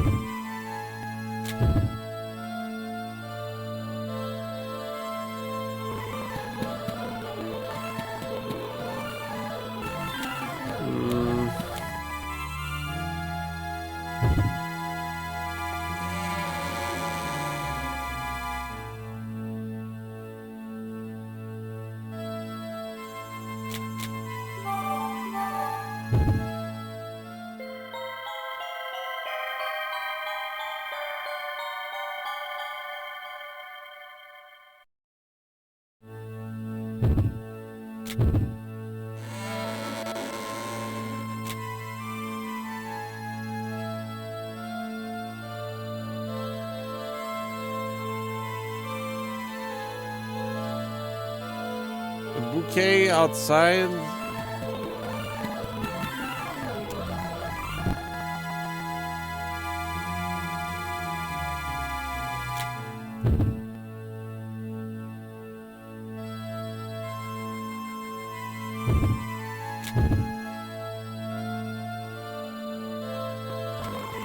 Do I have to bring it to the fog area, or fucking something else? The room I can get access to right now? I don't want to walk all over there. If it's the mist, it's so far away.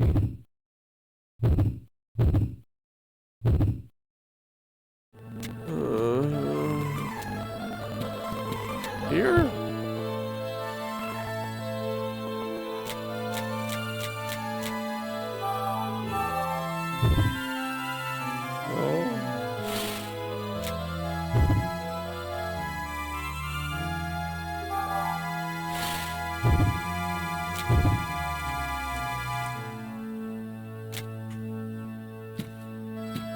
Oh, can't go back there. So, okay, doesn't leave me many choices. That's good. Gotta figure out something.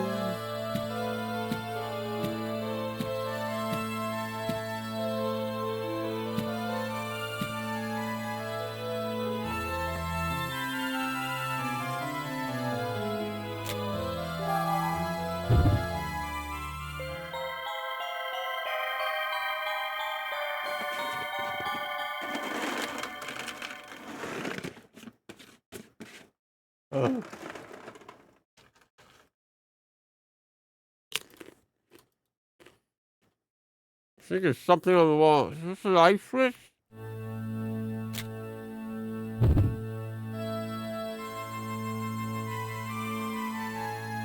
Oh. That's what I'm hoping.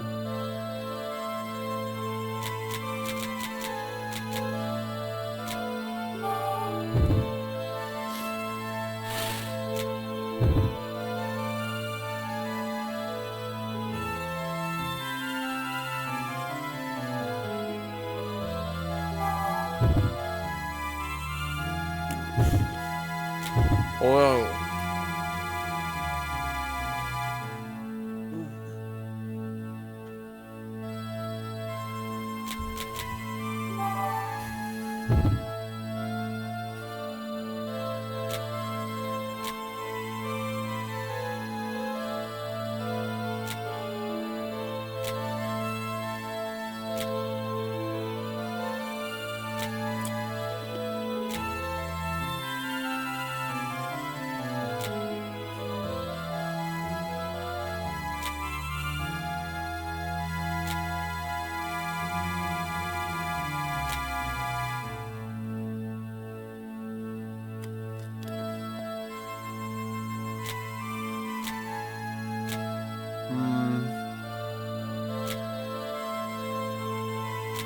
If it was the boxes, it wouldn't have said there was nothing there left.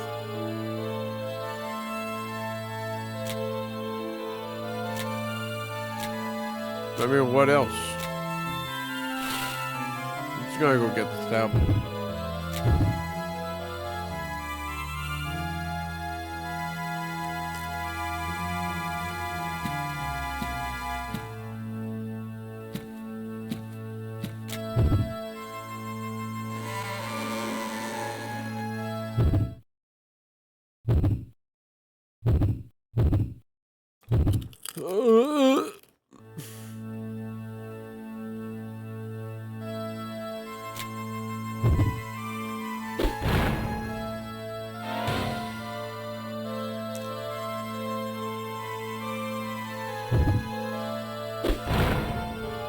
Okay.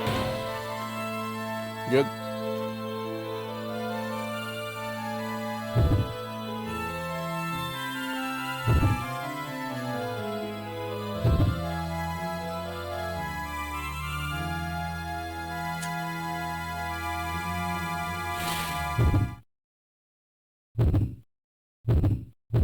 I mean, I don't know, man. It feels like they're not paying their electricity bill.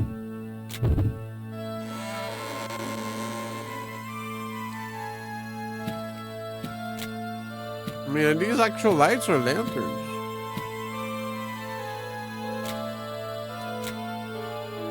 Half the rooms are pitch black.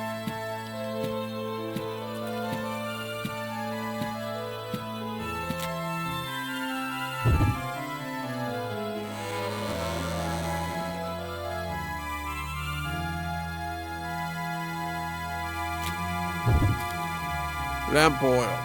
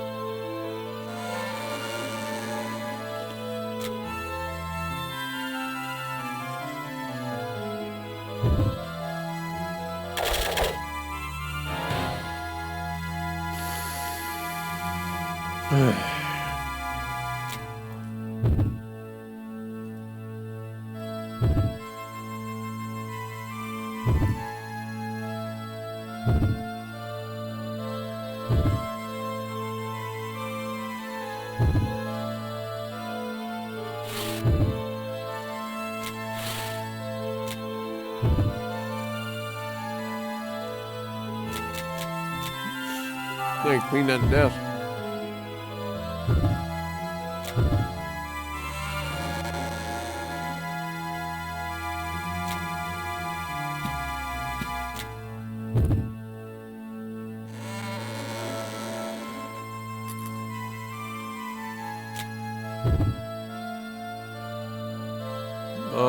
Then broke. Not to click here. Oh.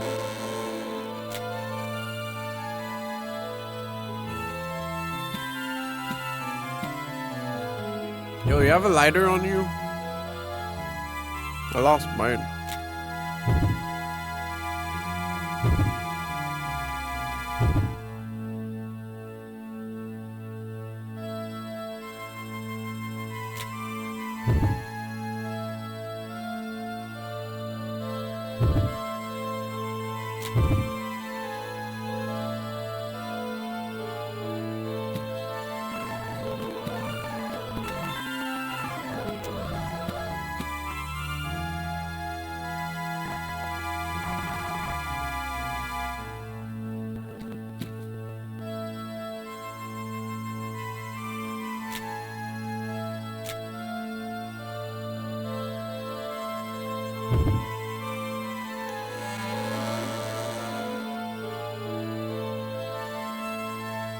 Maybe it's just this pipage. Didn't really check it. No? Not that.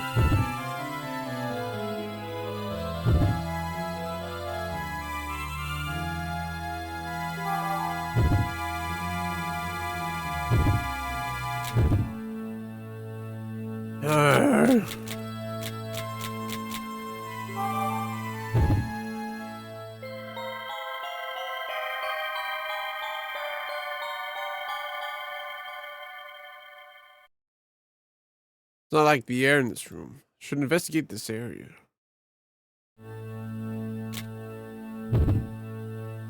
Look up to the sky. All I can see is fog. I feel that fog will seep into my brain as well.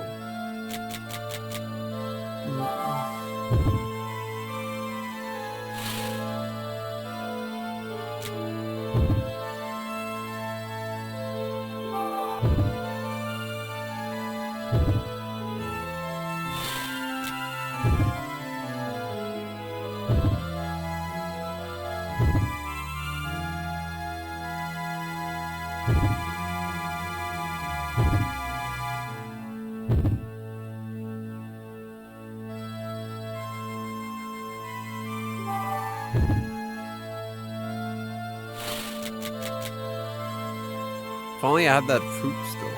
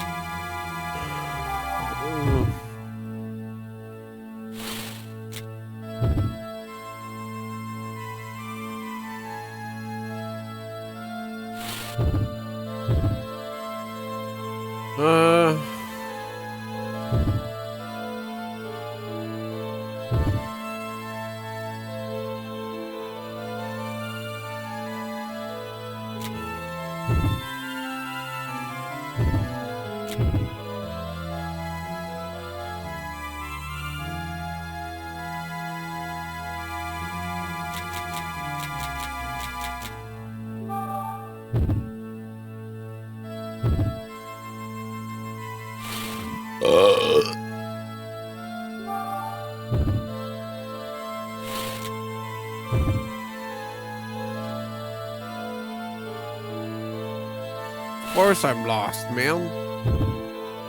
Last thing I got was a bouquet of flowers.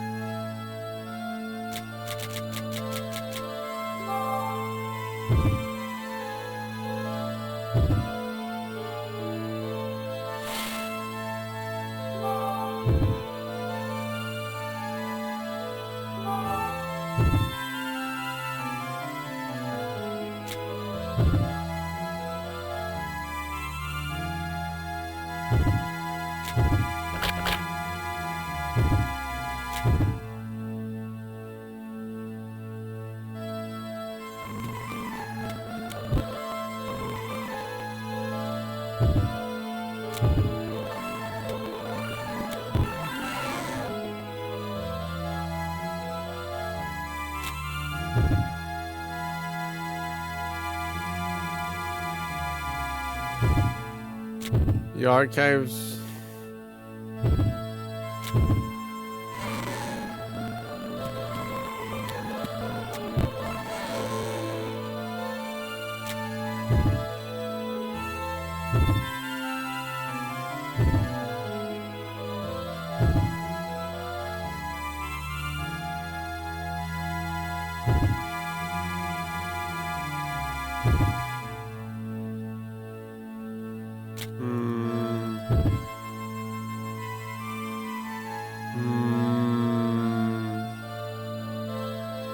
What is this?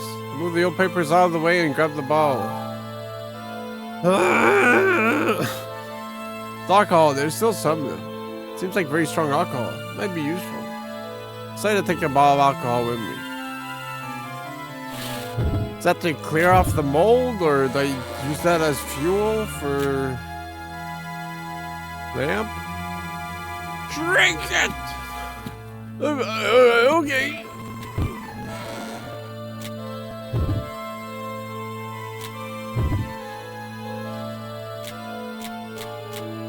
Look. Never mind.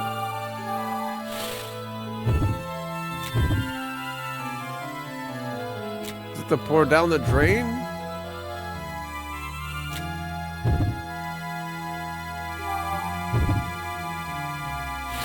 Okay. Might be for the lantern then.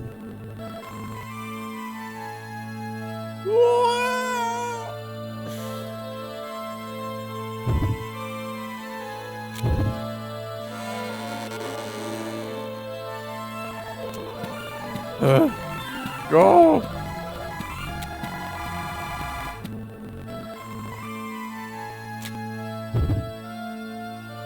I take a closer look at the wall. How am I gonna light it up on fire, dude?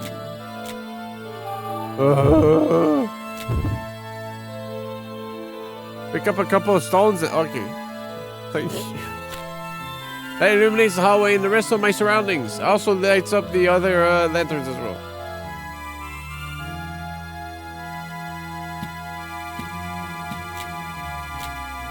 Well, turns out they were all lanterns after all.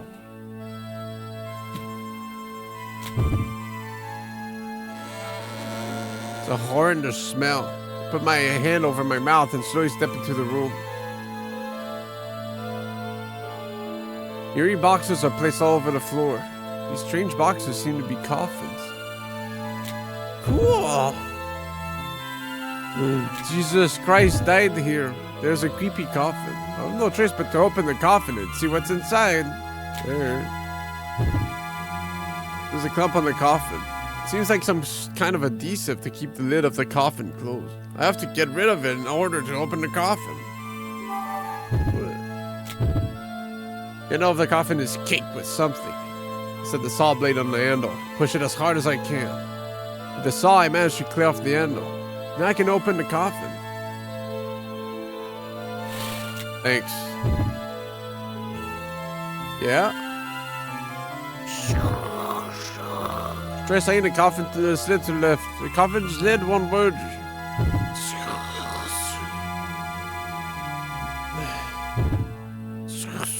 Use both my hands and lift the lid of the coffin.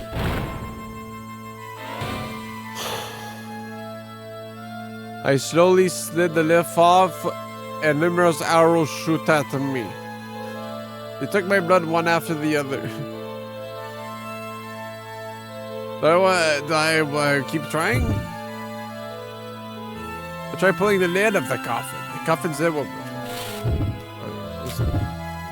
That was just not the right one, my bad. You know, you got me there, buddy. Let's scrape this one. Fuck you, dude. It has run out of arrows. Oh. Use both my hands and lift the lid of the coffin. I slowly slide the lid. Non-liquid drips on the coffin. Smoke is rising from my skin that touched the liquid.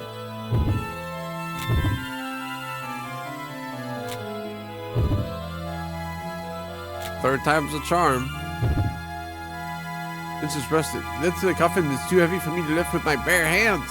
This coffin looks like there's a small opening in it. Pry it with scissors.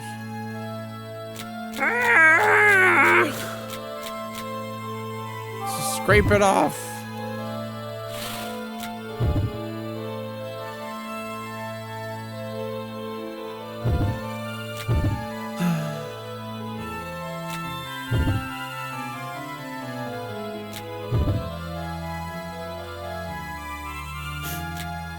No choice but to get owned.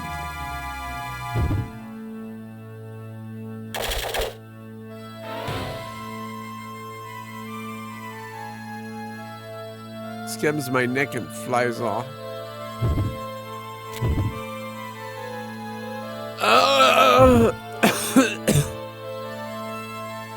Is that like supposed to be blood there? Well, surely this one's gonna work. Fuck.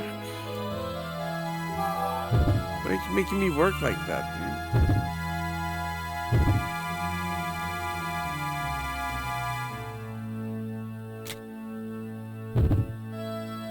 And now I am rewarded. A fierce stench instantly came out. I look carefully into the darkness and see a person's skin. This corpse seems like it's grasping something important.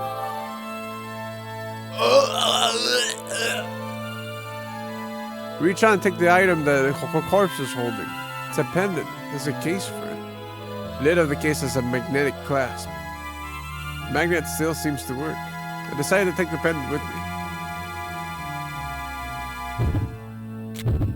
Time to go fishing.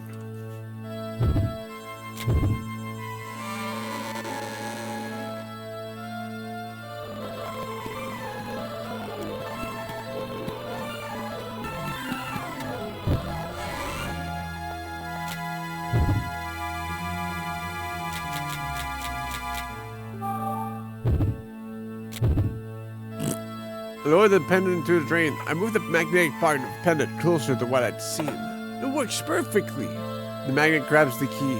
Pick up the key and look at it. The nail key? Human nail. It should open one of the doors. Put the key in my pocket.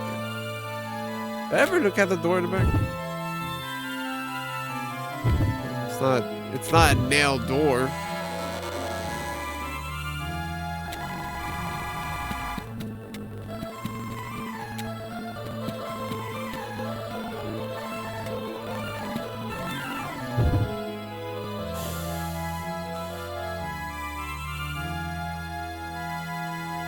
What's the place I can...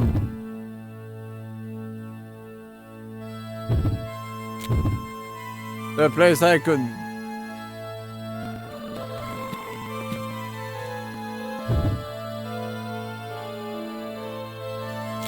Nail door?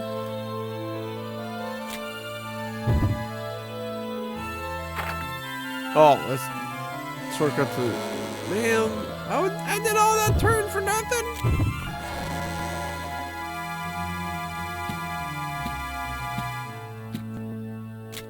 For some reason, I thought the shower room was a double room. Nail door.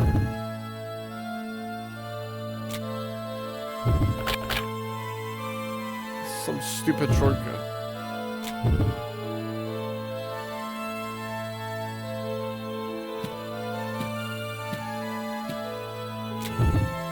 Nail door. Never mind. As I enter, I hear a buzzing noise. Better not be those fucking bugs again. The room is filled with bluish white lights. I don't hear anything. It's as if the light absorbs all sound. I don't hear anything. Blue light shines on a melancholy vase placed in front of the window. I feel like something should be in this vase. I'm gonna shoot it. Almost by instinct, I put the flowers I'm holding into the vase. That's fair, too. Oh my god! The flowers in the vase look beautiful as the blue light shines on them. The flowers will not die now.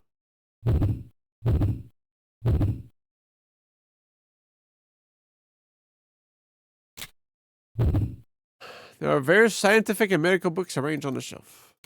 Surely they will not kill me. All I can find are scar reports, medical journals, and technical books.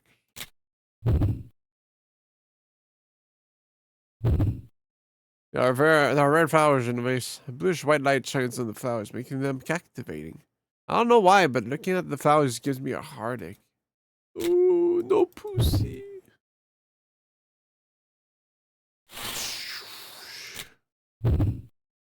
This door leads further in. Okay. There's a door. The door's unlocked. I quit.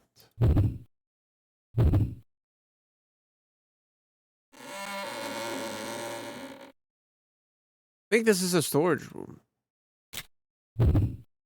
There are various objects like broken jars, empty balls, and aluminum cans. Huh? Is that a 2x4? I look at it. It might be useful. I take it with me. Is that a fine, perfect piece of 2x4? Oh my god. There's crates and cloth placed around. The boxes were either empty or were stuffed with technical books. Huh? I thought I just saw something shine among the cloth. Whoa! Yeah, I could pour some drink inside my body right now.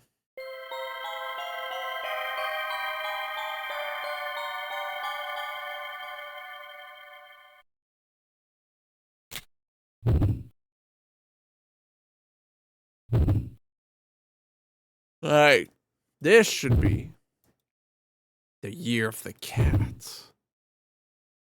Nail door. Why a nail? It's ugly.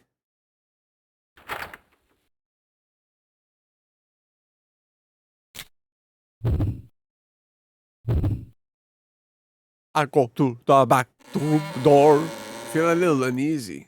Put a hand on my forehead to check for fever. The door creaks open and I hear something squirming around. Firstly, pass through the door. Theresia! In the room, there are many shelves made from wire screens. Almost seems like a small prison cell. This makes me feel uneasy. As I touch the wire screen, I hear a clanking noise close by. There's a ball there. A small bead is squirming around inside the ball. Must be Theresia. It resembles the red beads. The thin metal pole is connected to a square block. The shelves look as if they are small prison cells. There are some transparent balls on the other side of the grating. Ugh. can see small bees squirming around. Look away from the nauseating bees. The mail post connected to a square block. There's also a pushback while we. I shoot the bead.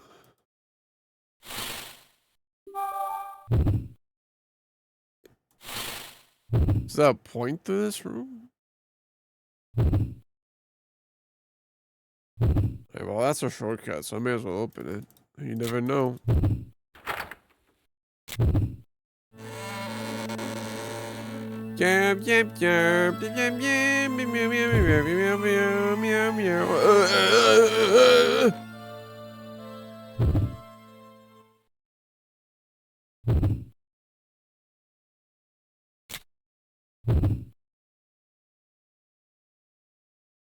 This is not the chicken room. I put my hand on the door. A nice breeze coming from the door engulfs me. I guess this door is unlocked. The blessing of nature. I hear the wind blowing. The wind slams the door shut, making a loud noise. I'm surrounded by fog. It's unusually thick. There are a couple pillars blending into the fog. I feel like I'm in the forest. Surprise, I cautiously take a couple steps. The mud makes slushy sounds as I walk. I walk further. The damp air, dirt, rocks. The smell makes me feel nostalgic. Pillars are lined up on the right. I think I can go right if I follow these pillars. There are pillars in the center. I think I can go straight if I follow these pillars. Pillars are lined on the left. I think I can go left if I follow these pillars. Of course, there's a maze segment in a fucking adventure game. I can go right if I follow these pillars. All the pillars on the right.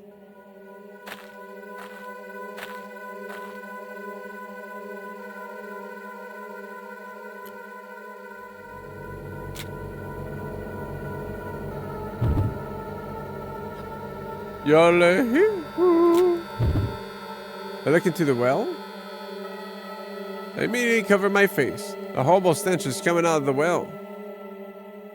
The liquid on the bottom is red. Out of the corner of my eye, I see something shiny on the inner wall. There's a hole in the well wall when there's a surface with something metallic inside. Is that a key? It's out of reach. Or is it?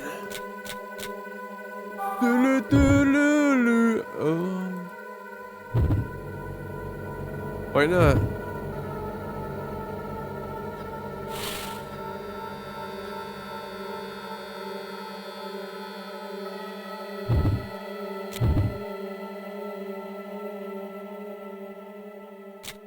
I keep following them.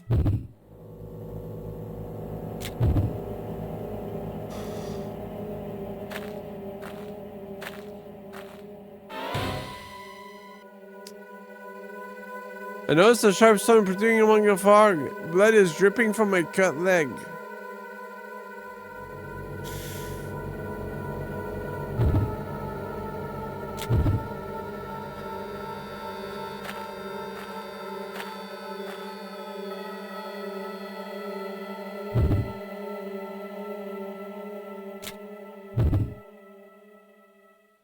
There's something else there.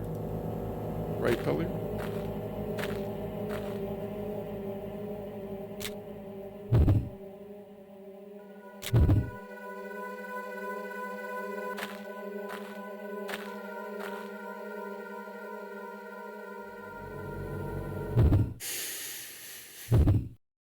What if Bigfoot comes out and kills me?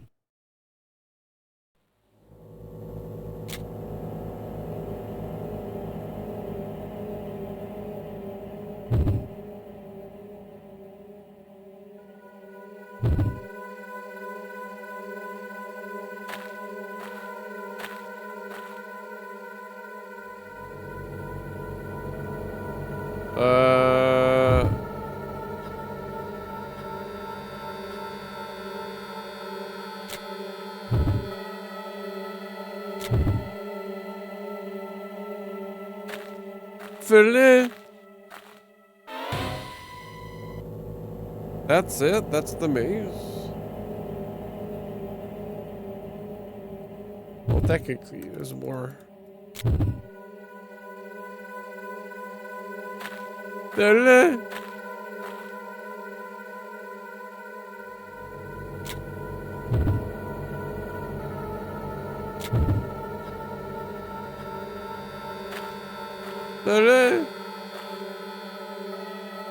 Well,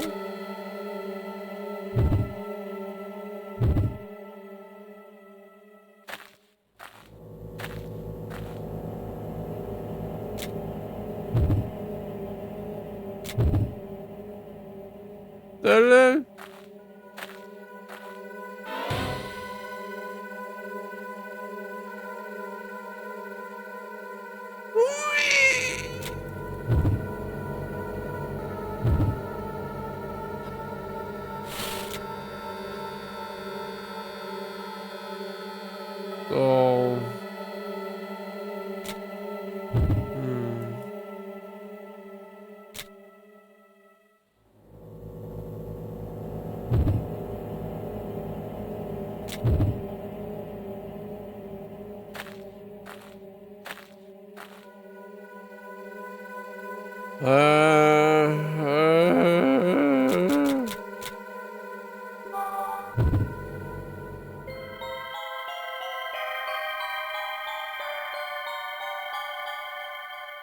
is it then on the other side of the well with a key on it?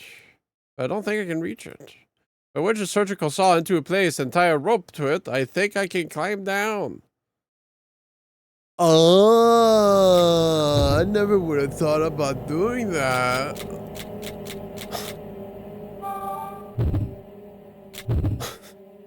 So the saw into the drain. There's a saw in the ditch. I just need to hang something like a rope.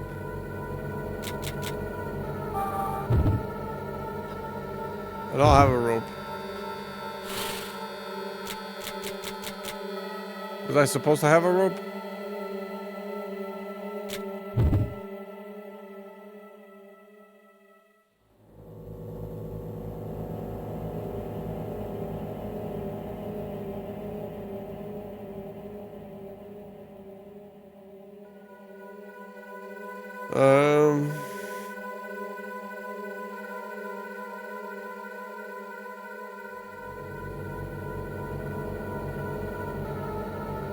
Something in the maze? I keep stepping on sign spikes.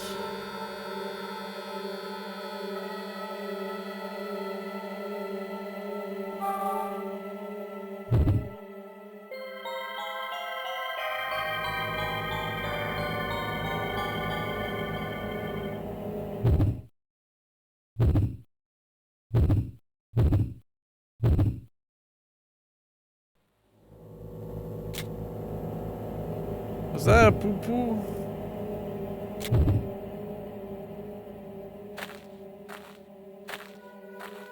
Shut up!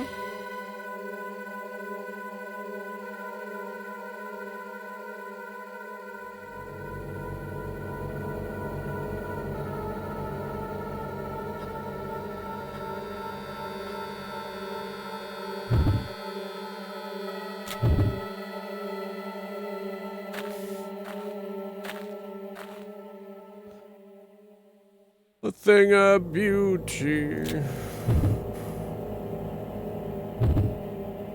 Never fade away. This guy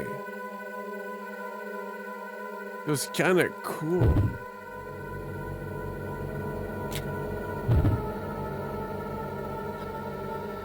This is the other building. Never mind.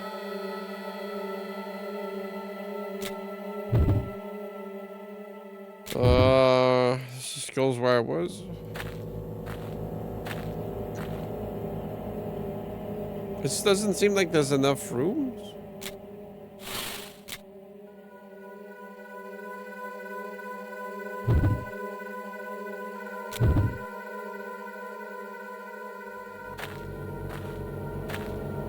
Are we doing any discoveries? Do you have rope?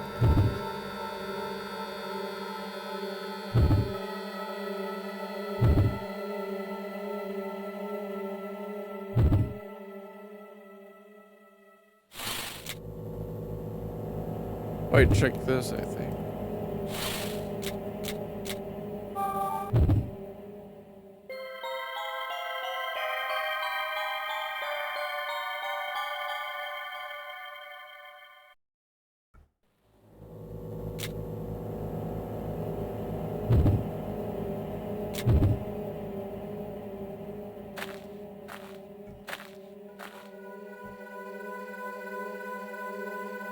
This is a different angle for sure.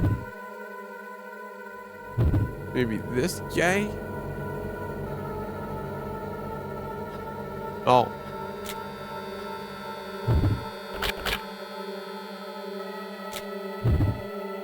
Okay, well. The heart. Tell it to my heart. Tell I'm the only one. Is love or just a game?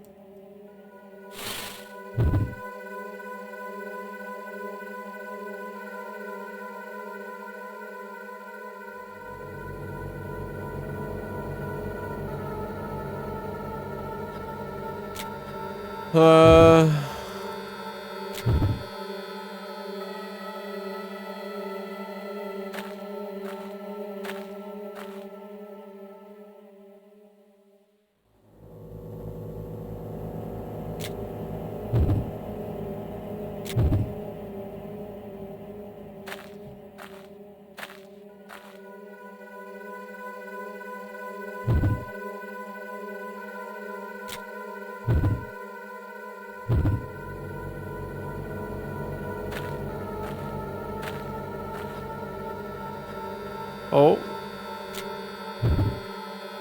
There's a cup staying near the pillar. Inside the wind blowing its sleeves, it's completely still. Our pillar's in the center. I think I can go straight if I follow these pillars.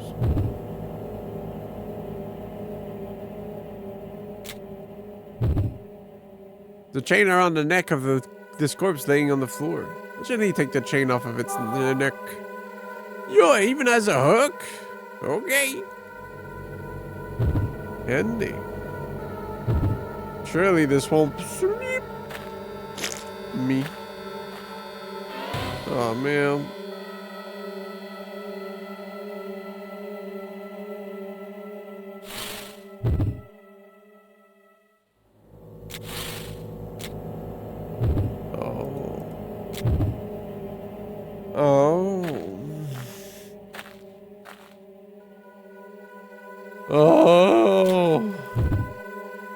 See a shadow in the middle of the stone pillars. There's something on the floor. I go towards it. It's a person's arm. The arm is holding a crumpled piece of paper. Jealousy, regrets. I sense those feelings from the arm. I unconsciously touched a piece of paper in its hands.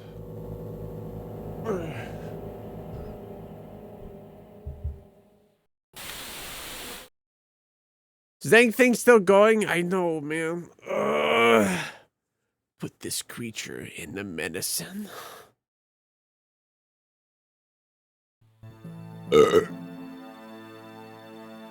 That's right. That's right. It's called Skilla. The merman. We finally found it. Yeah, what a relief. This will destroy the virus.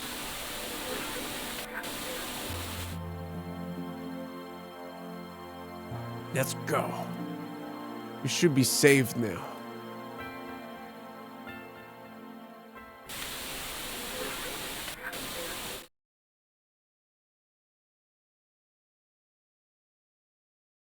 I'm the son of a fisherman. I wake up as if from a dream and look down at the piece of paper.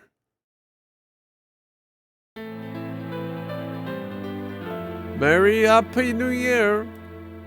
We hastily quarantined the infected. Franz started to put gauze around his face as if to hide it. He denies it, but I think he's contracted the disease. The death toll is only increasing. We can't stop it, but we finally found a treatment. We determined that using Skilla as a vector for gene therapy is the most effective way. The gene therapy is effective, but only a little. Skirt, skirt, skirt, skirt, skirt, scream. Down to my heart.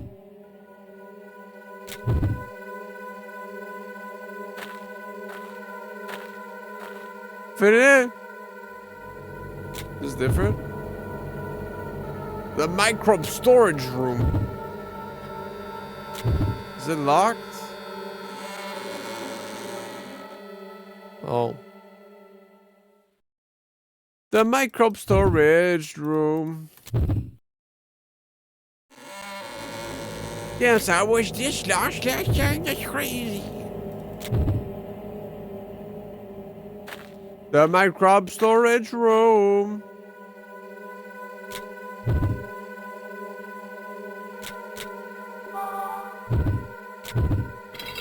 Gotta chain firmly to the handle of the saw. It's stuck in the drain. I may be able to use this thing. Should go down the well. Yeah, I'm sure that saw is that strong. Enter well? Guess to chain it into the well. It's descend. I desperately cling to the chain while investigating the surrounding wall. See something shiny. The key. It's in the groove in the wall. The key has an engraving of a tongue on it. The tongue? Oh, I thought that was a heart. I grab the key and go back up. Then everything blows up. I guess I'm just gonna leave the shit in there, huh? Alright.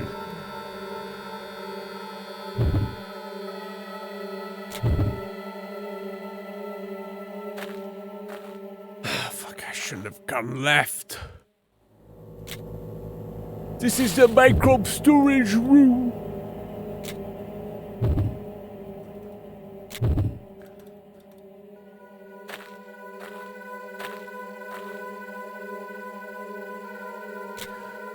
To my heart.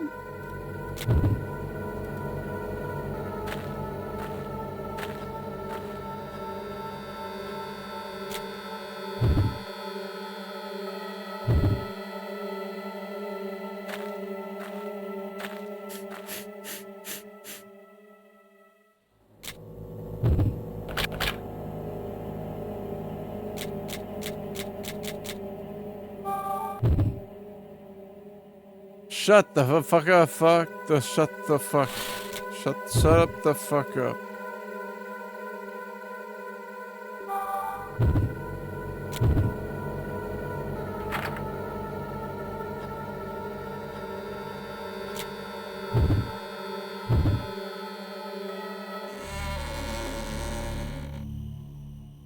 Large and spacious room is behind the door. Many wooden tables and chairs are lined up, and there's a fireplace in the corner of the room. It's kind of warm. Look down at my feet and notice a piece of paper on the floor. It's the map. Handy. Fuck.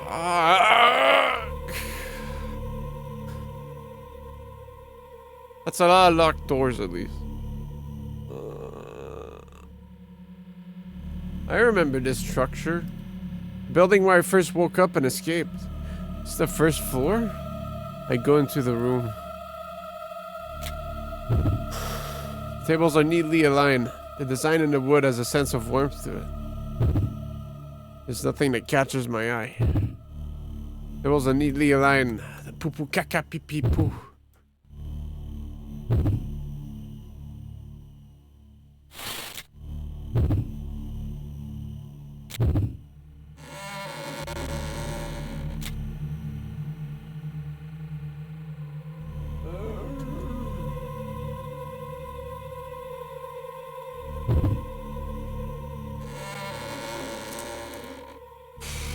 There are several musical instruments and chairs in this room. I looks like an organ. The keyboards are shattered. This melancholic dust-covered instrument is just standing there.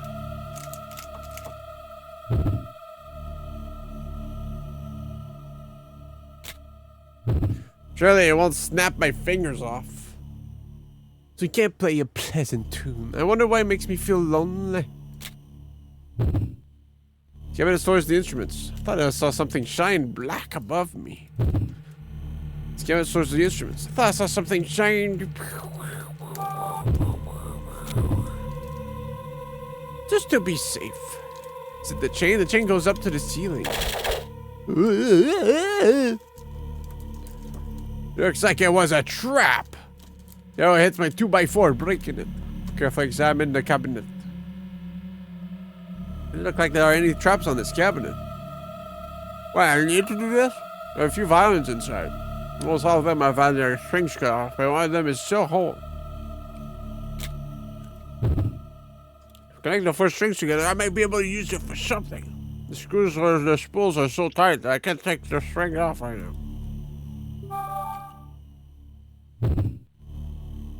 Scared too, Will.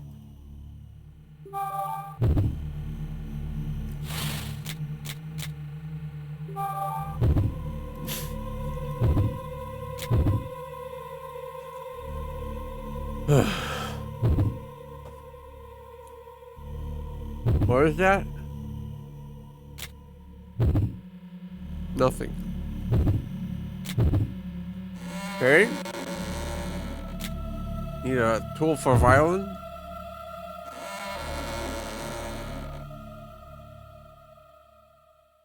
There's this man sitting on a chair in this room. My attention is drawn to the child sitting in the comfortable chair. Feels like the man turns to look at me when I walk in this room. Is he alive?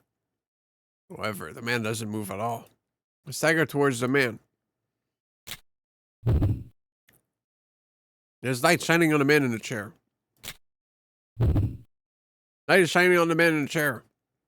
Is he alive? I slowly go towards the man and I put my hand on his shoulder.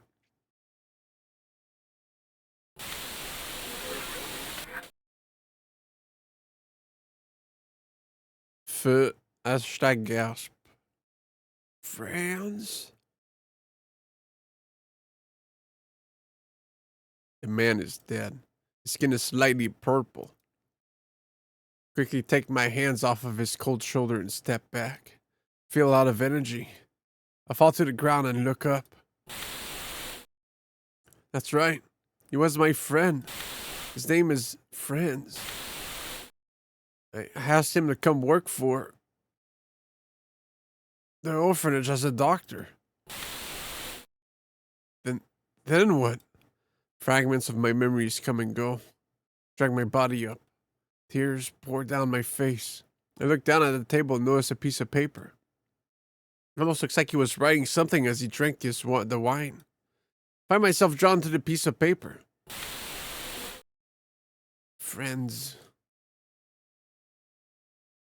Turns purple.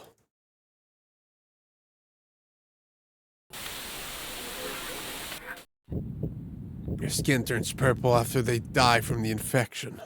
When the corpse turns purple, the virus spreads. If you burn the corpse before it turns purple, the virus dies. Also, the patients that went crazy seem to have lost their memory. We named the virus Epicari. Cool. Does it hurt you to burn the body without offering it any prayers? Wow, I guess you have a soft side. Didn't expect that from you. Unexpected, huh? And I'm not you. I have a name and it's Franz. You're right, friends. The dignity of the dead or lies. Which is more important? The flames are beautiful. Yes, they are. Beautiful things are ugly, and ugly things are beautiful. We are fools and saints. Damn. Nice figure of speech. Another journal. I snap back to reality and remember where I am. I look down at the letters on the piece of paper.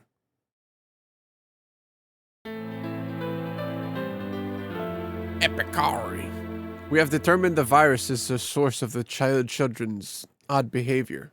Just as we thought, the fever treatment seems to have created it. We sent a couple of our staff members to seek government aid. Jean has contracted the virus. He has started to behave strangely and claims to be experiencing memory loss. We named the virus Epicari. After its victims die, their skin begins to turn purple. Have I said it enough times, man? The discoloration signals that the virus has released itself from the body as an airborne contagion. The virus is airborne. We discovered that if we burn the corpse before it changes color, we can kill the virus. We continue the research of vaccine.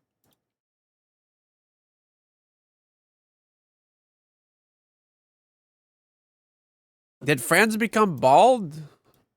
He looks bald. His face is cut in half. I can't tell what it is anymore. What? Why? Why they do that? The many thick medical books stored here. There are labels on a number of them.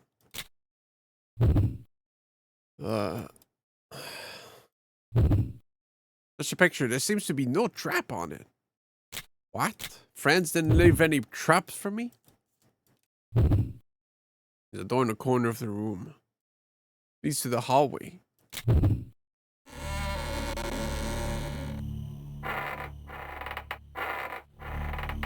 Oh God. I hope nobody hears me walk with my dumpy.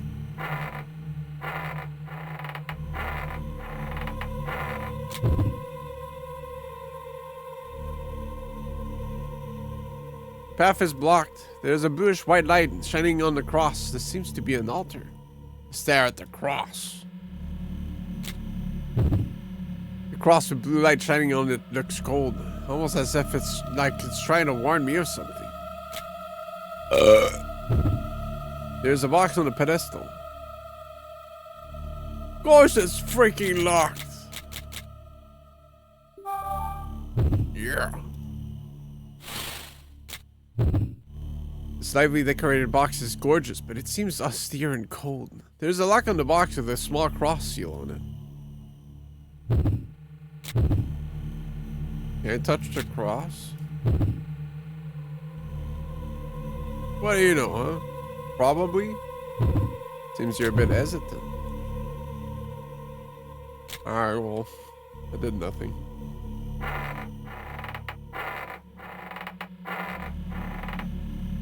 I'm walking like a penguin in Club Penguin right now.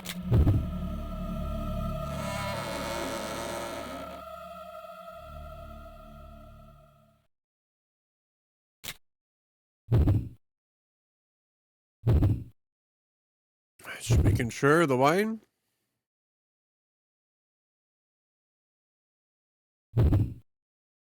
Yeah. I'm doing the dance slide glitch.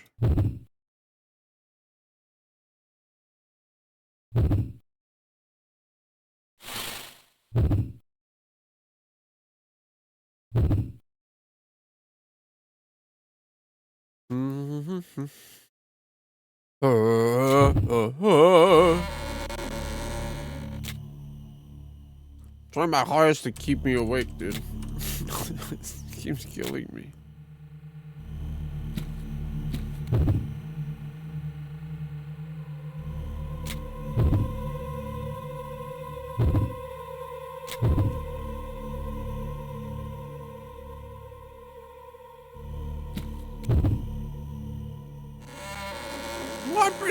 Guys, oh my God, really?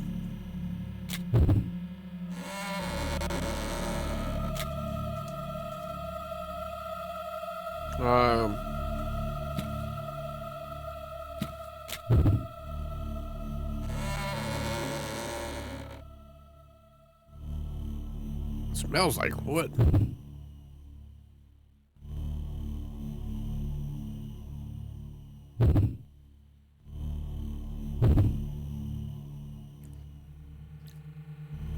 Oh, in the corner of the room, I see a black lump.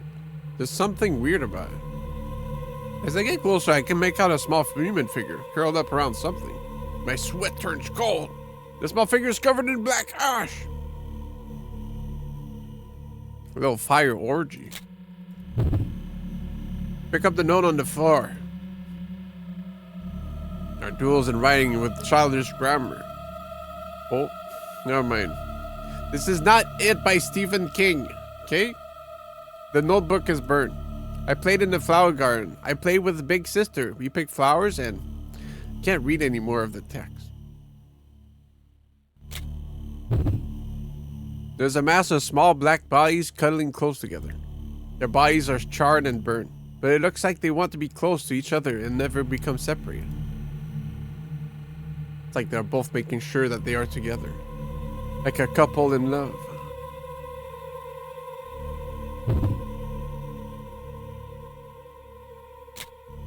Damn, the whole family's in here? Don't think I can touch it. Fair.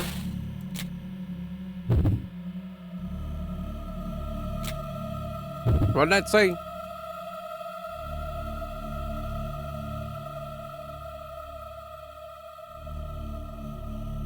Okay, so that's probably the room I can't get to. What does that say? I'm just making sure. Triple take. Big Sister. Big flowers.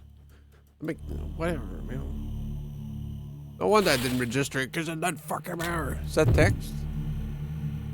Compensation. Violent writing here. We got violence, jealousy, compensation, and you fucker. Very violent words.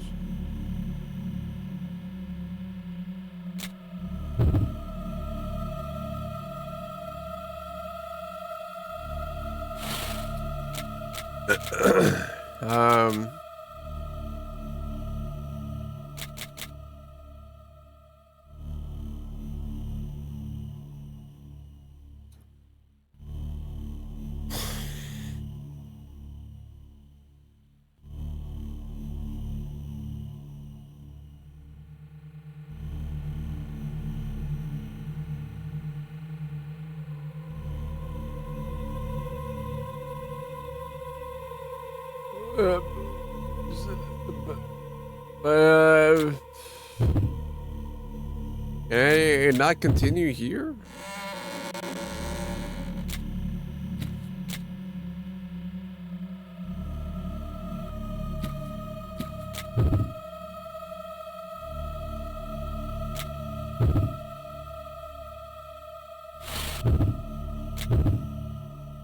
Ugh.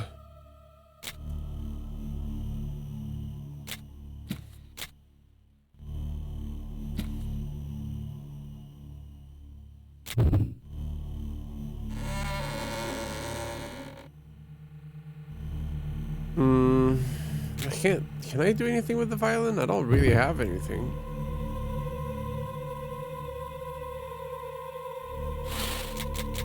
I don't have anything, man. Game doesn't like me having shit. Fuck.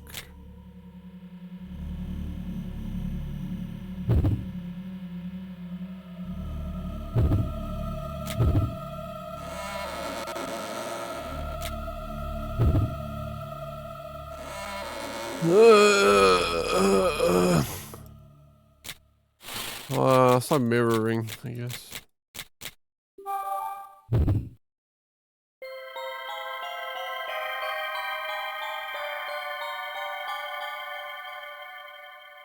His face has been mutilated, but there's no doubt this is Franz. Ferdinand.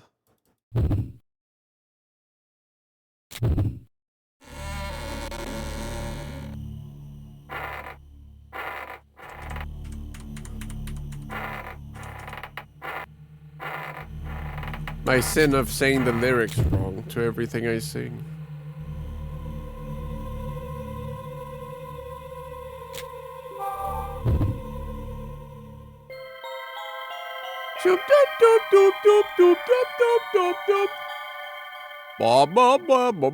Where is this?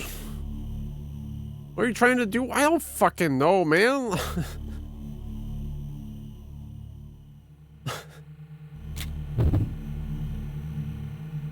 I mean, there's this box that needs like a cross key. That's all I know so far. You ever think about what if you became a super successful Elden Ring streamer with 20k viewers and the super fundraiser got met? No.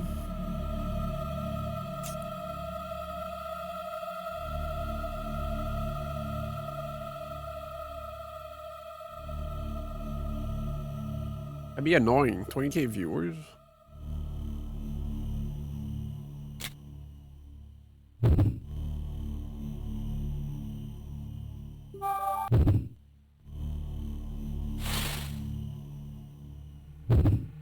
I just want 30 viewers.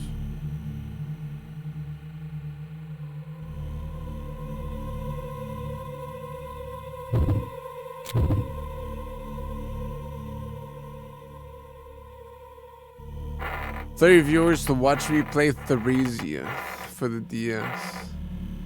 Go and smash the violin. I thought I was trying to repair it. What the fuck?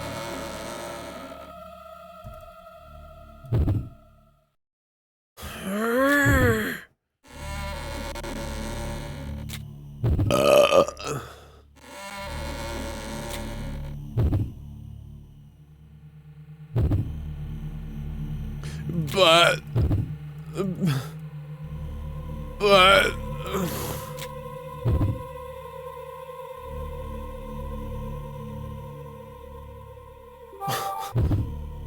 how'd I smash?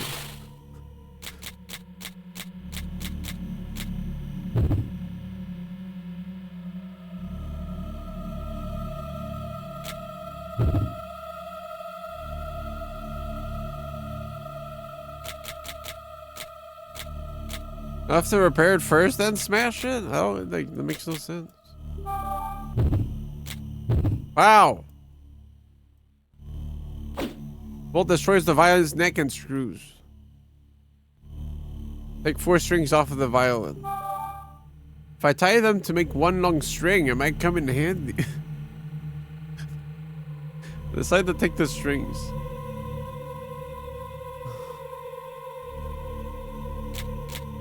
Heaviest thing being a crossbow bolt. What?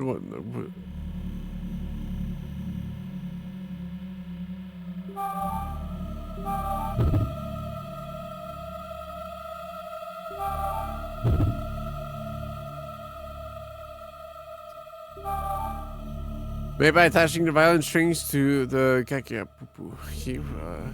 Now what? Is that something deeper in the well?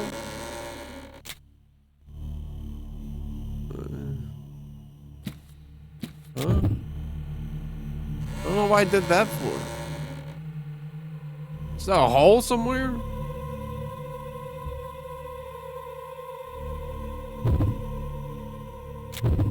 I'm gonna go outside.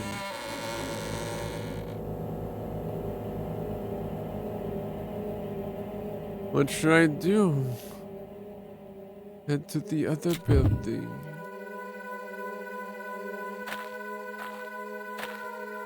They should force me to spike once or twice. RNG.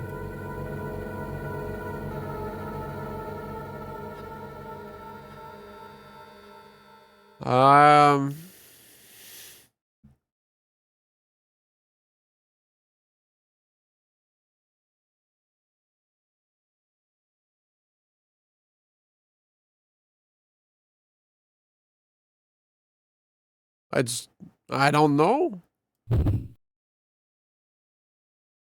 I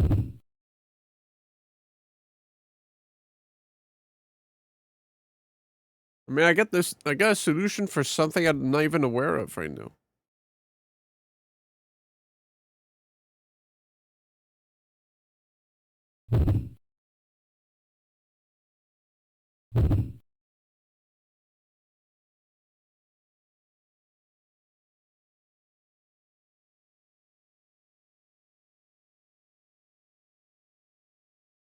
Bomb left-ish.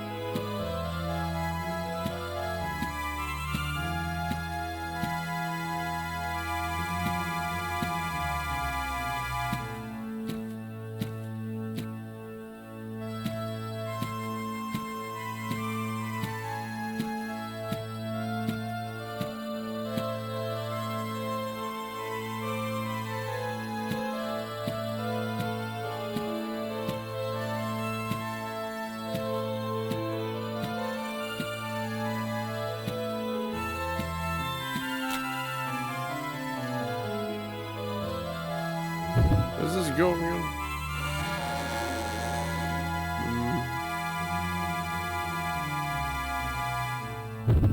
Doesn't seem to be any drains here. Before stairs. Might be the middle stairs.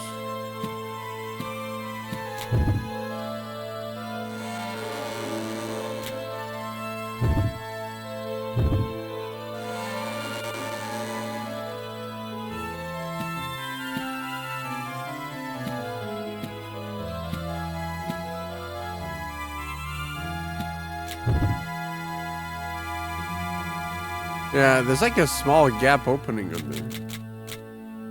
We're supposed to like scooch it down.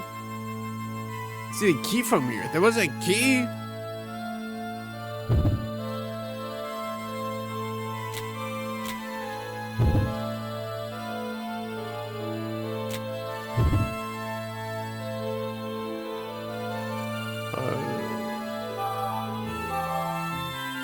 Well, tell me I need a crossbow bolt. No, that can't be right. Just swinging in there, dude.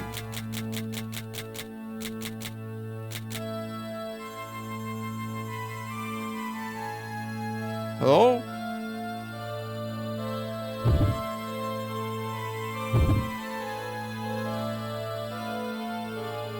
I'm gonna go for it.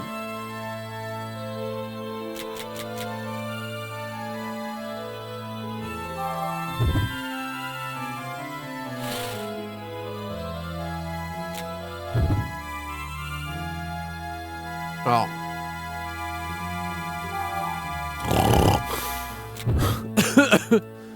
See a key right in front of the stairs. There's a gap in the chain link fence, but my arm can't seem to reach the key. But what if I use these 4 strings in the pendant? This pendant has a magnet. Slide the pendant with these strings attached to the fence. The magnet grabs the key. Drawing of a cross is engraved in Mercury. Meow! Put the key in my pocket. Meow.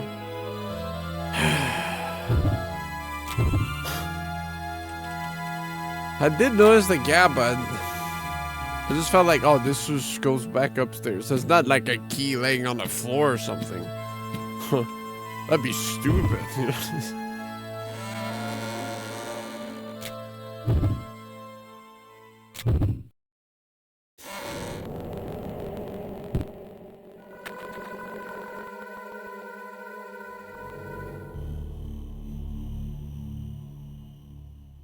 What if I explain I left leaving keys on the floor and putting them in cracks and wells? Like, what the hell? We're just stupid people in here.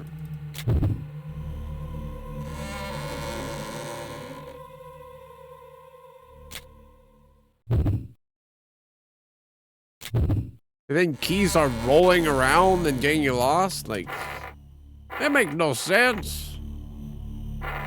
Keys are... Key rings are falling through cracks? Getting lost? There ain't no fucking way, bro.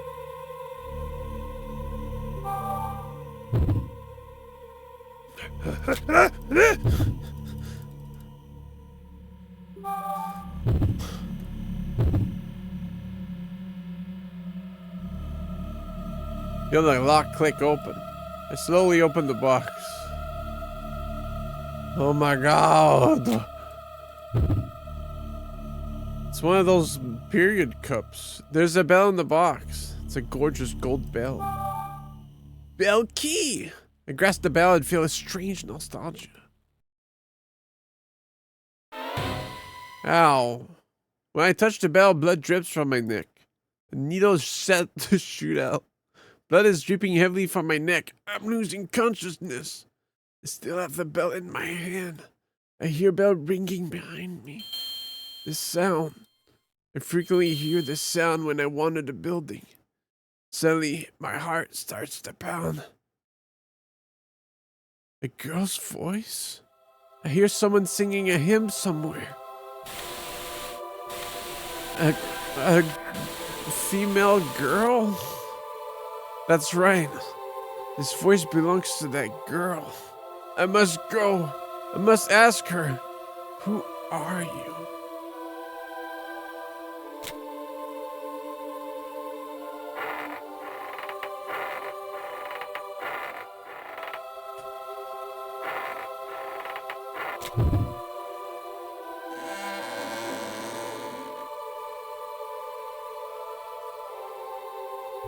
Where am? Oh, no, that's fine.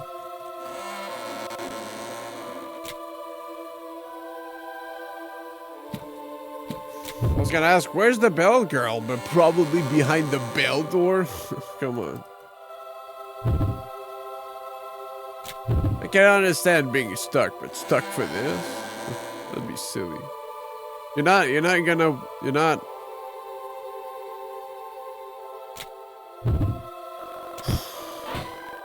What the fuck? No, the sound of the girl ringing the bell is coming from somewhere else.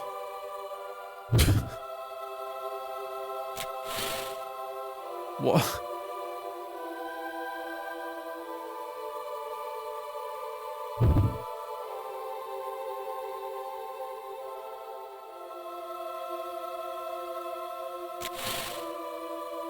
No, okay, she's like somewhere in here, huh? Alright.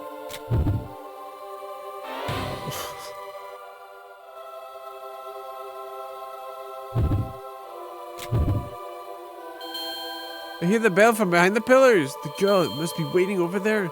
Usually, like, they give you like a little hint which statue you go to, but well, maybe if I look at it. Girl singing beyond the fog. I must hurry to her. Oh, okay. I was just being stupid, that's all. Huh. The girl must be waiting over there. The girl, she's waiting in the well. Okay. Yeah, I think I'm starting to lose it. I'm starting to become a noob. Or was I a noob all this time?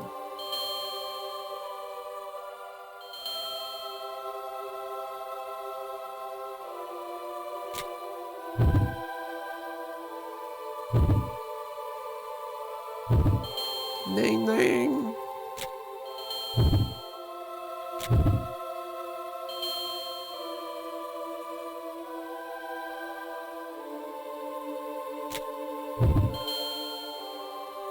Uh-oh.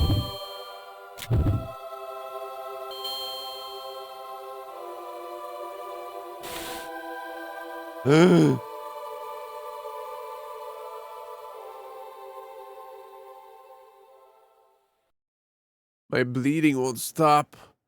I'm losing consciousness. I collapse on the floor. I should just give up.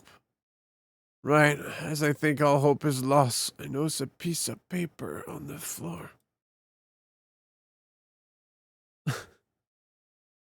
Must read. I am hiding in a small room. Burnt corpses fill the building. Are Melee and the other staff members safe? Martel is gently burying each corpse one by one, but I am too fear-stricken to help her. Even now, she is so beautiful. But I saw she stepped on the bug and killed it. She didn't even notice. It made a crunching sound. You usually don't step on bugs, especially her. She wouldn't do it. And she was bleeding. Are you hurt, Martel? She had red blood dripping. Red blood? Red blood? Are you hurt? Wipe the blood off. Red blood. Blood, blood, blood. Lord, to live. She stepped on the bug and it went. How?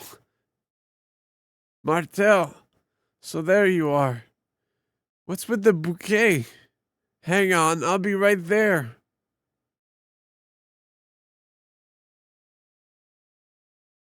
I think I jumped into the glass window.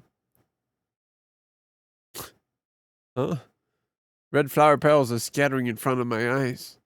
This is the flower from the vase. Was I Hallucinating?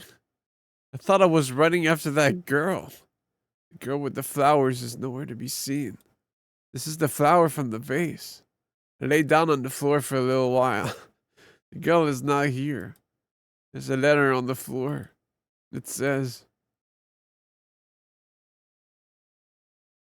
to Theresia.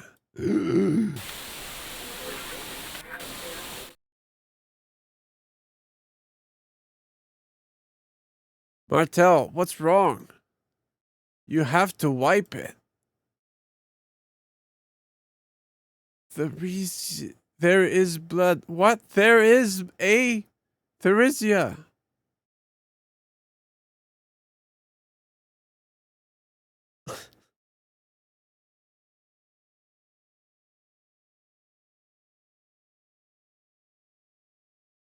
I'm dumb. That makes no sense. Martel Piler. Their full name. Remember that for the puzzle coming up. Dear Theresia, thank you for the letter. It's been quite a while since you smiled at me. How have you been? It's been thinking about it. I've decided to come back. I'll wrap up my business here and head over next month. Grandfather's death has made me rethink some of my actions. Even though I left you behind at the orphanage, you still wrote to me. Thank you so much. Signed? Who? Oh. This is my handwriting. Just the same as what I've seen in the diaries and notes. Pick up the letter and stuff it in my pocket. With the rest. I'm feeling a little tired. I'll just lie down. No glass bed. Close my eyes and slip into darkness. I wake up sometime later, lying on my side. From the floor, I look around the room. Flower petals are scattered around the room, and bright light shines through the window. The window frame casts a shadow that looks like a cross. I'm tired. I just want to fall asleep here. In the quiet room, my breath seems unnaturally loud. I listen to myself breathe, lying on the bed in the flower petals and glass. The wound on the back of my neck has stopped bleeding. It doesn't even hurt anymore. In fact, I don't feel much of anything right now. I've unlocked Invincible Code. Although I did bleed a lot, did I lose too much blood? Either way, I can't feel anything. I stand up.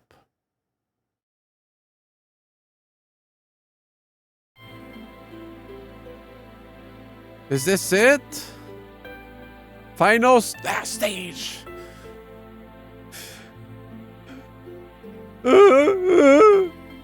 Memory. 6 hours.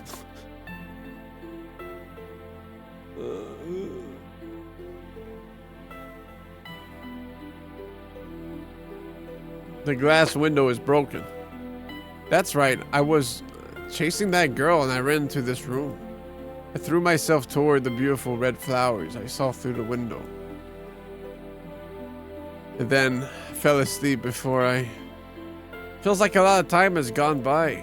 I can't feel my body. There's no time left. I need to hurry. Before I run out of time, I need to get it all back. No, Tyrese, he needs to get it all back. Also, I'm not wasting our fucking stream day for this. What the fuck, man? You crazy? Broken ball and various shards of glass and dust are scattered around the room. What? Fuck it, pick it up. Touch the glass shards on the ball and cut open my skin. I guess those edges are sharper than they look. Story leads to the storage room. The purple stain is leaking in through the cracks. It feels like sludge.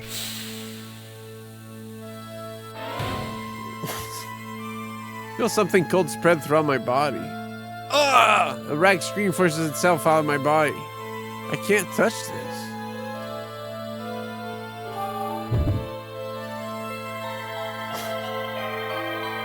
Are we good? Can I leave now?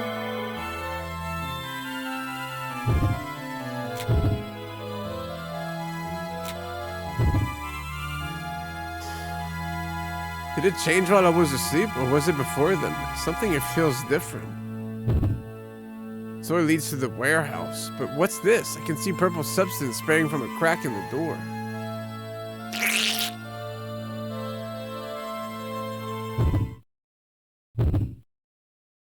Martel or pillar?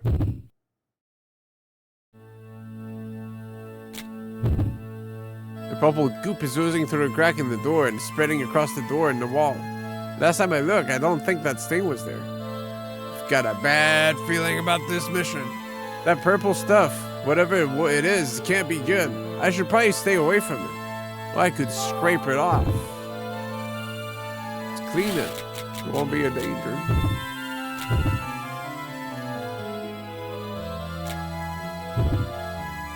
I said the doors and the atmosphere like nothing I've seen or heard before. I just jump back through a window then. Okay. Touch your glass jar of the bottle and cope in my skin.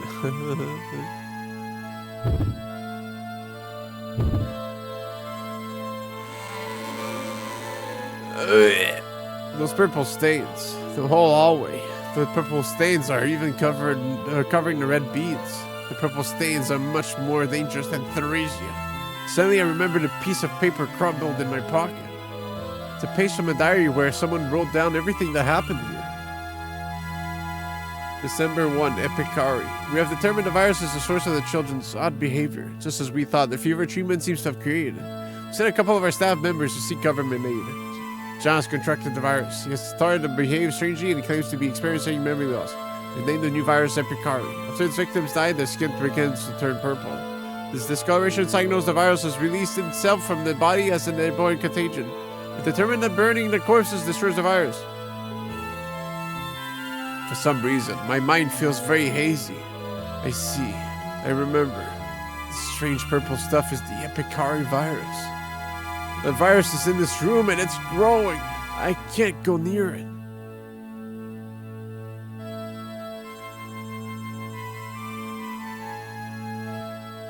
This one?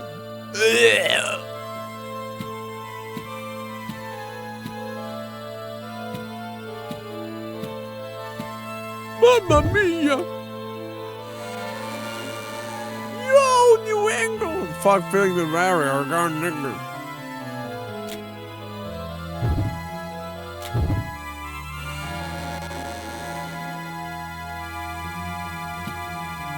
No, but that's not where I need to go. Never mind.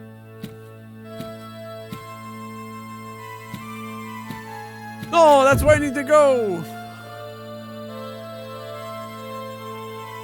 Science is horrible. I find myself standing in front of a door. Look at the keyhole and it has the design of a bell on it.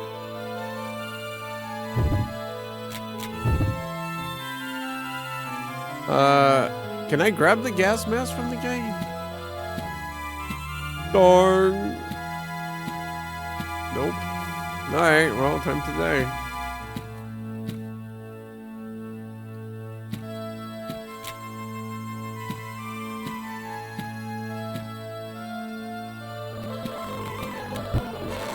Alas.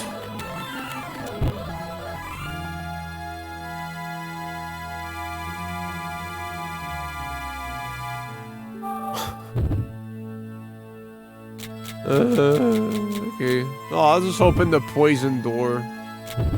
Oh, good.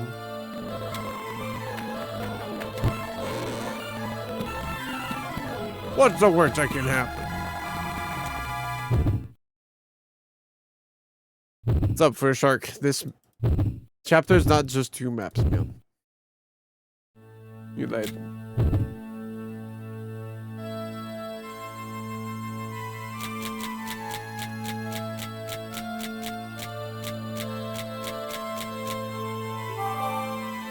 Mario Mushroom!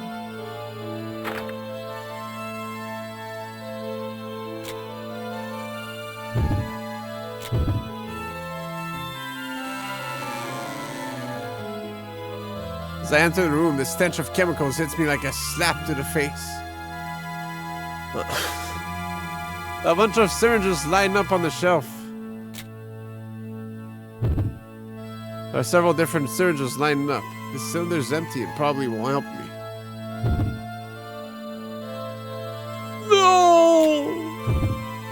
There's tubes and a microscope, several notes and documents. This looks like a research lab. This paper had chemical equations, numbers, codes, and some notes on it. The desk is covered in dust. You can't read anything that's written on it. If you're bound. Damn. Carefully brush away all the dust that settled on the desk. A cloud of dust still rises into the air, forcing me to cover my nose and mouth. I managed to get rid of most of the dust. Now I can get a good look at what's here.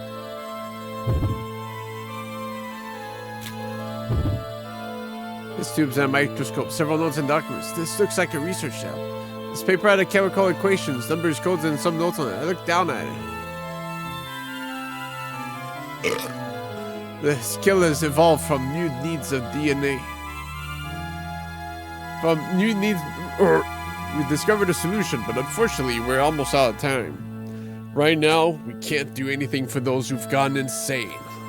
We can't die yet. We head underground. If any healthy people find this note, they should follow us underground.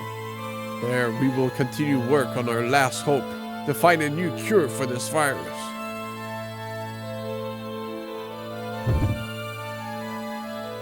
One more time.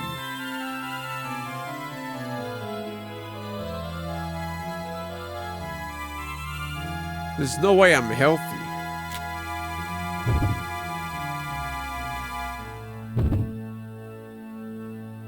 I read this.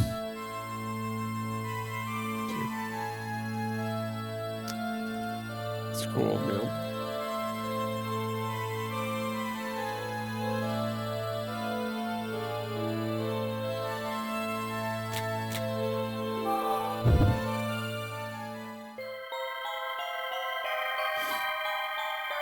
The only place I haven't checked is this room. If I can't find something in this room to get rid of those vines, I won't be able to get away from the purple stuff.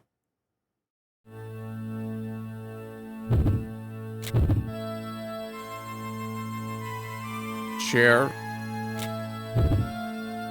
Old chair sitting in the middle of the room. It sits in the middle of the room, small and alone. It is so old and worn that it almost doesn't exist. Hey, what the fuck, man?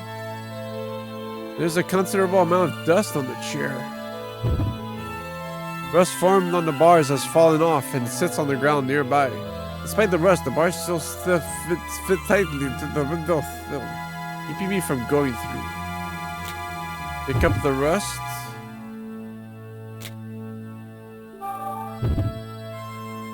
Fuck. There's a cabinet here. Looks like there's something inside. Open the cabinet door. There's some stuff inside. Yo! These are a few blowtorches. I think some of these blowtorches still work. I think y'all take one with me.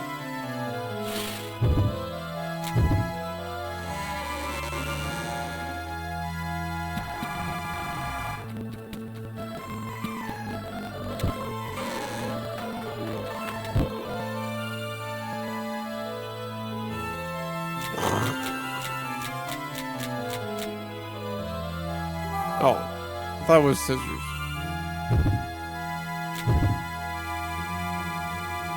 Unless I can get them off, I can't open this door. Point a blowtorch at the thorns. The briars are damp and refuse to catch fire. But if I keep pointing a burner at it, I think they will burn. I keep the flame on the briars until I can see the door. Managed to burn away the briars. Now I think I can open this door. Flower petals turn to ash and crumble to the dust, to the ground. I think I can open the door now. Open door. So this connects to the place I was before? Yep. As I thought.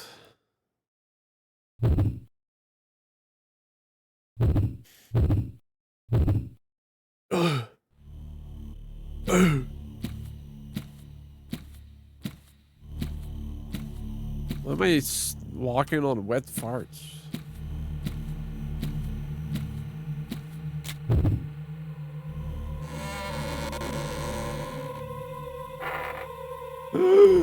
I'm back here.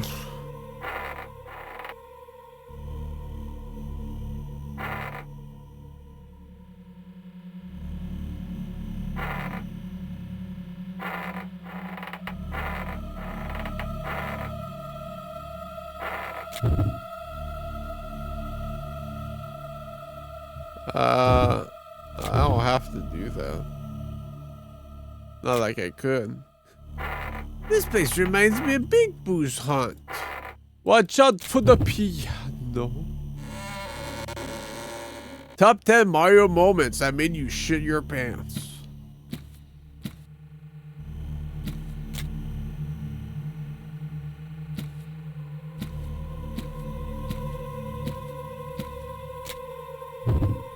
Wow!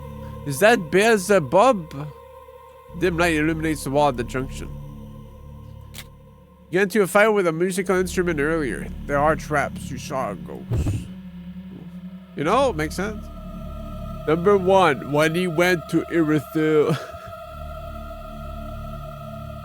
Painting of a woman is hung on the wall, illuminating by a soft light. Yep, there's a rusty hatch on the floor. Does this hatch mean there's a tunnel that leads underground? Huh? There's a rusty old hatch. In close sight, it looks like it might have rusted shut. I don't think I can open it with my bare hands. Motherfucker!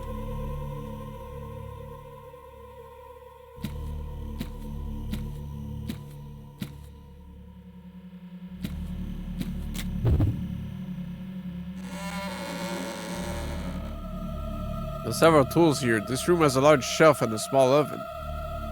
Yeah, I could live here. Has everything I need. Maybe put my hand in there. These bricks feel somehow familiar. Almost comforting. Comforting. I can't... That fucking word, dude. There's some firewood inside the oven. I grab the firewood with both hands and try to pull it out. It's in there pretty good. I don't think the firewood's coming out. The moment I touch the powder stuck to the sides of the oven, searing pain shoots through my body. And then I got eyes and grunt pushes through my clenched teeth. And I fall to my knees. This oven is made with bricks. It seems a lot of use. There's ash and charcoal on the outside. It's full of burnt firewood. There are several metal tools inside. This looks like a crowbar. The crowbar is in there pretty good. I don't think I can get it out. Can I get rid of the firewood somehow? You can see a crowbar sticking out of the pile. It could come in handy, but I don't think it can... But it's not strong enough. The wood's already partially burnt. I don't think I can light it this way. It's no use. At this rate, I'll run out of gas trying to light this. I need to find something more flammable to get me help to get through this burning. Fuck you, dude.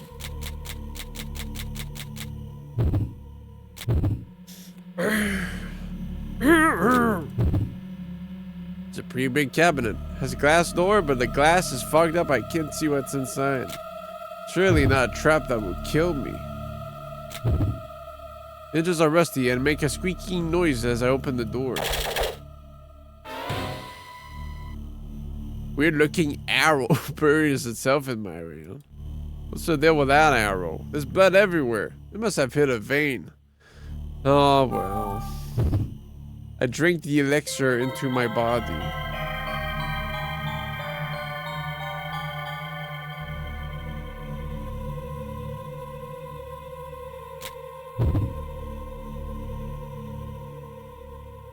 It was fogged up in there.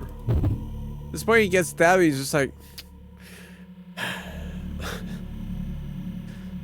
Oh, several tools, but all for cooking. There's some sort of thick black liquid in the sink. It's probably some kind of oil. Can't see through it, so I can't see the bottom of the sink. When I lose my pendant, oh?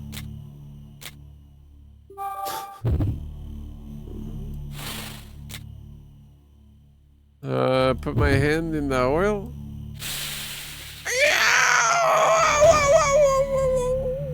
No, it touches my skin and the searing pain shoots up my arm.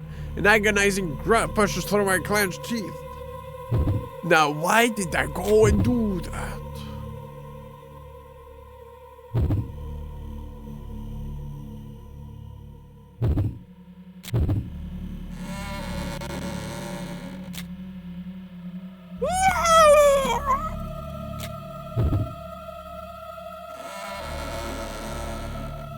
Oh, if I can find poo, I can burn it. Something stuck into his sink that looks like mold. I don't think I can get water from it. There's rubble and garbage scattered around the room. I can see something buried in the corner of the room. The 2x4 scattered around the room. These might come in handy sooner or later. Looks like poop joke.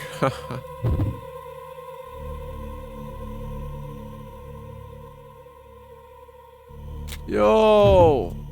There are broken tiles and other pieces of rubble and garbage scattered about. This was the one thing we didn't want to happen. Well, it shouldn't be that dangerous then if I can't 2x4 it. I begin picking up pieces of rubble and breaking them apart one by one. The piece of rubble I'm holding explodes, driving several chunks of metal into my hand. I can feel them tear open my flesh. Blood gushes from my hand.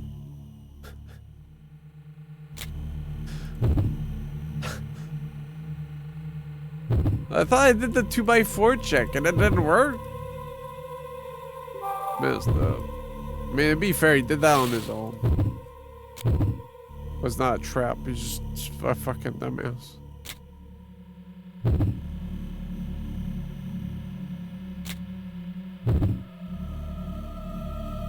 Is that an elixir? Set to work taking it out. Oh, looks like some crossbow bolts. Yeah. Some crossbow bolts? You mean one? Make sure to bring them with me when I go to the bathroom.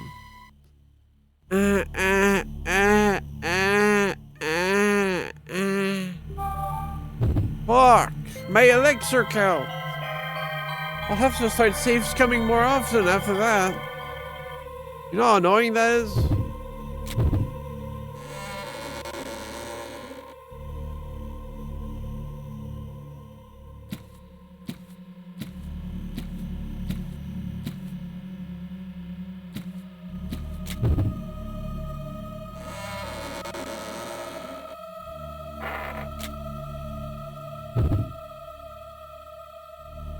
I look at the shirts. Dirty clothes that were once white are piled up high in the room. Many of them are dried bloodstains. Should take a closer look. Fuck you, man. Bunch of clothes hanging from a rope on the wall.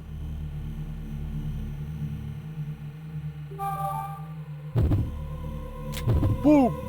Try to knock down with the clothes while using a 2x4. But the 2x4 isn't long enough to reach the clothes. No, I'm just gonna waste it, dude. I've done that before with the lab coat and it didn't work. Need to find some bullshit rope or some fuck. Another bolt pointed toward the clothes on fire. The ball hits the clothes, causing some pieces to fall to the ground. Oh, okay. I pick up the clothes.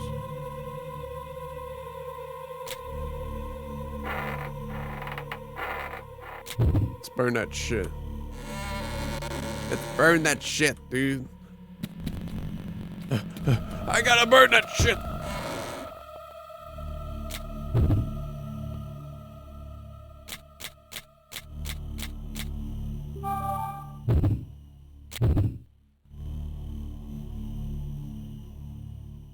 there anything else I can do to make these clothes burn better? Dip them in oil. Fuck. Why I gotta work so hard for this, dude? No, don't put your hand in there.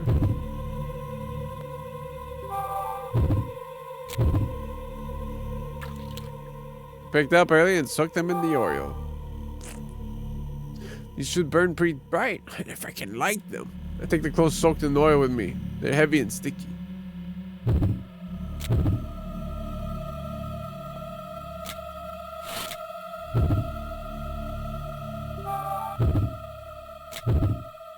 I can see a crowbar sticking out, but even I don't think I can be able if I burn these oil soaked clothes.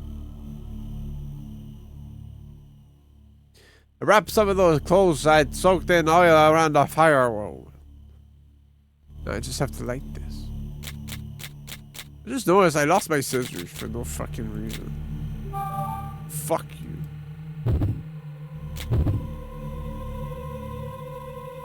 I like these clothes, they should burn pretty well. I aim the blowtorch at the clothes and turn it on. The oil catches on fire instantly. The fire quickly burns through the wood, which crumbles to the floor. After all the wood has been reduced to ash, I grab the crowbar from inside the stove. Oh, okay. It's not like I burnt my hands every other time, but... Why does that look like some fucking demon crowbar, dude? This will probably come in handy in the future. Decided to take the crowbar with me.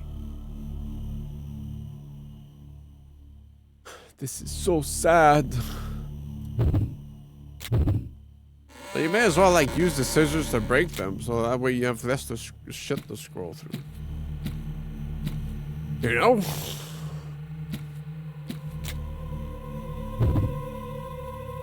DM.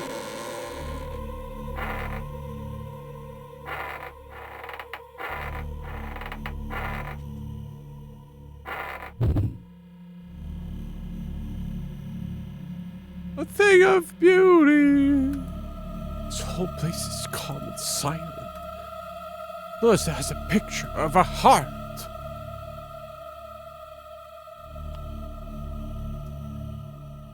Yeah, I guess I'm just using a crowbar then. Tosses them, or they just fall out of his pocket, or their pocket, I guess. You know, falls into cracks. Whoops. It's still like the one in the prayer room when you smash the jar, but then the fucking beaker or whatever also falls out of your pocket and breaks. Like, oh, oh man.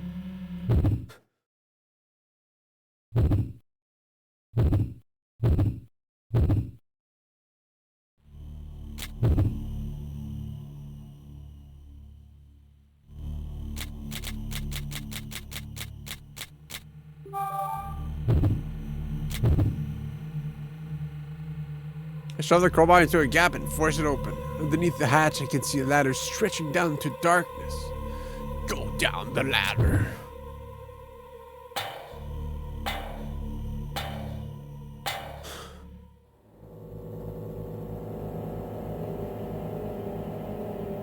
A rusty ladder stretches up above me.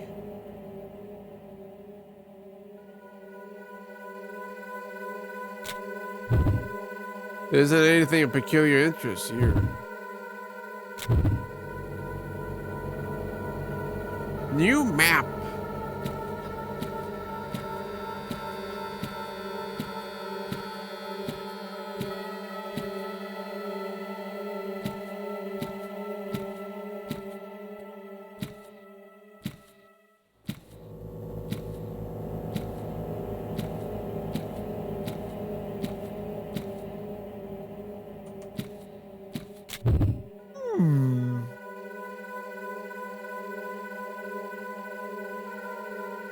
Flying rubble throws dust up in the air. Do you want to backtrack now? I guess. Some filthy white cloth has been wrapped around the crumbled wood. This looks like some kind of bed. Wonder who was living here. It's been destroyed, but it looks like this used to be a bed.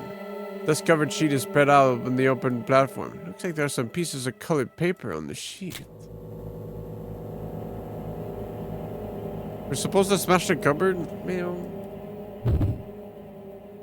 Sorry, I didn't get aggressive right away. Fuck.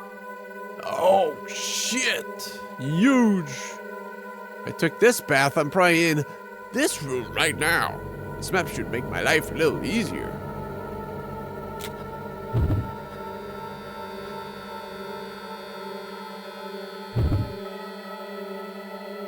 The destruction surrounding me makes me think of horrible, violent things. You fucker.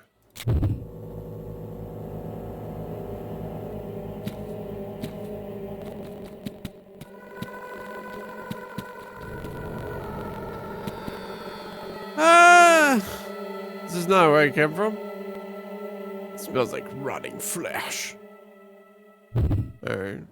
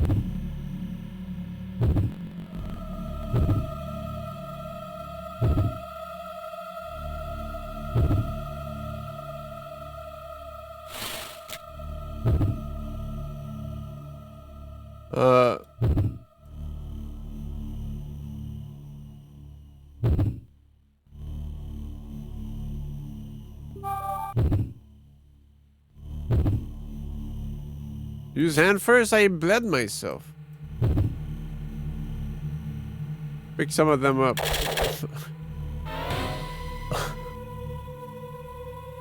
It grazes my face, taking some of my skin with it. Alright, well, maybe this one.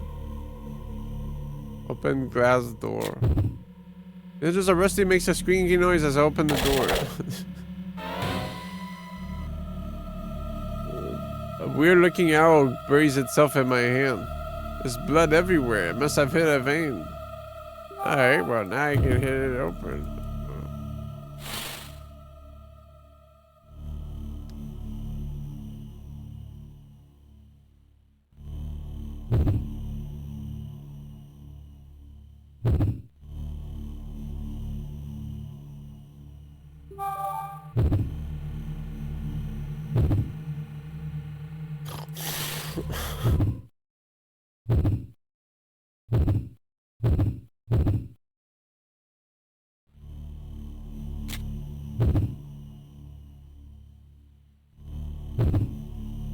What?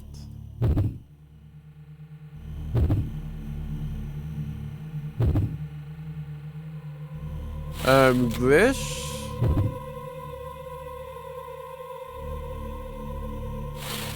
Apparently I'm like looking at this right now.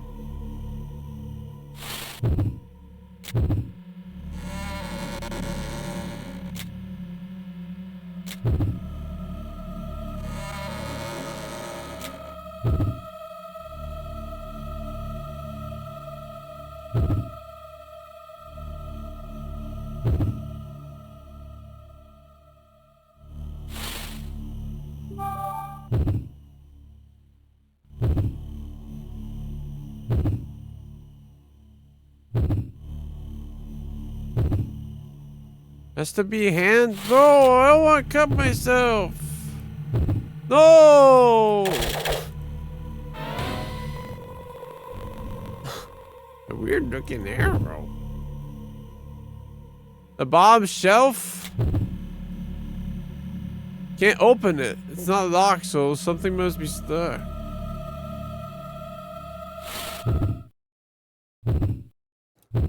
Caca.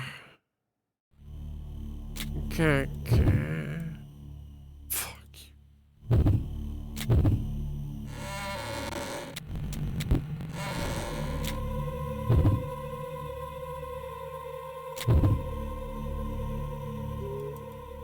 Caca.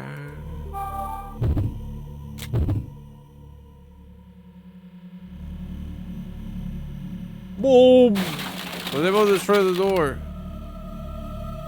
There are several glasses inside the cabinet. I pick up one of the glasses and look at it. It's a beautiful work of art with a pretty design. I look at the glass again and decide to take it with me. You know, maybe I'll keep it for myself.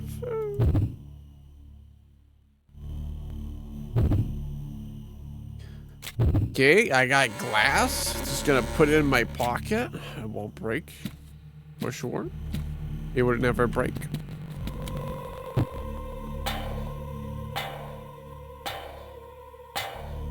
Caca.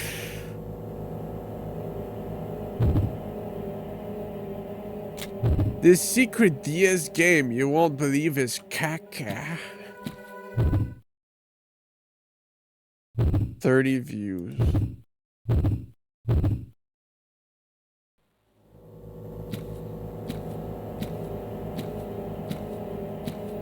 Just think it's stupid punish the player for clicking on things. Yeah, it's like, oh, that hurts. I'm not gonna click that anymore. Turns out, you need to click the bottom part of it. You are a fool.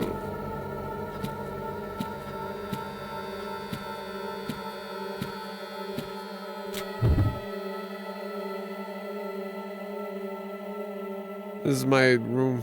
There's a faint smell of dirt.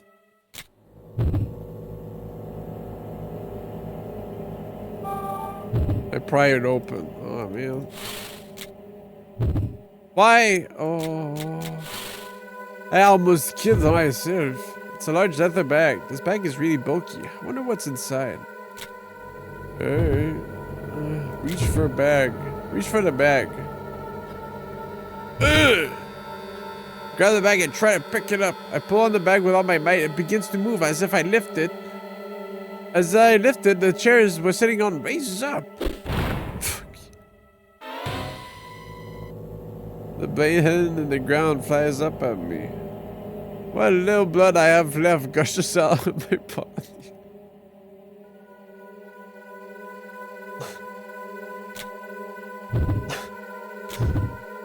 There's a zipper on the top of the bag, but it appears to be broken. Metal zipper teeth are jammed together too well. I don't think I can open this zipper. The bag's just leather. If I had a knife or something sharp, I could probably cut it open. If I had my knife still with me.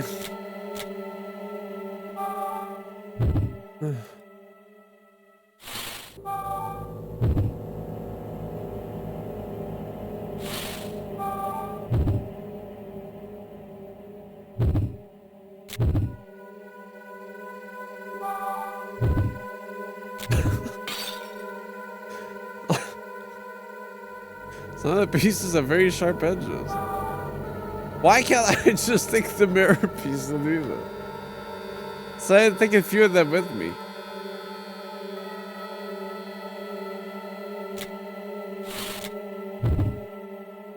Like, I've had a sharp blade this whole time, man. This thing's sharp. The fuck?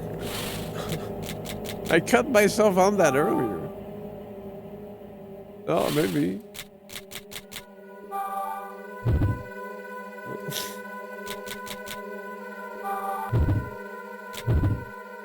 Glass shard. What's a mirror? I take the shower pan of a shard of glass and dig it to the surface of the bag. I managed to make a small cut in the surface of the bag. That cut is big enough for me to shove the crowbar and force the bag open.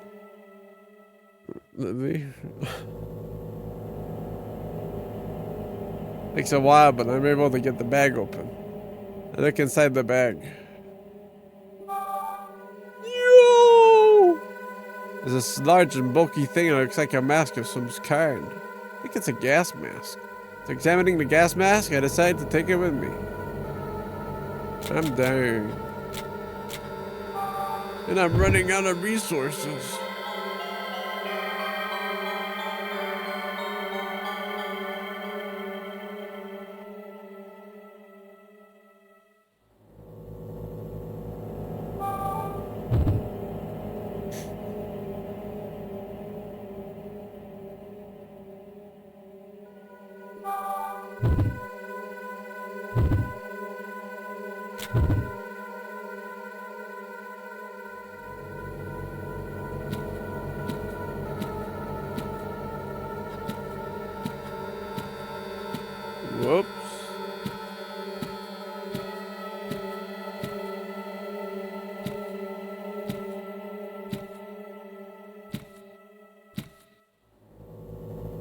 Oops.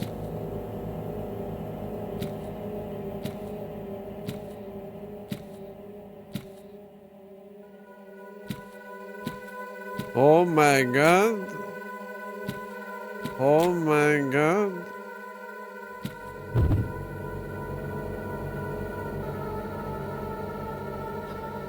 There's a small square hole in the wall covered with a grating. Damn, this keyboard, this crowbar though?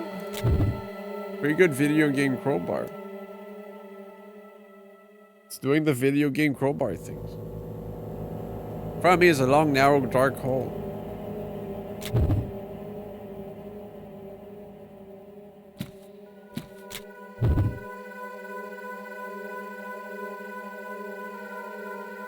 There's a red cage in this room. There's a bunch of things on the other side lined up next to each other. The wall on the side of the bars has been carved out to make several shelves. Okay. I don't even understand what I'm looking at. The wall on the other side of the wall bars has been carved out to look like a shelf. I can't get to what's inside unless I can get past those bars.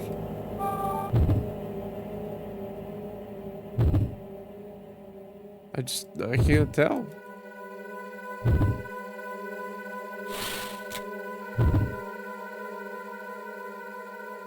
I can see something shiny in the rubble.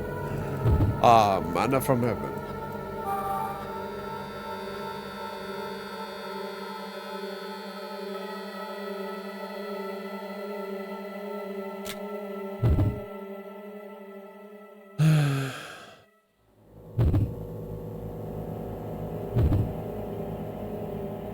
Vaccine Theresia. That's what the paper says. That's what the paper... Oh? Veins engraved on the keyhole. I just can't go in here, that's why. God, I click on that little corner right there. I need a heart key and I need a veins key. When's the penis key?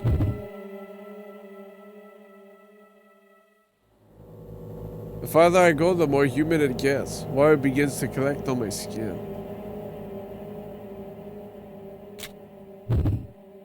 There's a screen covering the window. There's a bunch of dust or dirt or something stuck on the screen. Looks like there's a small room on the other side. Can't really see through the dust on the mesh. Can't tell what's on there. Well, how about I give it a little brush? There's a window here with a screen over it. I used the brush to brush off the dust that covers the screen. Now I can see what's going on inside.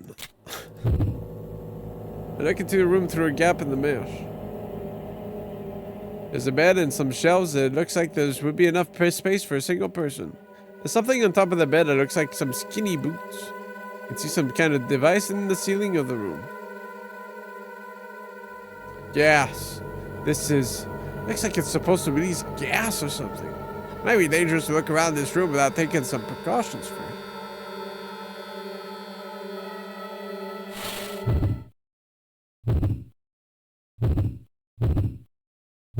Martel?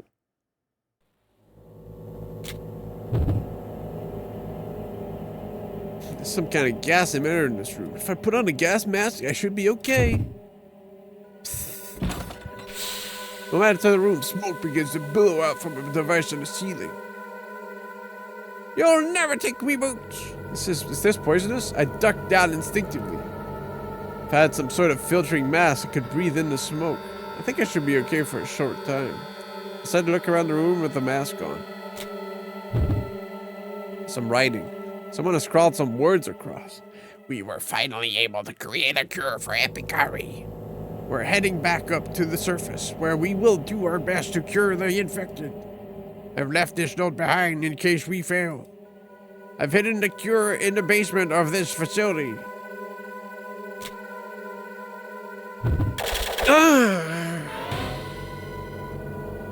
When I touch the stuff, I hear a click and an arrow flies out straight towards me.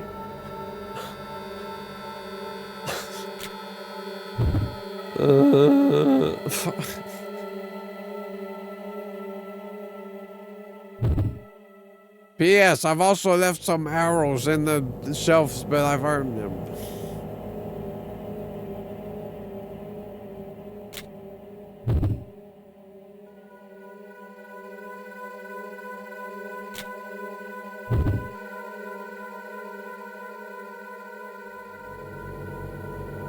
I don't know. I was kind of running out by the end. There was like a time where I got 6 million of elixirs, and then I didn't in both the games. There are some bulky-looking boots sitting on the beds. I picked it up. These are boots. These military boots? They look pretty tough. Look at the boots. I decided to take that with me. I pick it up. It's getting hard to breathe. I think that's enough. I run out of the room and shut the door tightly behind me. I was worried the whole basement would have filled with gas, but the smoke is slowly disappearing. The gas slowly disperses into the air and disappears.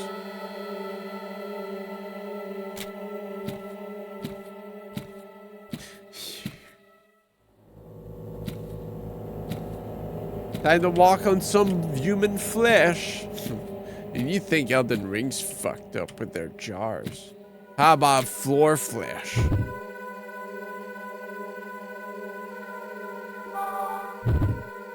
Go on the boots. Don't touch it. I'm so stupid, dude.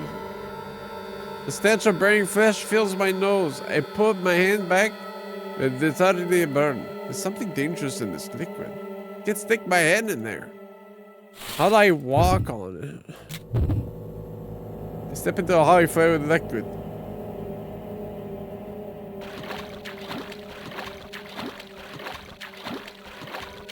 Dude, everything's acid in this game. This is how it is.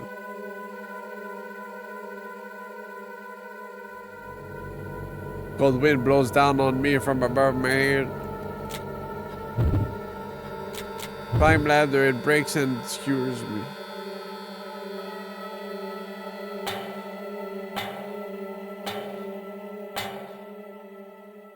As I move higher and higher, the hair begins to get thicker and thicker. I remember what happened the last time I look at the ladder. The ladder is purple! I quickly put on my gas mask. Whew! The higher I go, the darker the purple on the ladder walls get.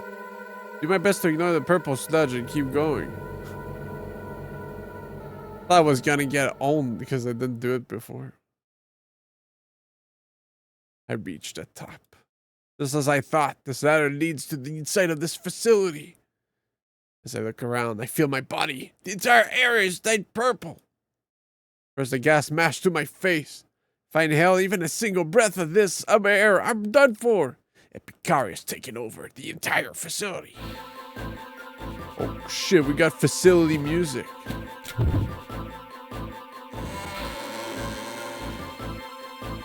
So can I drink the elixir with my mask on? Am I gonna die? I go through a stained door into the room.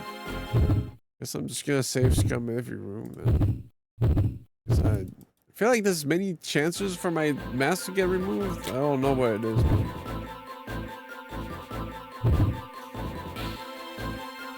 As far as I can tell, this place had something to do with medicine. There are all kinds of instruments next to the bed. They look like they are for some kind of examination.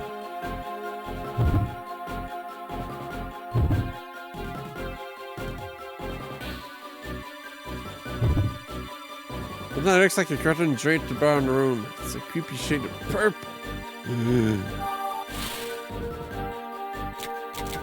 Hello?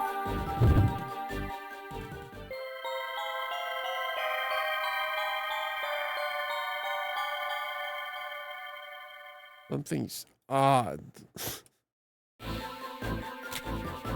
Pick him up, I guess? Look through all the papers scattered around the room. Other pieces of paper have the same sort of things written on them.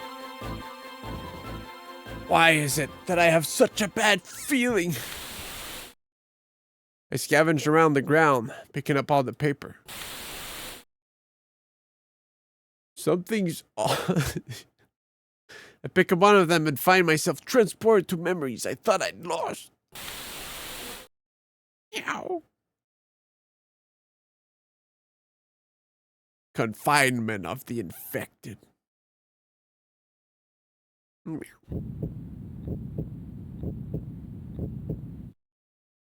Yes, that's necessary. They've become hostile. They will easily commit murder. Not only that, they will hurt themselves and die. Let's chain them up. Friends? Why are you giving me that look? Don't tell me. Do you think I'm infected? That can't be. Ha!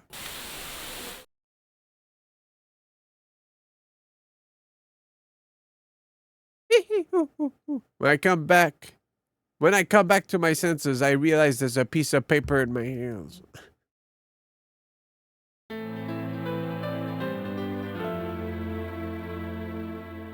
Three of the staff members that were disposing the bodies have died. Two of them were infected and killed, and the third then committed suicide. Epicari is rapidly spreading. An infected person becomes hostile and starts to attack people. And lately, Franz started to wear a mask. He should be in the storage room, investigating the roots of the Epicari and trying to find a treatment.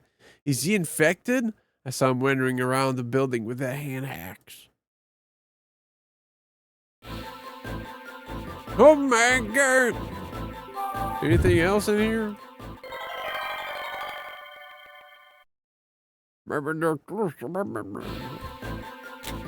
So no then.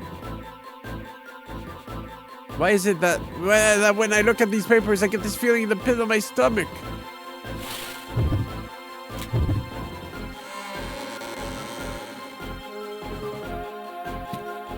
It's giving me the gases.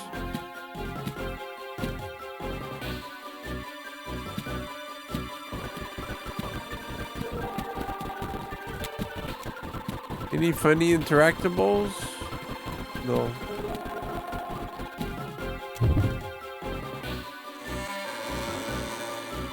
Yeah! It's cold, painfully so. As I enter the room, I notice that something about the air feels different. The purple stains, Epicari. The virus is solidifying. There's no doubt this place is dangerous. Very dangerous. I feel like puking. My body doesn't want to be here.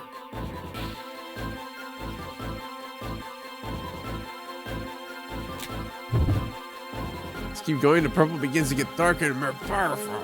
The air here is just cold. I can hear a tinkling sound from my skin. Creepy. I don't think I can go any farther with just a gas mask.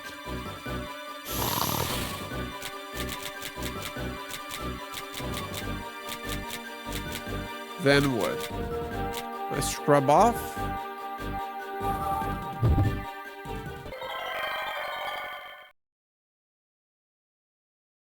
Oh.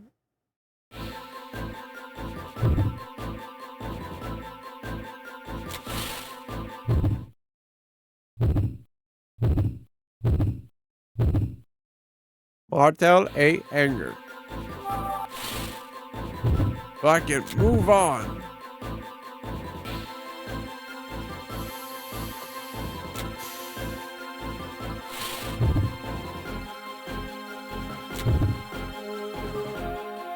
So that's the end of this place then. What? Was there something in that room then? Like a key maybe? There's something downstairs.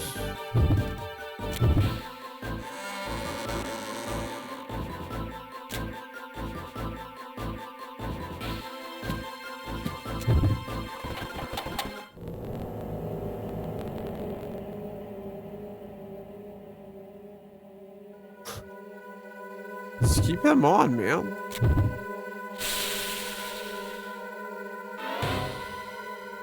Huh?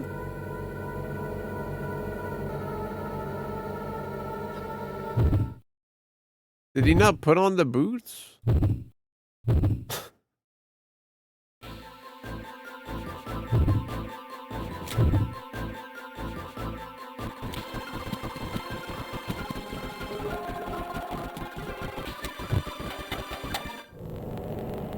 Stupid guy 69. Ah, I just thought about it. My bad.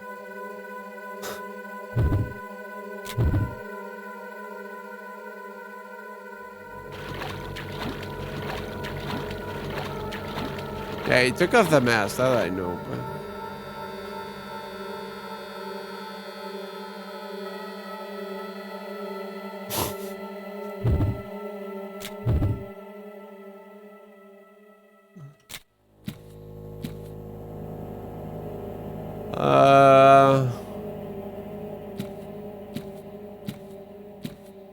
Oh, I the goof floor?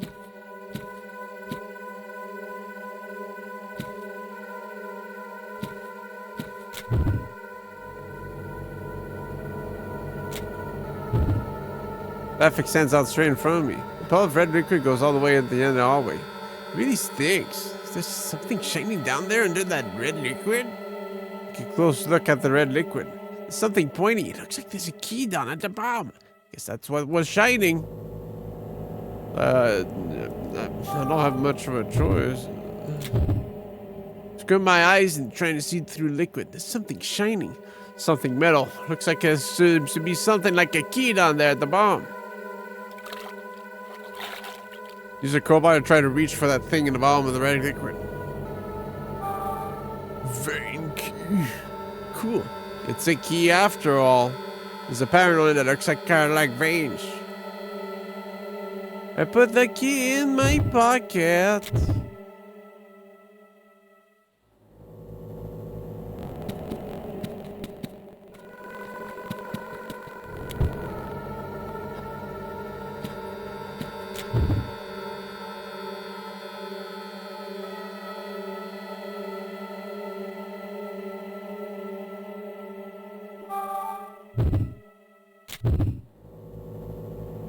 You grab the papers?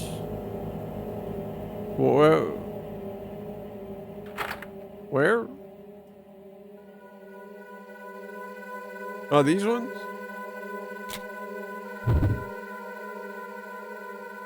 I touched the paper. Oh, I only looked at them, my bad. Stare at the words. I grabbed the bars and stared at the piece of paper. Vaccine? Theresia?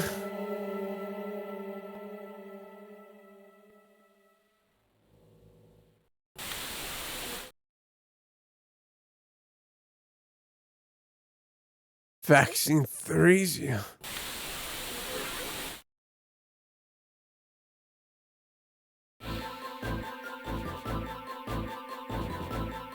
It's finally done. That horrid purple. This medication will fight against the Epicari virus.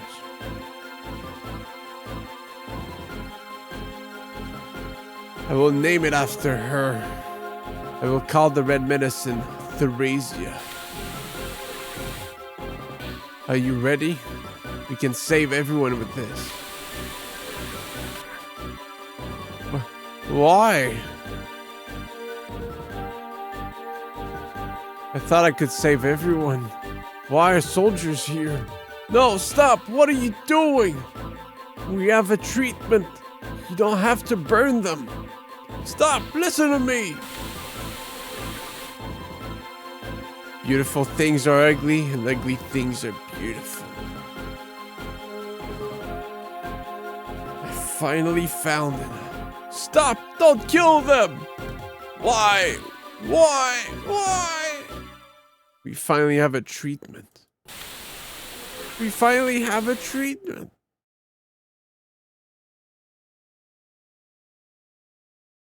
Snap out of my flashback and realize I'm holding some paper.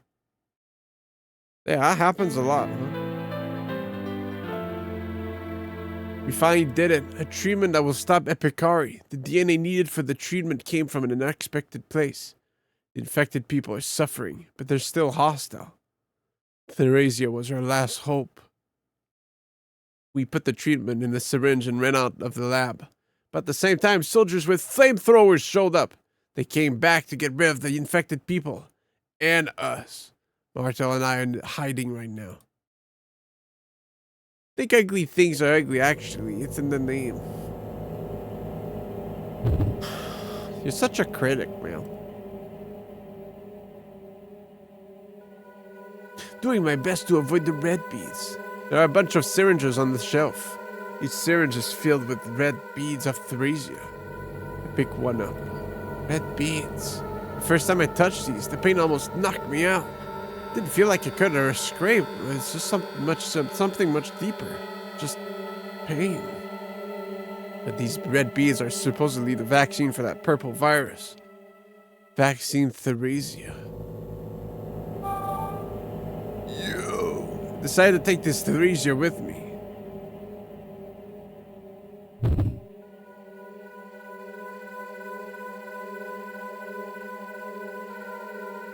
Like they know I'm here.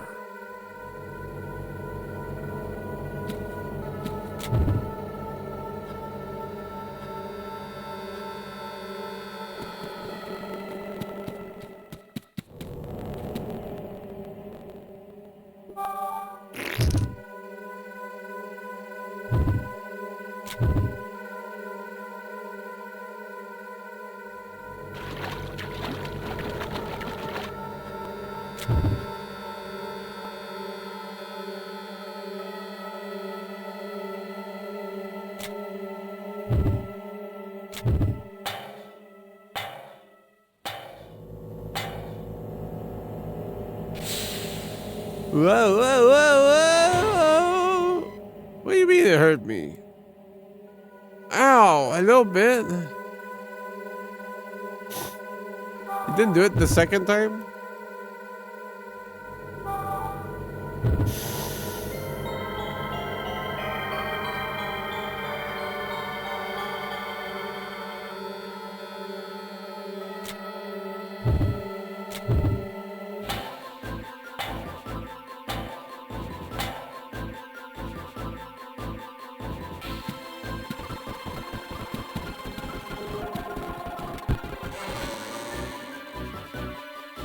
Only inhaled a little bit of the virus. I should be fine. Don't need to wear a mask.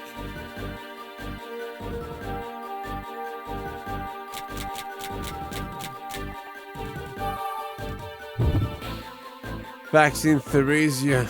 The moment I touch it, an indescribable pain shoots through my body. However, this red bead is the virus vaccine. I close my eyes and place the syringe with Theresia in it against my skin. I push the needle through my skin and into a vein. I am very scared of the red bead. Why have I... the immense pain I feel when I touch the red bead. Why was it so horrifying and painful? I do not know. I inject the red bead into my body. I feel no pain, but the black orb that emerges from the depths of my chest. It feels like a black hole. A sense of defeat that bubbles up from the bottom of my soul. For a little while, I just stand there, letting drool drip down my face, letting drool drip down my mask.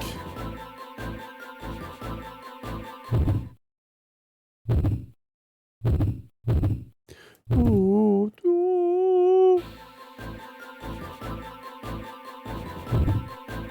Move on, deeper into the purple darkness.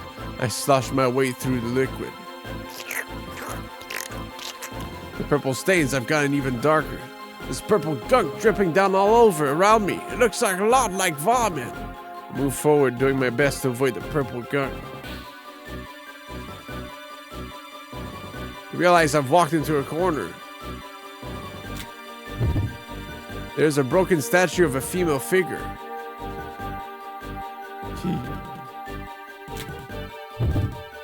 There's a pendant hung around her neck. On the hand of the pendant is a small key. The pendant chain is short. I can't get it off of her. It's really strong too, so I can't just rip it off either. Unless I can think of something, I'm not going to be able to get this pendant and its key.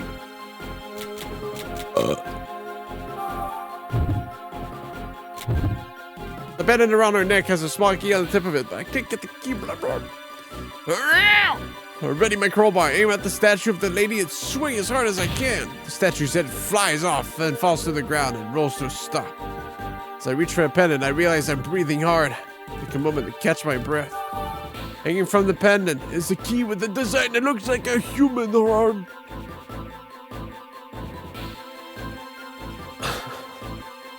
Shove the pendant into my pocket. I think that's enough.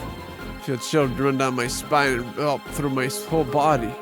Spin around and head back toward the door to the hallway.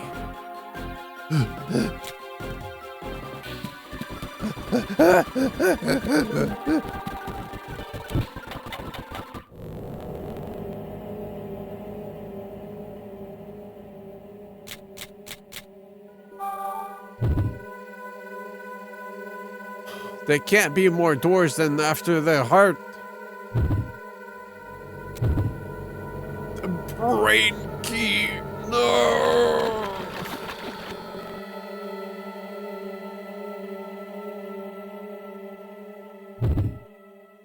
Beep.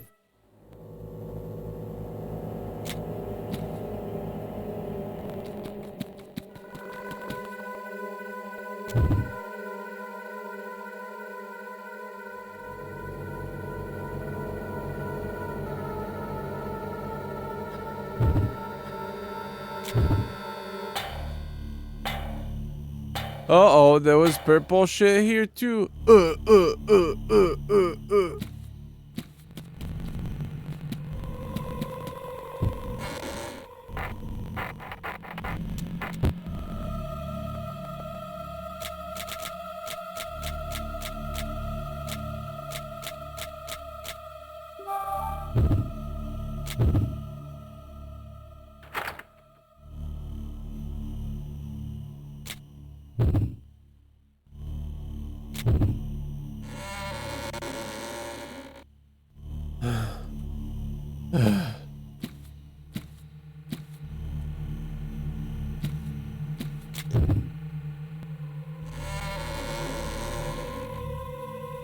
Something about this smell is nostalgic.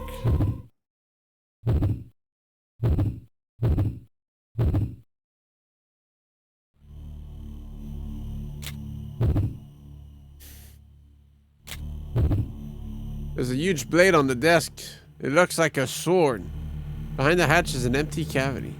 If I open the hatch, I think the sword will move. It's writing on the desk. The numbers have been carved into it. Do you remember that day? 12/13.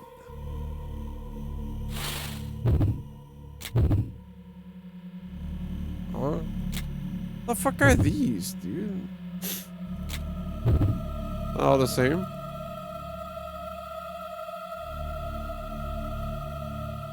12/7.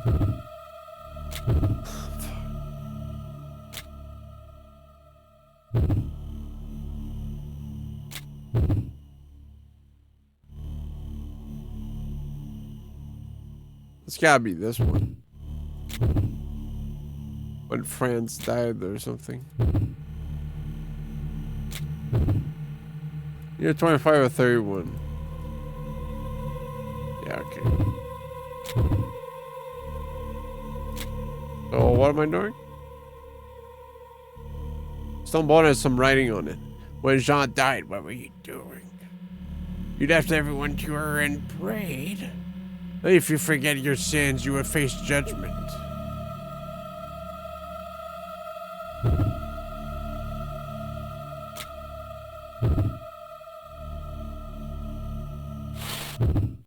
What do I do?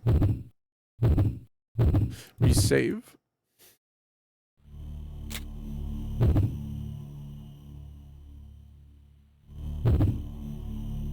Grab the hatch with both hands and try to pull it straight off. It doesn't move. Oh. Grab the hatch with both hands, try to put it to the side. It doesn't move. It's a pretty heavy hatch. Grab the hatch with both hands and lift all my strength.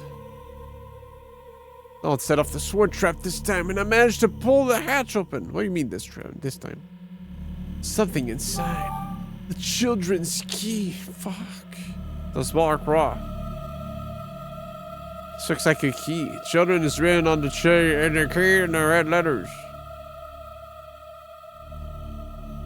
Well, there was this one journal that talked about 12/25. The only diary entries We're related to December, where the 25th and the 31st. So the 31st was in there.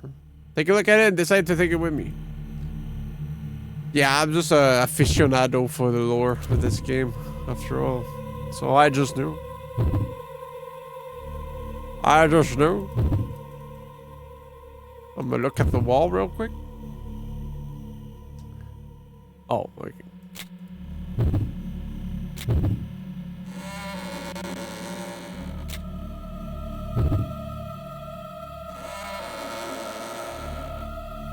Fuck. Something about the trees and rocks here make me feel nostalgic. Huh? We look at the same thing? Stone Boy has some writing on it. What do you do when your friends start covering his face with a strange mask? Were you scared of his actions? Did you constantly doubt him? If you forget your sins, you will face judgment.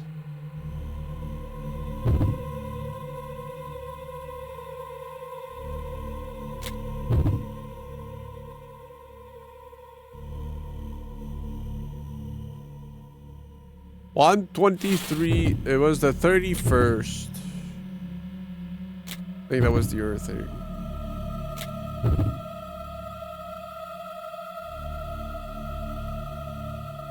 $113? Never mind. I probably don't know that.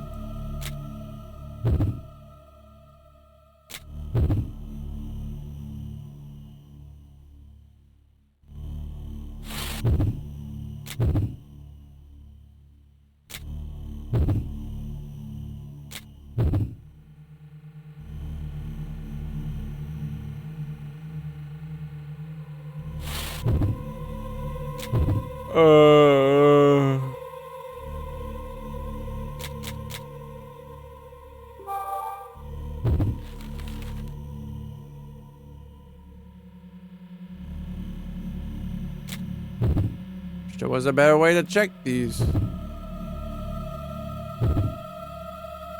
Well, it's like something in the January that's important.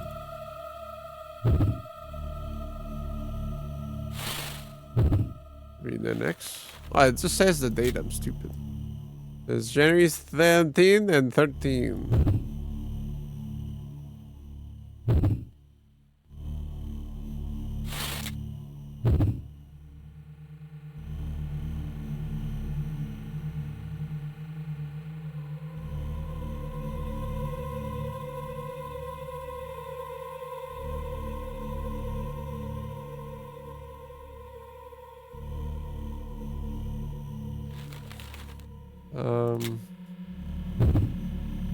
Probably 13 then.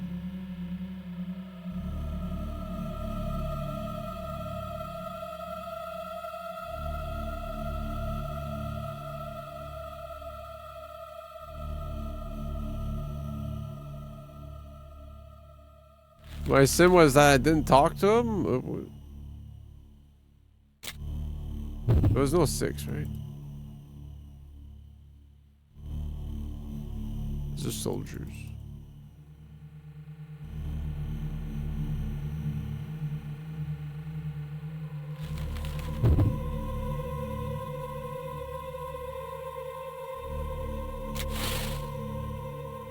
I mean, he dies on 17. What was the other date? It was like 11 or some shit.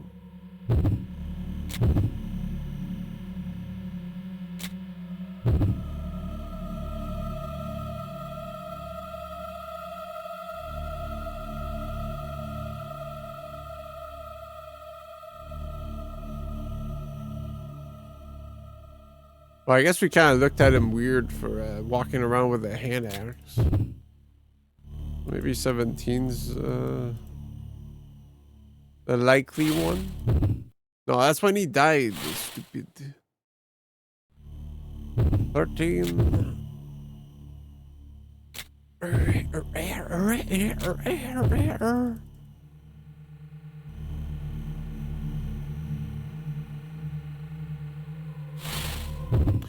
Or save. Suddenly, this doesn't make much sense.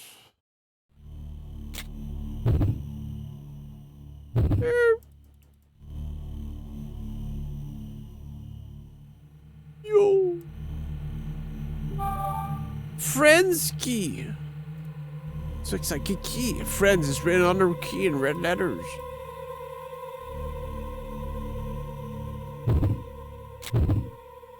No one said that life would be this way. Wrong door. It's probably for this shit over here. Oh, that's just a random ass door. Okay. I'll be there for you. Squeaky, squeaky. I front of the room is about this. You gave birth to the demon and fear the consequences of your sin. You touched the skin of a woman and it healed you. If you forget your sins, you will face judgment.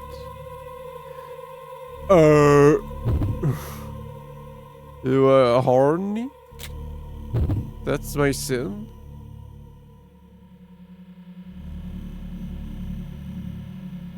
$11.21.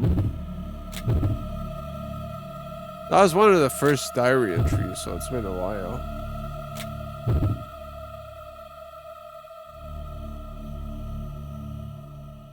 So it's all in November. Good. Well, who knows? It might just be 2 Novembers and a couple others. I'll be there for you. I'm not gonna look at the last one, so I'm a dumbass.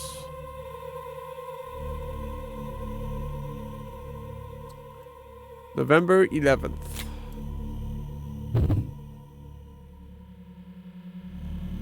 Aptly titled Sin. Can't get away from guilt. My only hope is to have a woman I could share the guilt with.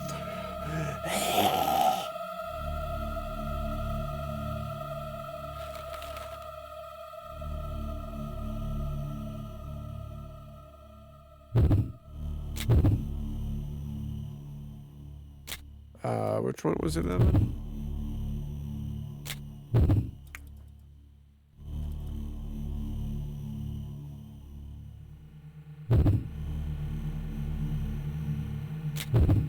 Oh, was that November 11 or? I think it was. Yeah, November 11. 11/11, the 11th of November.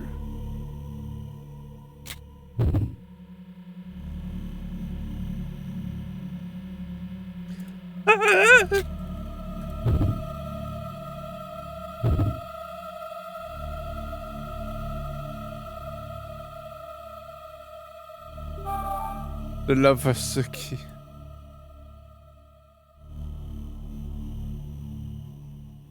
Peanuts and vergimmt. Are you able to read? Do you remember?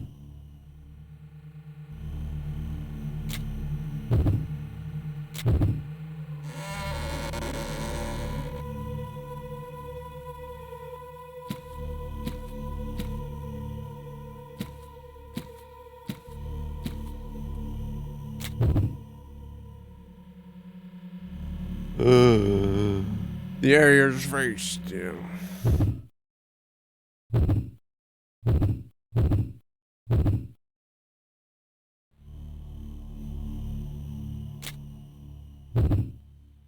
The 3 small holes on this lock, they look like keyholes. It probably wouldn't open unless I put 3 keys in it. Oh, fuck, really? This is not shaped lock. It has 3 keyholes.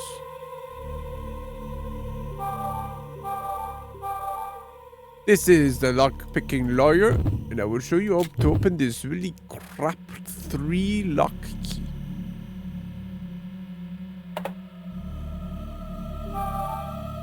With a Red Bull can.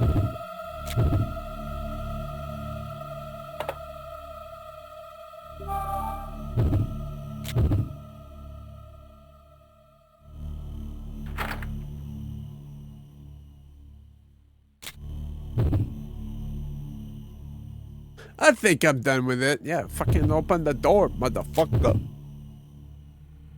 The crowbar. Slowly open the door. Room inside is small and dusty. Suddenly my heart starts to pound. Nostalgia. That's not it. I'm sure I spent a lot of time here. This room just feels very familiar. There's a small lamp on the desk surrounded by several pieces of paper. Empty ink balls are scattered around the room. But among them, something catches my eye. A music box. Is this a music box? This music box. I remember seeing it. It explodes and shrapnels my face. I slowly extend my trembling hand.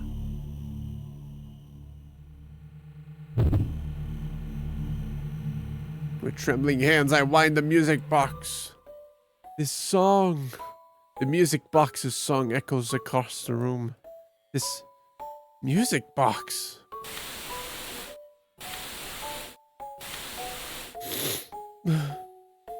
Oh, I thought it was. The spring winds down and the music box slowly stops. That's right. Before I lost my memory, I would often listen to this music box. Just a little more and I can remember everything. Just a little more.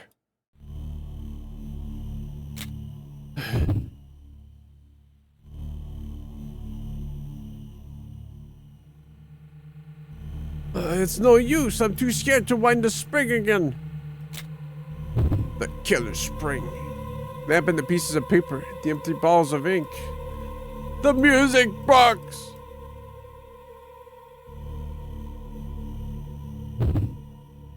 There's a dirty piece of cloth on the picture frame.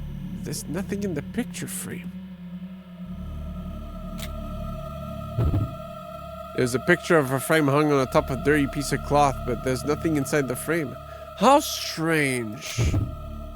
I removed the picture frame to find a square tunnel behind it. What? I think I can fit if I crawl on all fours.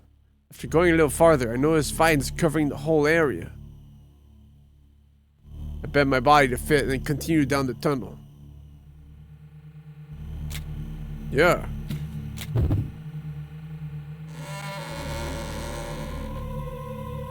This room is a small square. This room has been taken over by vines.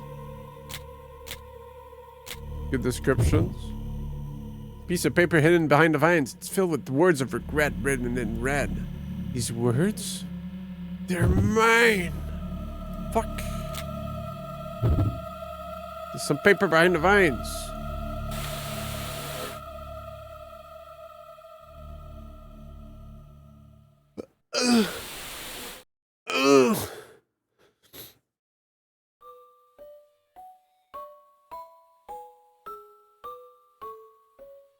Do you remember this music box? You gave this to me for my birthday when I was still a little girl. I was so happy I listened to it every day. I still treasure it. I'm losing my memory. You can't forget. He's choking her? Oh. Don't forget what you did. Oh, no.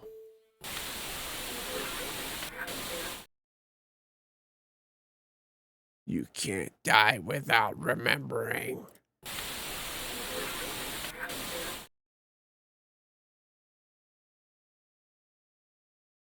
Why do that? I must pay for my sins. I created a demon and I betrayed my companions. I strangled my sister to death. Her music box was playing the whole time it happened. I cannot allow myself to lose my memory. I left myself a letter. If I lose my memory, I will most likely wander around injured and bleeding. Please remember, I'll be praying. When I find this in the future, will I have paid for my sins? I traced the writing with my fingers. There's no doubt. It's my writing. Could you say I've paid for my sins? So did I lay these traps myself then? Just a... Because I... Damn. What? You can see a door through a gap in the vines. Felt bored. Feel like punishing myself. Having amnesia. This path seems to keep going, but my way forward is covered in vines. I can't go any farther than this.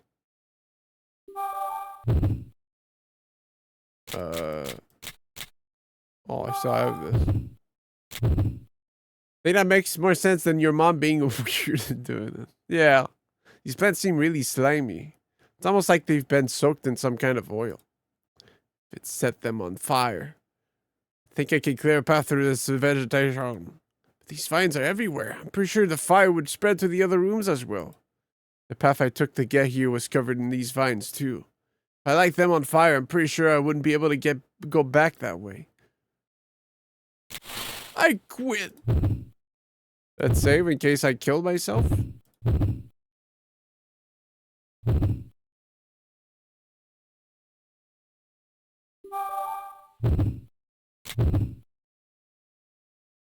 Really slimy. It says I'm up. The blowtorch's flame to the vines. I hear the music box playing the same tune as before.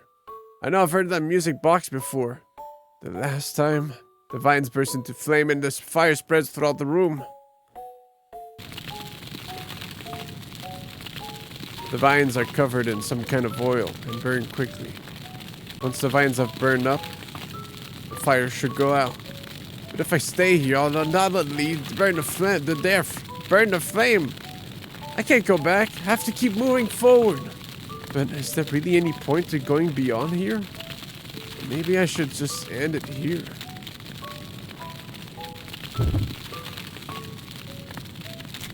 Do I die if I stay here? Touch flame.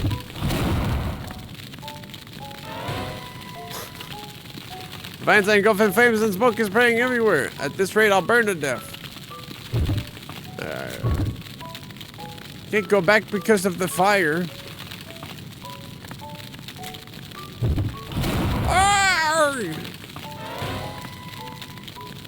Vines are engulfed in flames and smoke is spreading everywhere. At this rate, I'll burn to death. That's right, I just have to leave.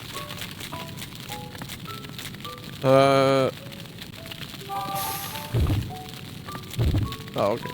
Vines burst into flames. I can only see the silhouette. Eventually, they begin to blacken and crumble. It will work. I should be able to get through now. Crowbar!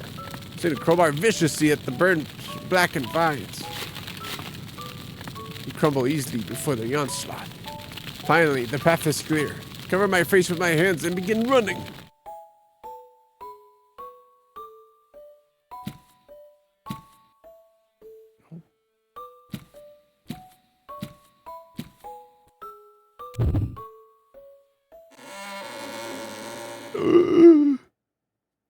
It's time to finally see myself. I made it through and into a large empty room. There's almost nothing in it. In the end, I'm still alive. I don't feel happy or sad. I don't feel anything. There's a mirror blatantly placed in the middle of the room. I can't help but notice it. It's a huge room with a conspicuously placed mirror. The mirror seems like it was put there for a reason. I approach the mirror and take a look at myself. I flinch without thinking. Drenched in blood, covered in soot. Stooped, broken. How ugly. I couldn't save anybody. I ran away and killed Martel. How horrible. Suddenly, I see in the mirror Martel's face.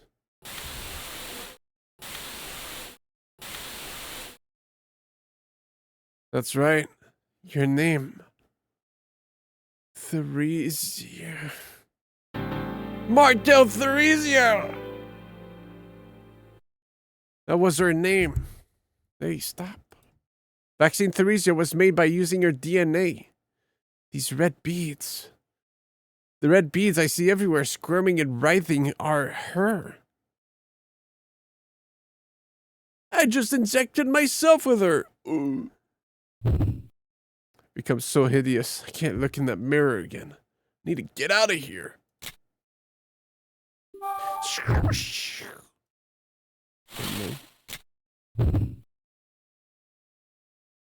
I'm ugly, filthy. I can't look anymore. I have to get out of here.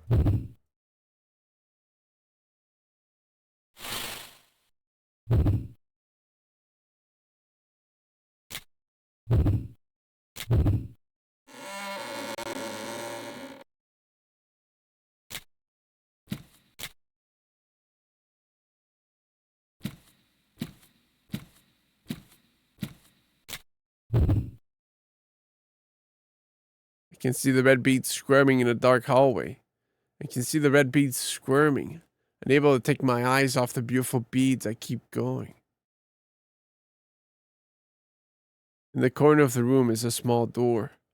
From behind that door, I can see a bright light. I grab the knob with shaking hands. Oh, so beautiful. Before I know it, I'm in a room with sunlight shining in through the window. Never thought I'd see light like this again. Broken balls and flower petals. Carefully step into the room.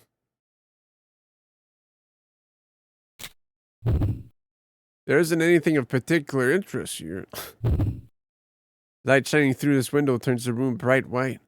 I don't want to go back to the darkness. I need to get to that light. Light shines through the window. I approach the window.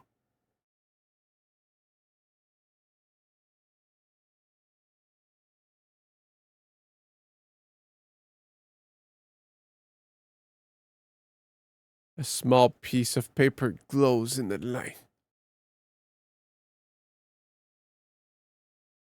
When Theresia called for me, I returned to this orphanage for the first time in 10 years. Theresia had grown up to be such a stunning and beautiful woman. Till now, I was never able to love her because she is my half-sister. It seems she is referred to as Martel here. I intend to call her that as well. I will take over the orphanage in place of my deceased grandfather. I'm not good around people. Can I handle all these children? Will she forgive me for leaving her for the past 10 years? I'll keep her journal from now on. Ah, that's his sin. He fucked his half-sister.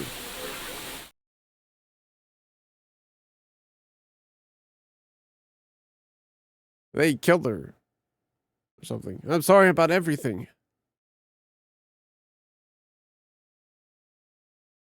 I think killing her? Big brother. It's okay, come on.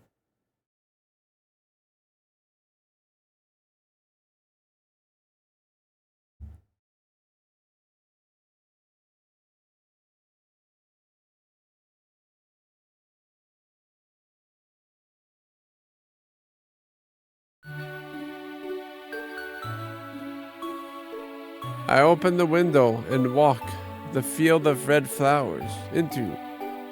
The fog has lifted and the warm rays of the sun shine down. I remember. Martel is here.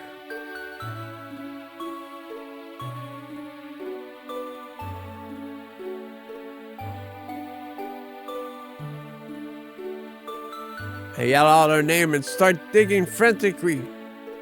These red flowers, they're so beautiful, and I don't even know what they are. That was her end, vaccine Theresia. No matter how much I dug, I couldn't find her.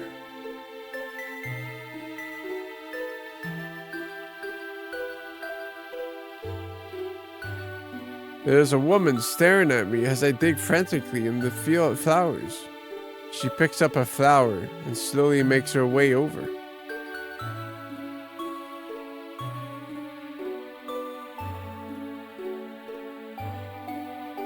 Looking at me with a smile on her face is Mei Li. Stand up. I haven't heard her voice in so long.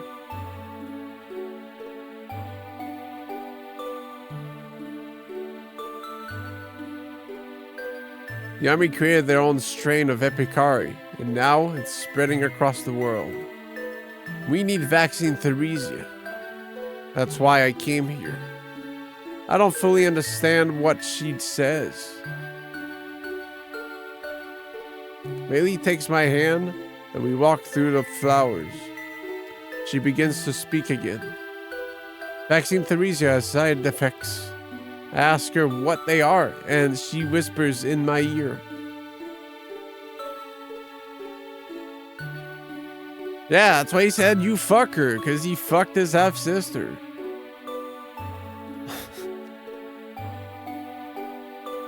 Her answer fills me with both joy and remorse.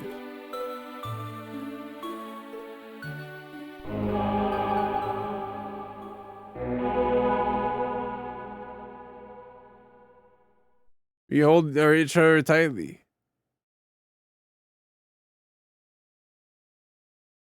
You fucker? I don't even know her. You know? We walk off together into the darkness of a forest path. Like contrast for sure. Oh.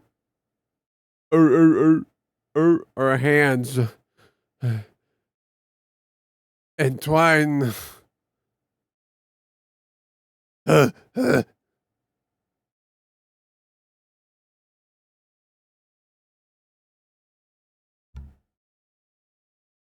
Why not? He fucked Melee. I don't know, man. We'll see in the diary.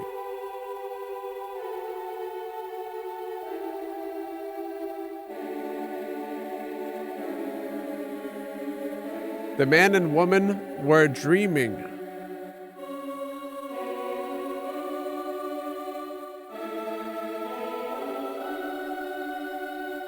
They awaken in the darkness, their memories lost. Can't even remember my name. They find a message that says Theresia. Yeah. They begin to wonder, confused and ignored.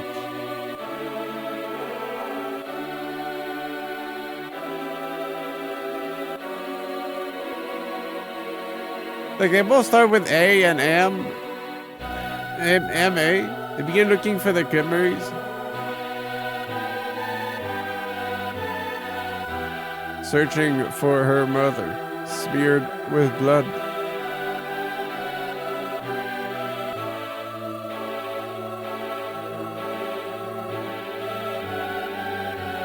And the girl with the warm smile.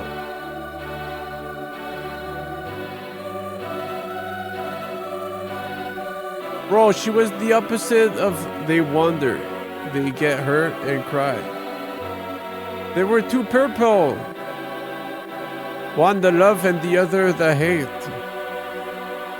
The name of the red beads is Theresia.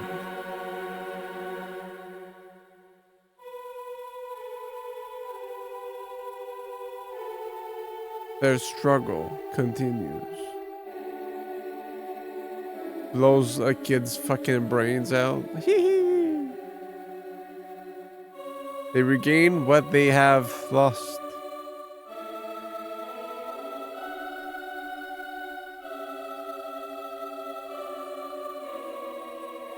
The existence of Theresia and the sins they must bear.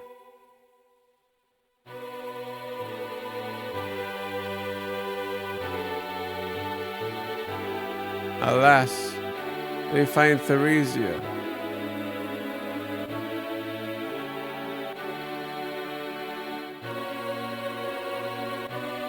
And they remember.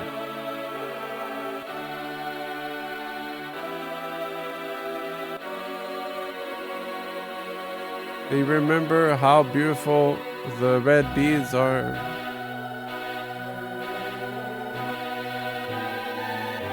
That middle guy has some small legs.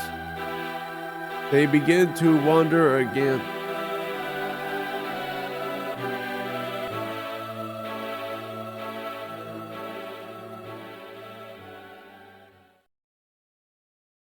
Embracing their affection for the red beads.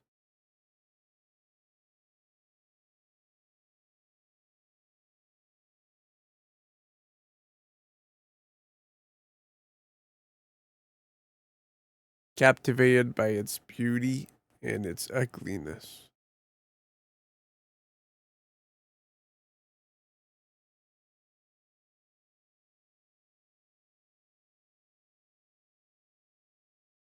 Huh?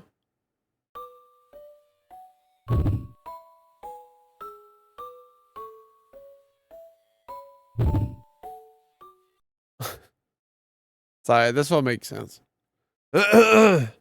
Only 3 minutes left. Brother. Hurry. Finally, my reward for playing the slop. When I saw my little sister for the first time in 10 years, I acted like an idiot, but she welcomed me kindly with a warm smile.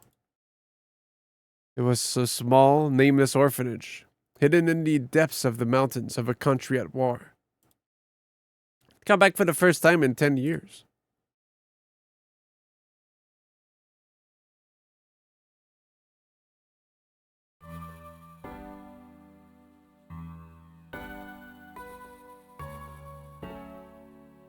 Theresia, dear Martel, time's past.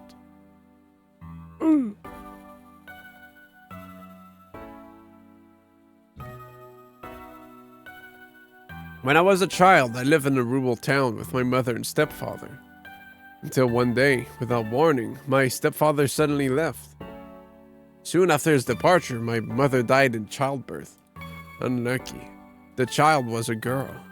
With nothing else to do, I took her to the orphanage with my grandfather around. He welcomed us with open arms and promised us a peaceful life. The orphanage wasn't luxurious, but had everything we needed. The only thing I couldn't satisfy was my own lust for knowledge. After several years at the orphanage, I was adopted by an old couple and left my sister behind. Under the watchful eye of my cold adoptive parents, I studied and read like my life depended on it. By the time I was 20, I was lecturing at a prestigious medical school and researching new medications. One day, I received a letter from my little sister. Our grandfather had died suddenly, leaving the orphanage in a state of utter confusion. I decided to drop everything and go back to the orphanage. I had a few commitments, but nothing I was very attached to. I'd gotten bored with my life, and I did feel bad for walking out on my sister 10 years before.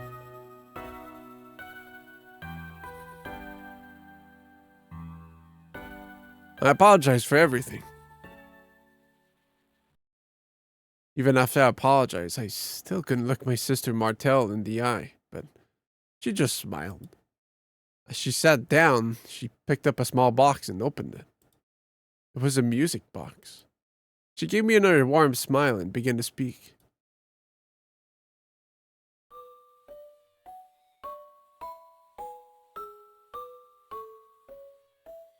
Do you remember this music box? When I was a little girl, you gave it to me. I was so happy. I listened to it every day. I still treasure it. I'd given it to Martel as a birthday present when I left the orphanage. To be honest, I'd totally forgotten about it, but I pretended to be excited that she remembered. Martel just looked at me and smiled. She looked so happy.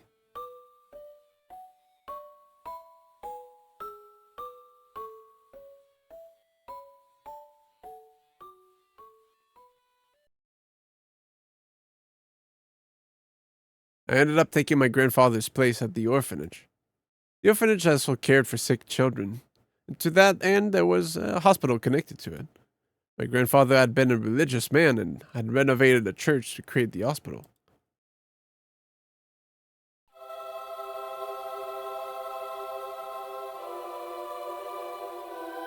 We continued this tradition of daily prayer.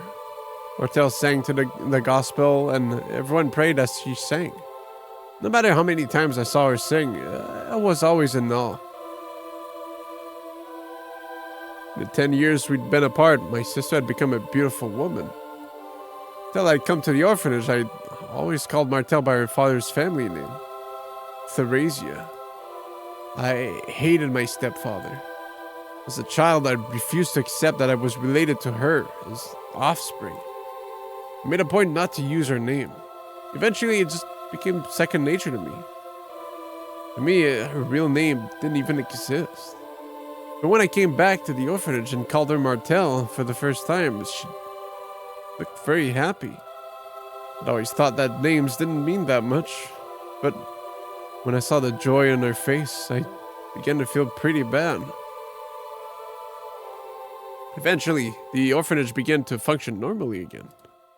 I stayed on as the director and resumed my medical research. After all, there were many children at the orphanage with incurable diseases. I learned that a woman named Mei Li was also doing research at the hospital. We began working together, researching new medications. And wow, what a hot bobble to be bob.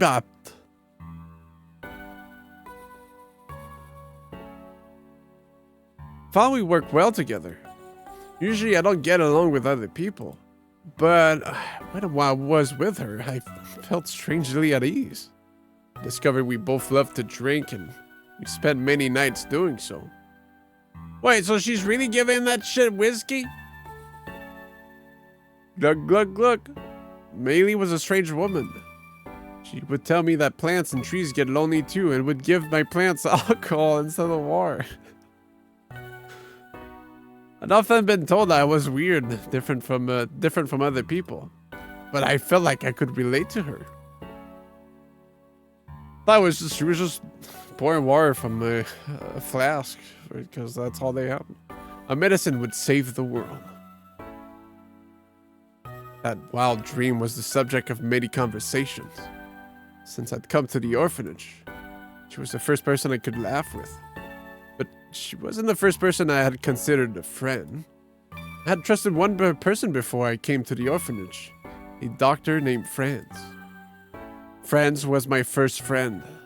When I heard that he didn't have a job, I decided to invite him to come to work at the orphanage hospital. He was so anime. He gladly accepted, and within a month, he was working at the orphanage. Franz had been raised in the city, and had mentioned many times that he would like to live in the country.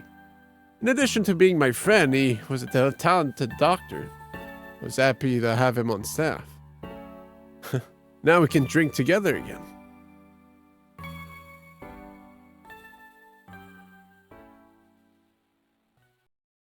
He grinned and then turned to greet the children. I was happier in the orphanage than I had ever been before. I learned with the children, played with the children, and spent all my time with them. Sick children were healed and left the orphanage with new parents. Melee friends, myself, and the rest of the staff had all became friends. It was the first time I'd felt such warmth and joy. I wondered, was this family?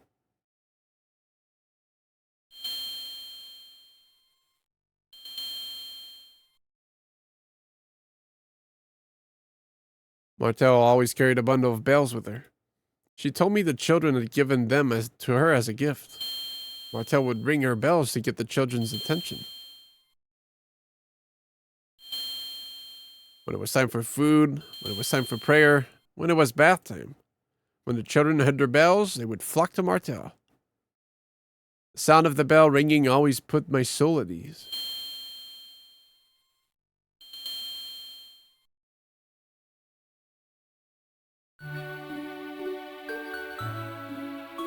On one particular morning, her bells rang throughout the orphanage.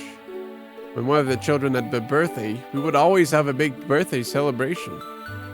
That day was John's birthday. The party would be in the garden between the orphanage and the hospital.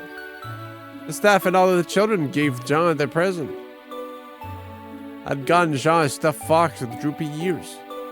It was Martel's idea, but Jean really liked the stuffed animal.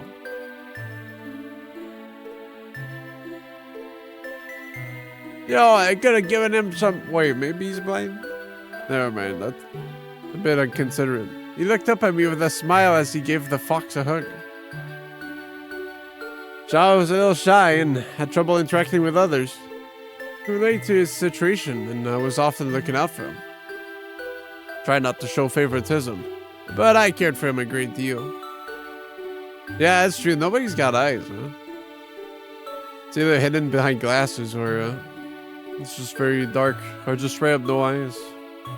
Made me happy to know that he loved my gift so much. Jean had suffered from a disease that had affected his foot, and as such hadn't been able to walk. However, friends had operated on his foot, and Jean was slowly regaining mobility. Martel often helped Jean with his rehabilitation.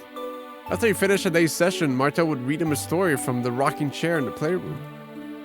Jean looked forward to that story time every day, and when I had time, I came by to listen to the stories. Not long before, Jean had been unable to walk, but that day, he walked into his birthday party.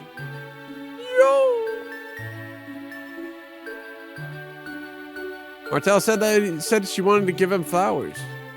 So she picked up some flowers from the garden that had grown under her window. I didn't even know when they started growing, when they started to grow.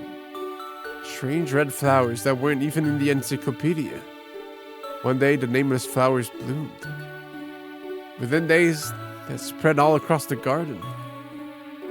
That's a big-ass garden, damn. I don't know why, but as she gathered the flowers, Martel looked almost celestial.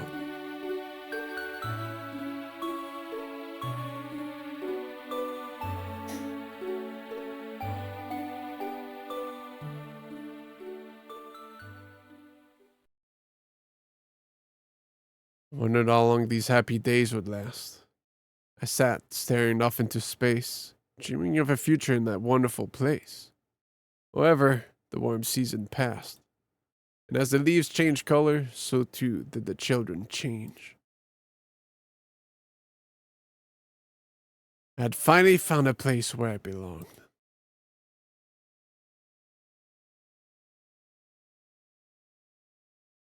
He loved to sing, and he was right-handed.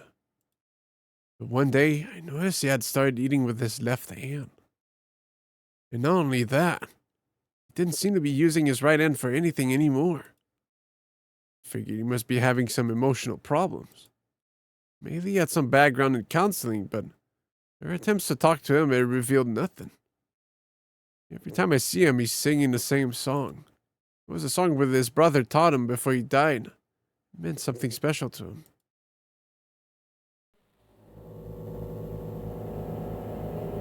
But hey, why is that?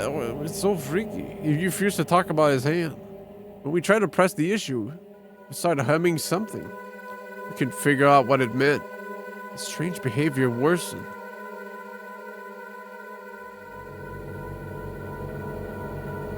If he touched his hand, he would cringe in fear and attack whoever touched him. He continued counseling, but soon he couldn't even speak properly. One morning, after his counseling session,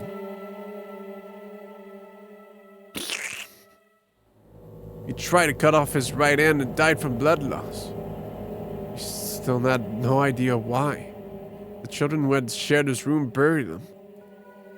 It may have been difficult for them, but it was a tradition.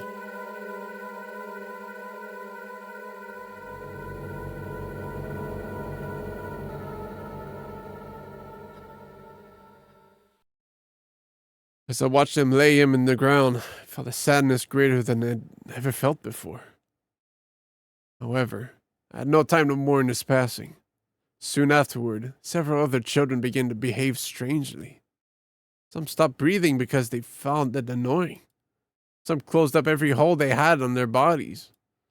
Some went crazy anytime they saw anything blue. All the new cases were former roommates of the boy with the strange right hand.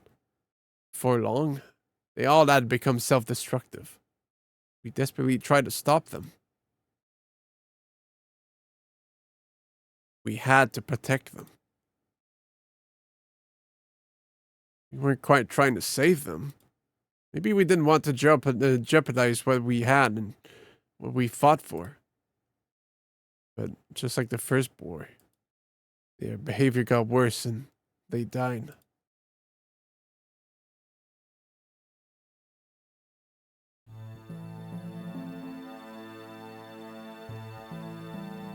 Oh my god.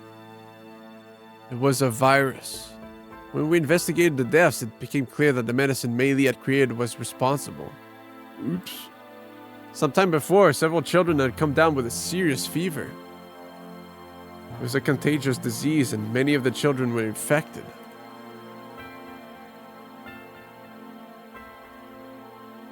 Meili engineered a treatment to stop the disease.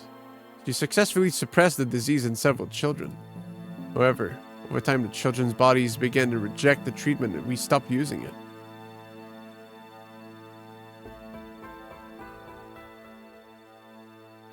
The boy with the strange hand had been one of those children. It felt terrible. Because of our treatment, he had got crazy and killed himself. Had the medicine we created taken the lives of my family?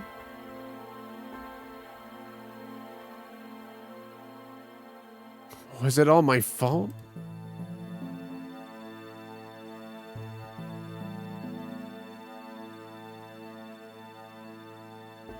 I have no intention of blaming you. Let's just find a solution. There's no reason to point fingers at anyone, right? Even after such a tragedy, Meili kept her cool and looked really cunty. I was sure she felt a fair amount of guilt too, but she never stopped her research on the virus. She said she couldn't afford any more sacrifices.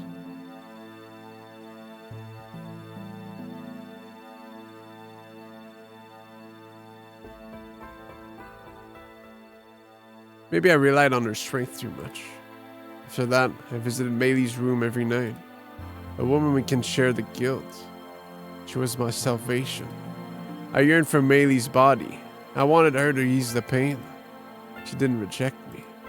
The warmth of her body put me at ease, and I think that she felt the same way. The feeling of my skin against hers helped us forget.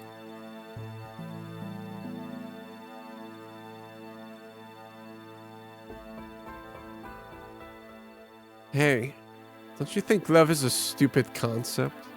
It's just your body trying to pass on its genetic material. It's a scam your brain is pulling on you. If you think about it, the same goes for murder, right?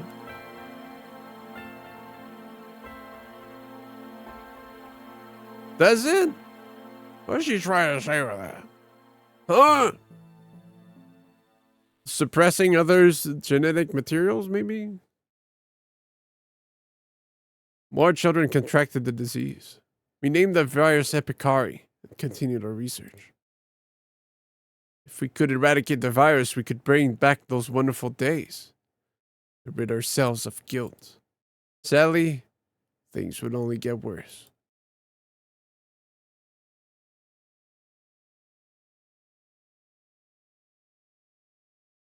The infected became more unstable and began to lose their memories. When someone with Epicari died, their skin turned purple.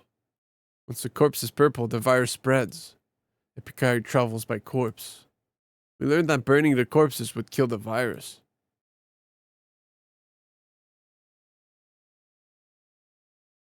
It was an evil virus. There were new cases every day. Those infected started to become hostile toward people around them. We were forced to lock up the infected patients. Once death was verified, corpses were burned once they turned purple.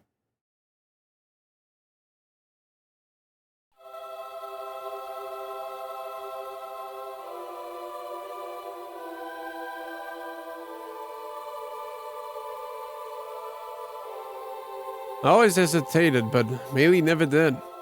The children I'd read to, the children I'd encouraged, the children I'd loved. Meili would talk to me as we watched the flames. The dignity of the dead of our lives. The dignity of the dead or our lives. Which do you think is more important? Beautiful things are ugly, and ugly things are beautiful. We are fools and saints.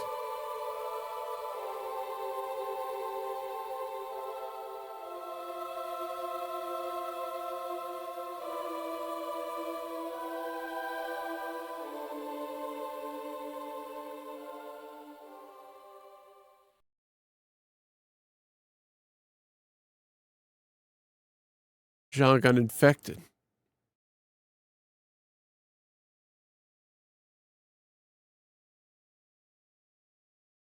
He had finally completed his rehabilitation and was walking like a normal boy.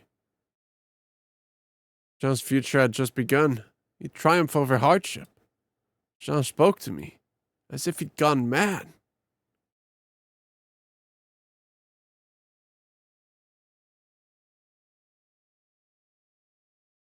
Help me. The situation was beyond our control. We sent some of our staff to the government to get help. The orphanage was in an uproar. We had to calm the affected children even as we tried to create a new treatment. I had to protect the family that I worked so hard to get. The family that I loved. They got a harder time dealing with the situation than the others. Things were only going to get worse. It's around that time that Franz started hiding his face. He started wearing a mask even when he wasn't in the operating room. He'd always had perfect eyesight, but he started to wear glasses. We questioned him. He said he was okay and went back to treating patients and researching the virus. Other than the glasses and the mask, he acted like he always had. Franz was a very intelligent man. If he was infected, I knew he would have the presence of mind to diagnose himself. Everything was okay. He was fine. I had to focus on finding a cure. I was so naive, I refused to see the dark future that lay ahead. Jean didn't make it. He died in a cell, hugging a stuffed animal I'd given him. We didn't notice that he died. We didn't notice that he was dead until his skin turned purple. I almost see the virus oozing out of his body. It was too dangerous to go near Jean. I had to leave him there. As we tried to decide what to do with him, Martel appeared. Her face was blank as she walked silently past us. She shone with the power of God.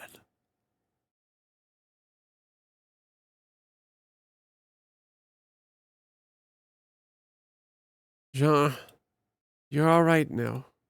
You're all right.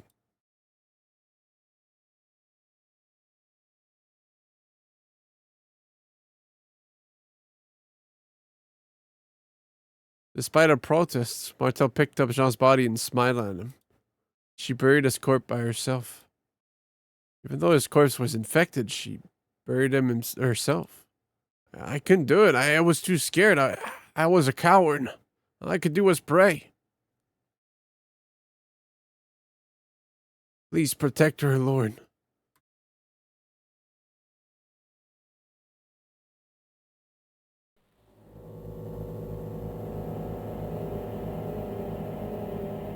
The Epicari virus, that hideous purple thing, finally made a breakthrough in our search for a cure.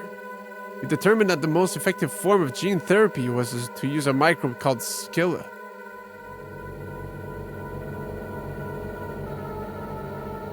It was an unsettling swarm of microbes that could insert DNA into human cells. Scilla crawls into the body and eliminates the Epicari virus. The Scilla treatment worked. It wasn't perfect, but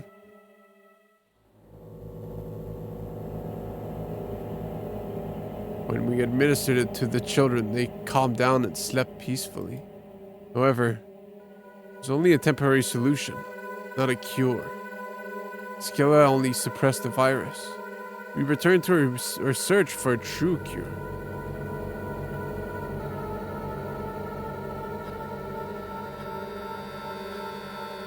It was around that time that Franz began to cover his entire face in gauze.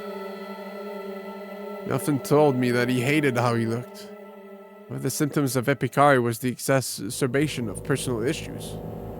However, we assumed that the virus only affected children since their bodies hadn't yet matured. Franz insisted that he was fine and refused a Scilla treatment. I never doubted him.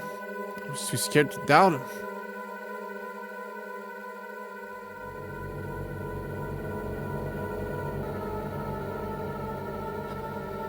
Some days later, government troops arrived. We'd asked the government for help, but their help had been rather long in coming. As it turned out, help was not what they were there to do.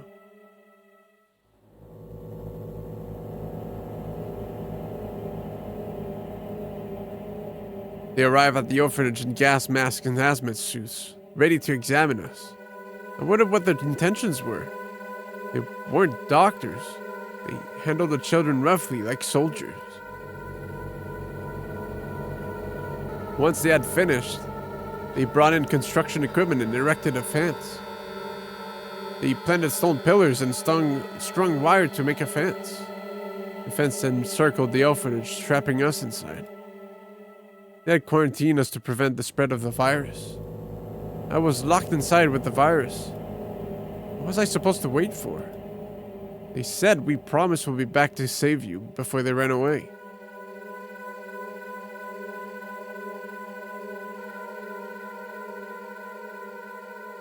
The virus got stronger. We discovered it could infect adults too.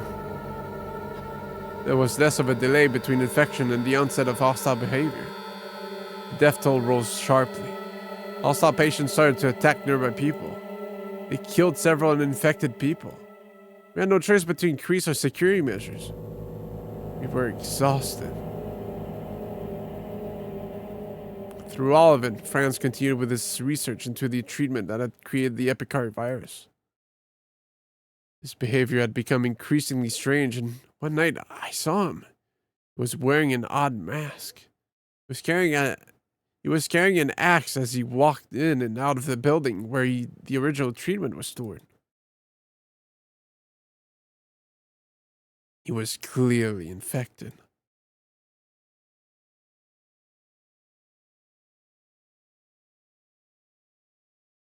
But I couldn't do anything. We'd been friends for over 10 years, and I had lost friends now too. Could I shut him in with the others and watch him go insane and die? No, I couldn't. I couldn't do that. I didn't let Melee or the other staff members lock him away. What are you looking at? Don't tell me. You think I'm infected? No, of course not.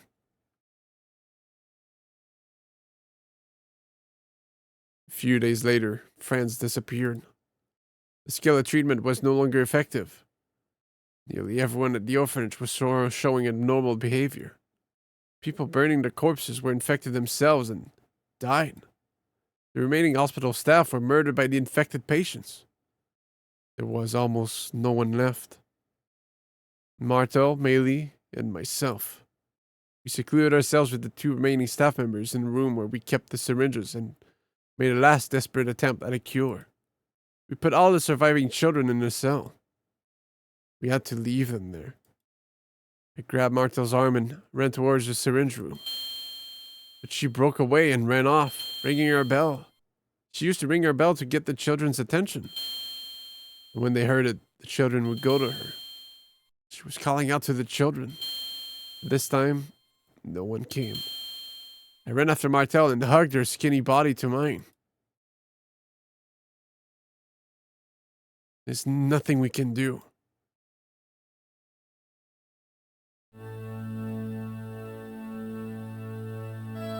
That was when it happened. Franz appeared, axe in hand, running towards us. His face was hidden by a mask, but I could hear him screaming at us. He swung the axe like a madman. I pushed Martel out of the way and leapt at Franz. I realized too late that he was aiming for Martel. His eyes burned with fury as he swung at my helpless sister. He grabbed Martel's arm and jerked her out of the way. There was a crash and I heard something fall to the floor.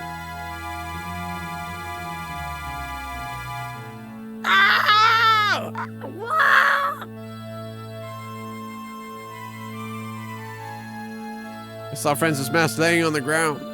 He tried desperately to hide his face with his hand. The axe embedded itself in the wall. With a scream of anguish, Franz forced his face onto the blade.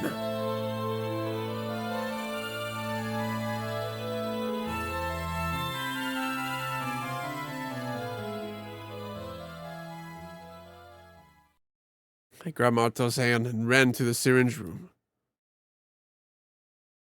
My only hope was to develop a new treatment. We had no time to think nor to mourn. and to find a cure.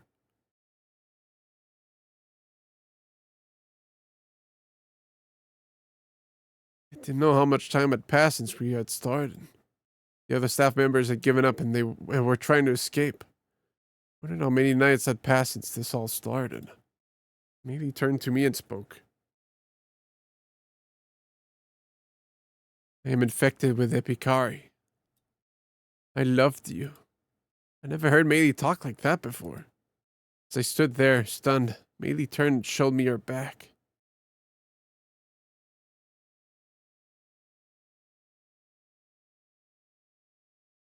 It was covered with scars. There's something terrible growing inside me. I'm losing control of my emotions. I did this to myself. I am infected with Epicari. Her voice was as calm as ever. Oh. Like Franz, it appeared that she had realized that she was infected with the virus. But she had told me that it was growing. She was losing control. She was prepared for death. Are you all going to die like this? I didn't want to die.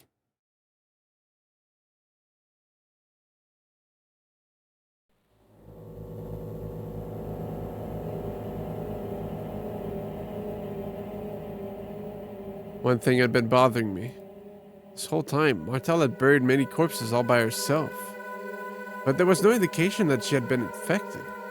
Everything we knew about Epicari said she would have been infected.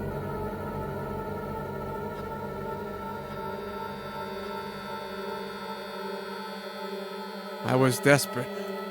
I decided I had to try using Martel's DNA for the treatment. But it wasn't safe. We didn't know when a hostile infected person would attack us. There was an underground facility in the orphanage. This country had seen many wars. It was said that my grandfather had built the underground facility to be a sanctuary during wars. I'd left some research documents underground. I decided to relocate there.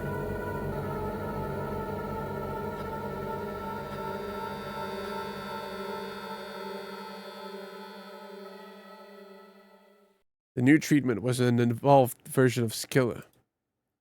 Martel's DNA turned it red. We named the treatment to Theresia, after Martel Theresia. It was our last hope.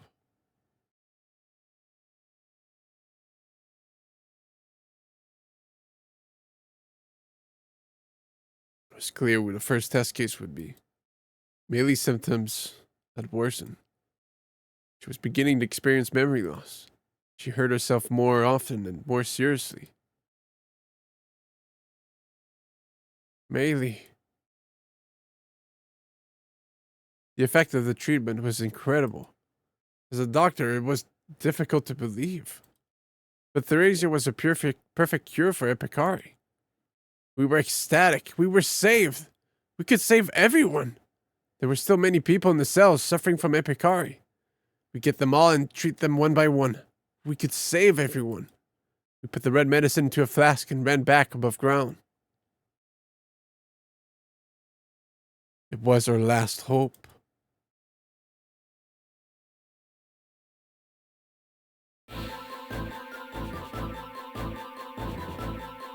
We ran back to the orphanage, into a nightmare. Soldiers walked into the halls with guns that poured flame onto the patients. As we emerged, they turned their weapons on us. It almost looked as if they were enjoying the slaughter. One of the other doctors tried to protect the patient with their body. The soldiers set them both alight. Our last hope.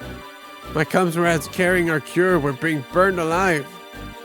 Vaccine Theresia was supposed to fix everything, but everyone was dying. The flash shattered. I watched our last hope die. Martel just stared blankly.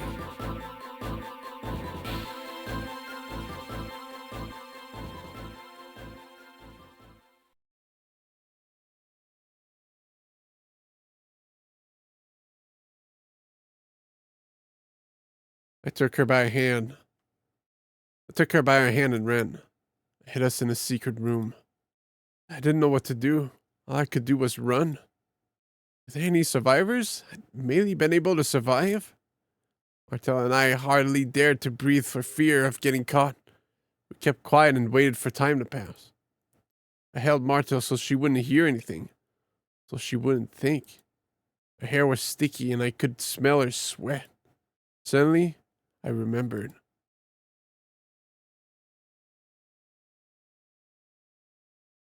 When I came to the orphanage, Martel was always smiling. The sun was shining through the window, illuminating her. She was so radiant.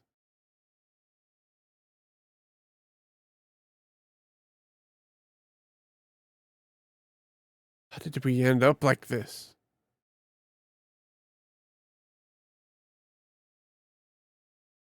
A couple days passed. We carefully snuck out of the room we had been hiding in.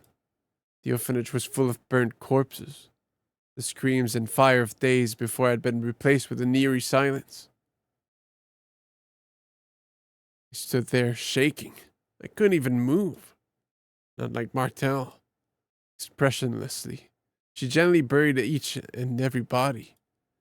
She was so radiant, so beautiful.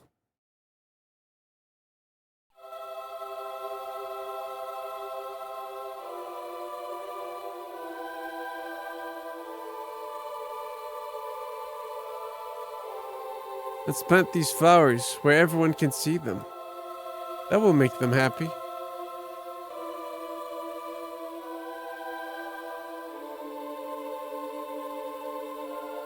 She smiled at me and she gathered up the red flowers blooming in the garden. What are you talking about? Why are you smiling? Had she gone crazy? We had been through so much. Was she trying to block out those horrific memories? Was she pretending to be a goddess? Was that it, Martel? Was that what you wanted to do?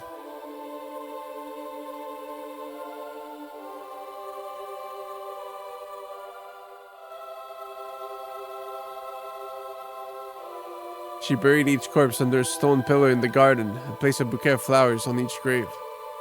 The garden we had parties in. With only her thin arms, she would cover each body with soil. All I could do was watch.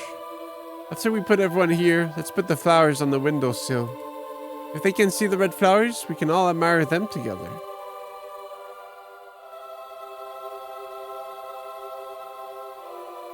Was that pity? You were truly a beautiful person.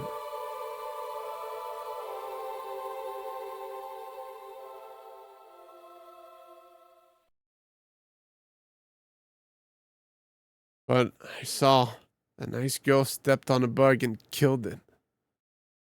She didn't even notice, but I heard the noise it made as it died. You wouldn't do that, right? A goddess wouldn't step on a bug. She did nothing. But she just ignored me. Watch as she wandered around, eventually picking something up. She continued on into a room we'd hidden from the soldiers.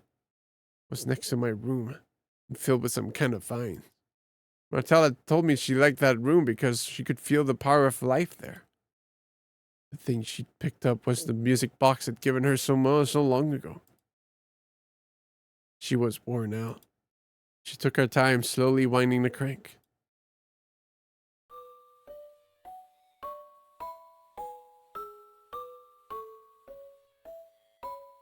I wasn't watching. All I could see was Martel's blood. Had she cut herself on the vines as she walked in? Martel was bleeding. Why did that excite me so much?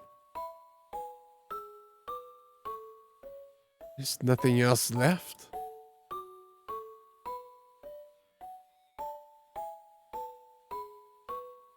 Freak.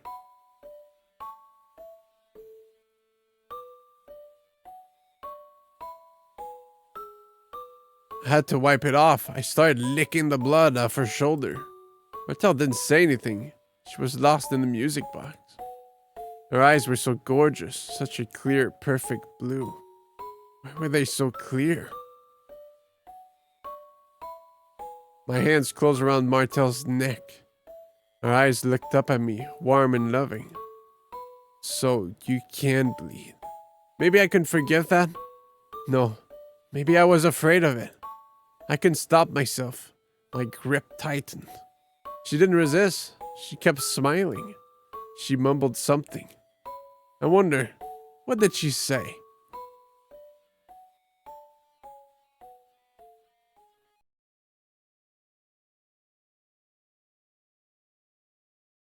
I calmly laid Martel's frail body to rest. I dug up the flowers she was always gathering, flung them aside, and kept digging. She should sleep here, I thought, my mind strangely calm. I kept digging. Before long, I dug a hole in the garden large enough to fit a human body. Picked up Martel's body and slowly placed her in the hole. I picked up the red flowers and I'd thrown aside and laid them on her body. That moment I realized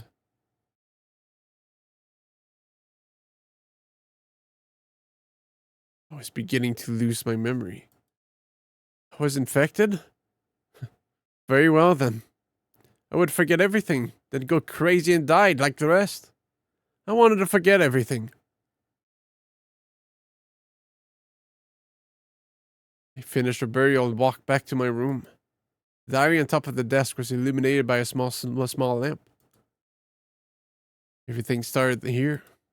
I didn't feel pain anymore. Felt like I was in a dream. It was a music box.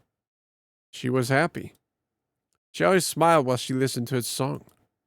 I glanced at the music box and then looked away and walked out. What was I going to do?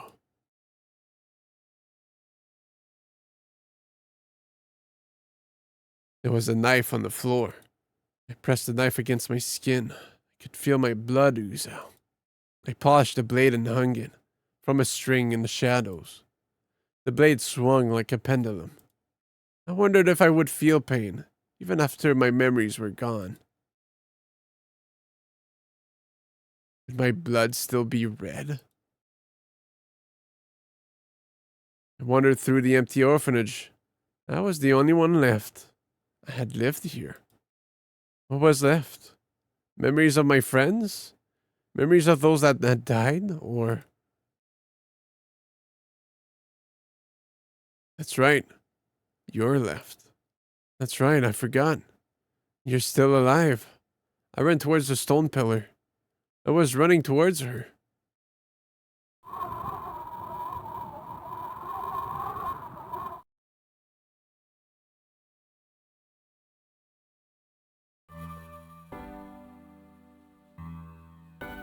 Martel was there. There was something red, swarming around the pillar, but no trace of my sister. Those red beads, they were Martel Theresia.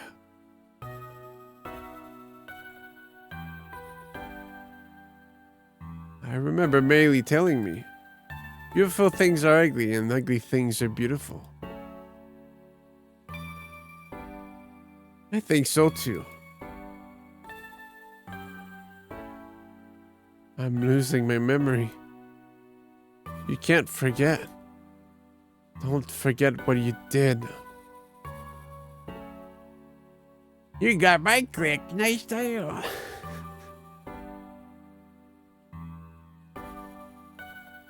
Martel Electronics presents.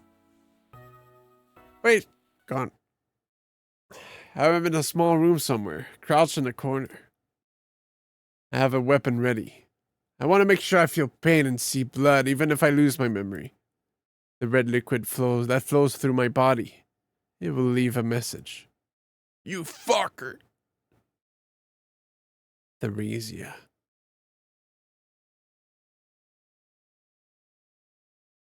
A message written in blood.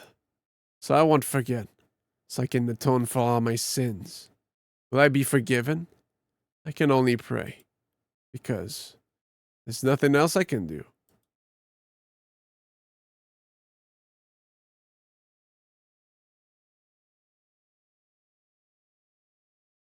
Stupid? Oh, fuck. I go to sleep in this building infested with the red beads. Because I love the red beads.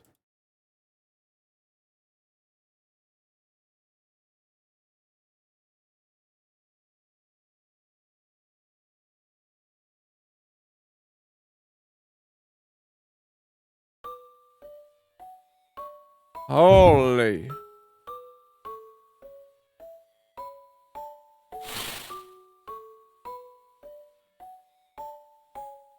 Ugh.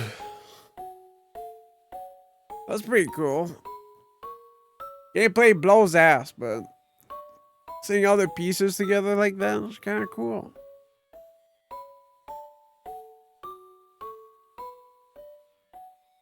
Meow.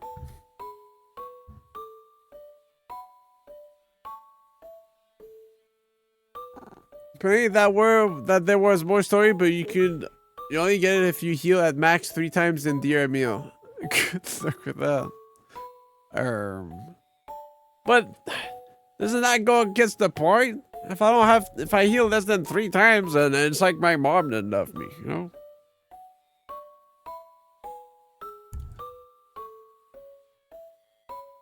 That's crazy.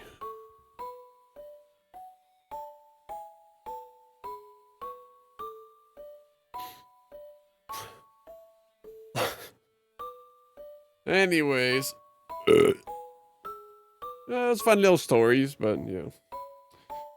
That gameplay was cack, yeah.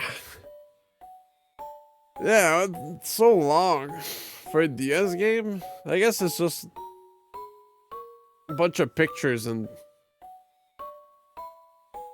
4 polygon rooms, but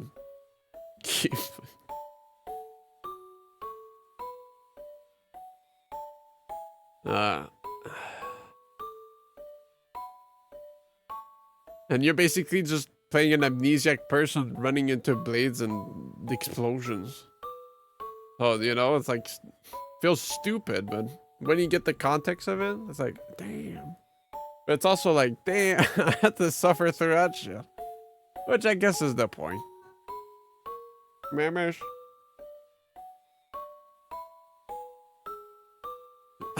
Yeah, I don't know. I don't think I think the devs were a bit in their heads. Come on, who's gonna do that? The air hurts you.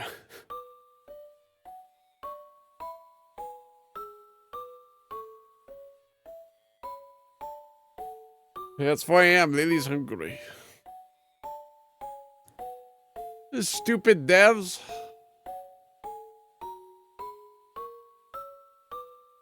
Who's these Arc System Works guys? This is stupid.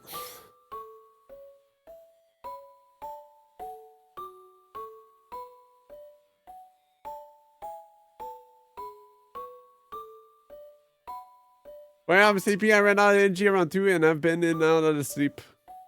Yeah, honestly, I was like halfway through the stream, I was like knocking nails, dude. I was like, oh fuck, I'm gonna fall asleep mid-stream.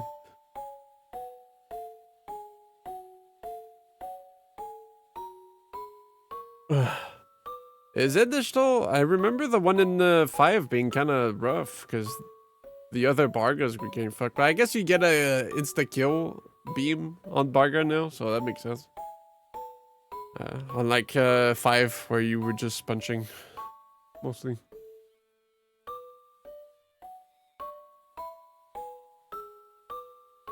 Yeah, you gotta make it count because if they swarm the others, then you don't have any tanks anymore.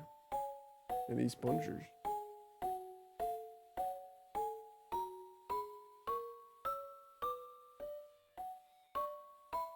Yeah. Like I blew up like all the kings yesterday at the same time. And by the time I blew them up, there was like 3 Bargas that died just from them. Like it only took them 10 seconds to fucking destroy them. It's like, damn, that could have been us.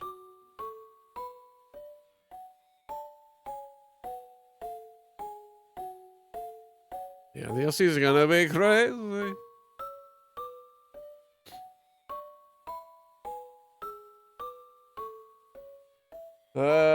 Anyways. It's 4 AM, so I'll let you guys be. Cool, that was Theresia. I'm glad that took 3, 7 to 8 hours streams. Jesus.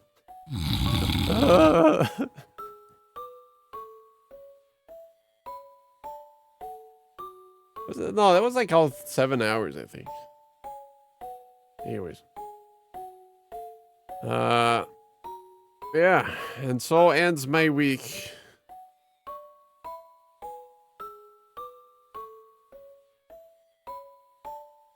I gotta go through work. Okay. I guess we're just filling up till Visions of Mana comes out for the Saturday, so. Which is 3 more Saturdays. Oh. I don't know if like I'll continue Gauntlet on Thursday or should I just make that Saturday? Fuck it. But then what do we do on Thursday? Do we just do EDF grinding or like do we do a For the King 2 campaign? And the time is now. Would I play like No More Heroes 3 or something that fits the bill? Well, can you finish Carnival, man? It's just it's an endless roguelite. Get biggest score.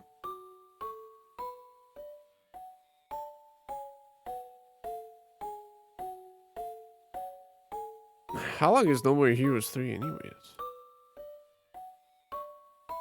How long to beat?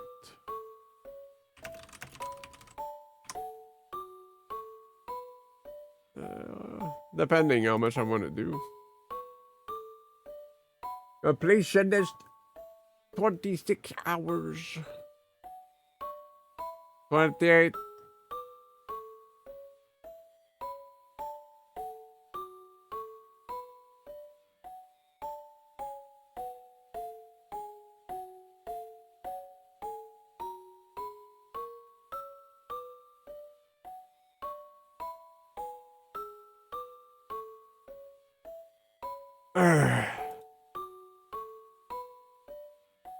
Okay. Anyways. Well, I'll figure it out. If anything, I'll take the laziest option. Alright. Okay. Thanks for watching. Does this do a little... No. Okay, yeah. See you guys next time. Bye-bye. Oh.